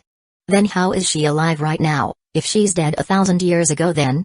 "That's exactly what I'm trying to understand right now, if this was real or an extremely realistic illusion that someone casted. But I'm thinking that it isn't the case. After all, an illusion can't generate its own mana, isn't that right, master?" Her master, Flam, smiled at her explanation. "Indeed, Frieren, no matter what kind of illusion it may be, it can't create its own mana, or at least in theory. Who knows, some prodigy might be able to pull something like that in the future." "Like you, master?" Frieren asked. "If it was anyone capable of that, then it's her after all, while she might be a prodigy." Her master was a league of her own, however Flam shook her head and replied. "I'm not specialized with illusion, I'm more into making a barrier." Frieren understood, because even after 1,000 years her master barrier remained the best that no one could compare. Then her master's attention was now into her party. Just by looking at them she immediately realized who they were and said, "So you must be Frieren's friends. It's nice to meet you all. I know that she's someone who is pretty hard to handle, but please take care of her, that's all I could ask." Himmel and the rest, knowing exactly what she meant, could only smile, after experiencing living with her. They knew most of her antics pretty much. "Don't worry, I mean we will take care of her, since she's our precious mage." Himmel almost slipped, but Frieren didn't really notice. However, her master did and stared at her and Himmel and then smiled knowingly. "I see, so that's how it is. Good luck, boy. If you're really serious about it, then be direct about it, because someone like her wouldn't understand it, unless you state it with clarity." Himmel was quick to understand what she meant. Frieren, however, was lost and didn't really understand what they were saying. I will do my best." Himmel blinked a couple of times as if realizing something and nodded. Curious of what they were talking about, she said, What are you two talking about? Himmel shook his head. Nothing. Frieren tilted her head. Okay. Upon hearing her reply, the future hero could only sigh, which was also shared by her master. Anyway, I should probably introduce myself to my disciples' friends. I'm called Flam, a mage that took Frieren under my wings. Hearing her name, her companion's eyes widened. After all, there isn't anyone from the current era that doesn't know who the Great Mage Flam is. Eh? The Great Mage Flam? The one from the legends? I thought it was just a myth. Hyder was shocked to be able to meet a legendary figure of their world. Flam let out and said. So I was right, you're from the future, however you're also from a parallel world because there's no way Frieren wouldn't know this place. After all, you were there when we discovered this place. Fascinating. Meaning you're a possible future if we haven't stumbled upon this place. Although Frieren couldn't understand everything her master was saying, at the very least she understood one thing. So, you're from the past, master? In your perspective, yes, but for me I'm still living in the present. Come sit with me along with your friends, there's a lot of things I want to ask you, I'm sure you're the same. Frieren nodded, she too had some questions. After a couple of minutes, Frieren, Themil, Hyder, Aizen were fascinated by this very establishment. They never imagined that this very place broke what was a natural law of the world. A shop that sells anything? A place was in a sense completely alien to them, as it's literally a universe away from their home world. Not to mention, the fact that the past could interact with the future, this place was getting more and more mysterious as time went by. Their party knew that they're going to experience weird things in their journey to defeat the Demon King, but this was someone completely unexpected. They never imagined they'd stumble upon a bizarre place. That's something they wouldn't be able to imagine if they didn't experience it themselves. Frieren felt complicated, as there's a lot on her mind right now, however at the same time she was happy to see her long-dead master in flesh once more. It was something she thought was impossible, as amazing magic is, even in ancient era there's no magic for resurrecting dead people from the grave. And here she was, experiencing something that everyone thought was impossible. She couldn't describe how fulfilled she is at the moment. This was like a dream come true for her. Nostalgia assaulted her very core. She misses this so much. Honestly, she couldn't care less about the potential of this place, as right now she couldn't be more happier. Her party was looking at her with shocked faces, seeing her expression smiling happily. Himmel was mesmerized. Aizen couldn't believe what he was seeing. Hyder was weirded out. Frieren, I'm glad that you're happy. Still, I never thought you'd join an adventurer party. That's really unlike you. Flam let out a chuckle. Despite her words, she's really happy that her disciple and daughter but in blood, to have someone by her side. Now she's also feeling nostalgic. She too was also part of an adventurer party. Well, Himmel managed to convince me. I see, listen. I know you have a different perspective considering you're an elf, a different species to us humans, but you have to get to know them better, Frieren. We humans have a limited lifespan compared to you elves, that's why cherish them because they won't be forever. You should get to know them better. Especially that child Himmel. If it's him, maybe. Flam looked thoughtful. Maybe what? Frieren looks confused. Flam shook her head and smiled at her. No, nothing at all, just remember to pay more attention to your friends who know, you might notice a thing or two, trust me in this. Frieren had no idea what she meant, but regardless Flam is her teacher and she is rarely wrong with her wisdom. There's nothing wrong with following it, especially since it's been a long time since her teacher taught her something. Alright. And that very moment, the future was bound to change. Flam looking at her disciple, she was happy that she found some friends. Who knows how much she tried to make her interact with people, but she was mostly unsuccessful. Either way, that boy Himmel seemed to have feelings for her daughter, and he looks like a good child. As a Frieren parental figure, she might as well part some of her wisdom to her cute disciple. Although she could outright tell her that Himmel likes her, it wouldn't be really helpful as in the end, she wouldn't understand what feelings are. That's why she has to discover them herself. Who knows, she might learn a thing from it. Perhaps they might get together too and have a family. Only the future would tell. Damn, I really wanted to be able to use domain expansion. Alex says out loud as he watches a certain episode of Jujutsu Kaisen. Somehow hearing Alex, Emiya asked. Domain expansion? Yeah. I really want to use one. Maybe with my magic I could probably imitate it. Oh. Domain expansion, huh? It's been a long time since I've used mine. Emiya suddenly looked nostalgic. Wait, what? You have a domain expansion? Of course, the last time I've used it was in the Hen period. In fact, I'll show you right now. Emiya suddenly performed a very familiar hand sign. Wait. Alexander tried to stop him but it was too late. Domain expansion, Malevolent Kitsch Chapter 113, Unexpected Motherhood in the Land of Rock. The Queen and the first demigod of the world was starting to have some weird craving lately. Food that she usually doesn't find appealing suddenly started to look appetizing. It started a few days after she last visited the shop. At first she thought it was just some sort of once-in-a-while craving for something, as everyone, even the Golden Queen Babylonian, has this kind of moment. But a few weeks later, she started throwing up for no reason, which was impossible. Her body was that of a demigod. It is impossible for her to get sick or get infected by some sort of pandemic virus. It took her a few more throwing out before finally decided something she never thought she needed: find a healer. Because something is very wrong with her body right now, something beyond her knowledge, and frankly it's scaring her a bit. As soon as she issued an order to find a healer, it didn't take long to find the best healer in the kingdom to check on her condition. I don't know how to break this to you, your help, but... The female healer hesitates. Gilgamesh got annoyed as she was very eager to know what sort of illness she was having. Don't keep me waiting, healer, speak. What sort of horrid illness does my body have? By your grace. You don't have an illness at all. Instead it's something more natural. Gilgamesh frowned. And what exactly is it? You're pregnant, your grace. Your strange cravings for food, the throwing up and not having this month period is because you're pregnant. Healer dropped the bomb. Gilgamesh's eyes widened. Oh. Her retainers were so shocked at the news that some of them fainted, while others couldn't simply believe that their queen was pregnant. But that's... And then she paused as she realized that it is really the case. With the amount of seed pouring inside her, it was little to no doubt that it was enough to impregnate her. She didn't think it would result in her becoming a mother. Biting her lips, she has no idea what to feel. On the other hand, she was angry at suddenly becoming a parent unknowingly, and the other is fascination because this was nothing but sort of a miracle. She wasn't supposed to have a child. It was impossible for her due to the fact that a demigod has a ridiculously low fertility. Quite ironic really, considering who her mother is, because simply she's a different species compared to a mortal man and a god. This was a 1 in a billion chance literally. While she was musing in her mind, suddenly the healer suggested something that made her almost snap. If you want, my grace, I can abort the child. Before she could even finish her sentence, an enormous amount of killing intent was pouring into her very being and made her kneel into the very ground and started throwing up violently. What did you just say? The healer stared at the queen and saw a face that she wouldn't forget till her grave. It was a face that was almost diabolical. She swore she never saw the queen this angry before. You're suggesting aborting a child, my child? You insolent little pest. Gilgamesh almost thought of executing her right here and now, but the speck of her rationality managed to stop her from killing the healer. It took a mouthful of breath to finally calm her down. After a few minutes, she said, "Leave, before I lose my patience." Quickly the healer left the throne hall, leaving the queen and her retainers alone.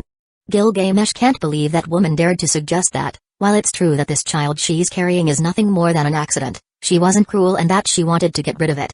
No, far from it. There's no way she would condemn her child's fate before they could even choose a path. That's why she would carry this child until the day of its birth. But still, to think she would bore a child to a man who isn't even her husband. Speaking of that man, should she mention this news to him? He has the right to know, after all. He's the child's father. But for now, she needed to think in silence. And what could this mean in the future? All of you leave, I wish to think alone. And with her command, her retainers left. After they left, she quietly spoke. By the gods. What should I do now? I suddenly felt an itch in my nose that immediately became a sneeze the next second. Aku. Did I miss something important perhaps? Anyway, it probably isn't too important. It's been a few days since the cafeteria moment, and I was still having an existential crisis by the fact I wasn't bound by the same common sense of peasants. It's the kind of thing that I'm too rich to understand apparently. Either way, aside from my problem, if it can be called such anyway, right now it's time for me to give the gift I was supposed to give my children a few days ago. I looked at the Pokemon who were staying here in my shop for a while. Hopefully they didn't get too attached to their caretaker. Which was Emiya. He didn't look like it, but he started to get fond of this weird raccoon creatures, whatever some kind of evolution they experienced, I have no idea. Guys, it's time to introduce you to your long-life companion. Come here. With that said, the two Pokemon excitedly jumped at my embrace. Hopefully Ymir wouldn't be too lonely without these guys. After taking both Pokemon in hand, I left the shop, leaving it to the care of Emiya. I arrived at the house very quickly. Now it's only a matter of looking for the children, since it's afternoon. I figure out that they're in the living room with their mother. I went to the living room only to find out that my sister was there with my children, teaching them their way of the Bardum Eloy. Oh shit, this is bad. No, this fucking bad. My git of my sister is here, mate. Ah, my inner Britishness is coming out. Maybe it's not too late to get away from this, Alexander. What are those things in your arms? Lorelei stared hard at the Eevee and the snow-themed Vulpix in my embrace. Ah, shit, it's too late. Evi? Vu? Well. The Pokemon was letting out a confused noise as to why I'm currently sweating right now. Despite my sister's piercing glare, my children were fascinated by the Pokemon in my arms, especially Ruby. Aqua, however, was curious about what these animals are. Well, about this. Did you just bring a phantasmal beast in the house? With the children here? Lorelei started to get angry. This is exactly why I don't want her to be here, but thinking of her words. I didn't realize it before, but the Pokemons in my arms now has mana. I'm pretty sure they didn't have any back in the shop. Is this perhaps the side effect of crossing worlds? The world is basically treating the Pokemon the same as a phantasmal beast. With that amount of mana they're generating, even an entire squad or enforcer wouldn't be able to kill them. What the heck, did I just accidentally make them stronger in the process? Hopefully my bluff would work. They're domesticated, so don't worry. I let out a strained smile when I said that. Lorelei looked at me like an idiot. Yeah, that's why I get for saying that. Everyone knows phantasmal species mostly couldn't be tamed. Save for a few. Either way, she didn't buy it and said, "Restrain those things by before thinking of bringing it closer to my niece and nephew." Alright. So I got my ass chewed by my dear sister and had no choice but to restrain the Pokemon with magic. This is cruel. This is animal abuse, but either way my sister got a point that these are dangerous beasts. They were the same as before, there won't be any problem at all, but since they gained a prana worthy of a phantasmal species, it may be a good idea to get them checked before giving them to my children. Who knows what would happen if they can't control their newfound strength. Definitely didn't want to get my kids to get hurt. Anyway, my plan to give my children Pokemon failed mainly thanks to my sister. In this accursed world, nothing ever goes as planned. At the very least, I got the assurance to my sister that the Pokemon won't be abused or experimented, just a light checkup. Chapter 114, Mysterious Girl. I should have expected this, because of the cafeteria incident a few days ago. I was labeled as a super rich kid in school. While it's technically true, it's still a bit annoying to see the students, even the teacher, looks of envy. Either way, I could only blame myself for this. Because of that incident, half of the school thought of me as a show-off. Honestly, I scoff off at that particular comment. If I were to show off, it would be more than that, but they'll never know. Either way, I will have to bear this reputation until the end of semester, since I'm pretty sure it won't last. Since it's mostly envy that it wasn't them who experienced such a thing. I went to my girlfriend's class, which isn't D by the way, but Bocce or Goto Hitori.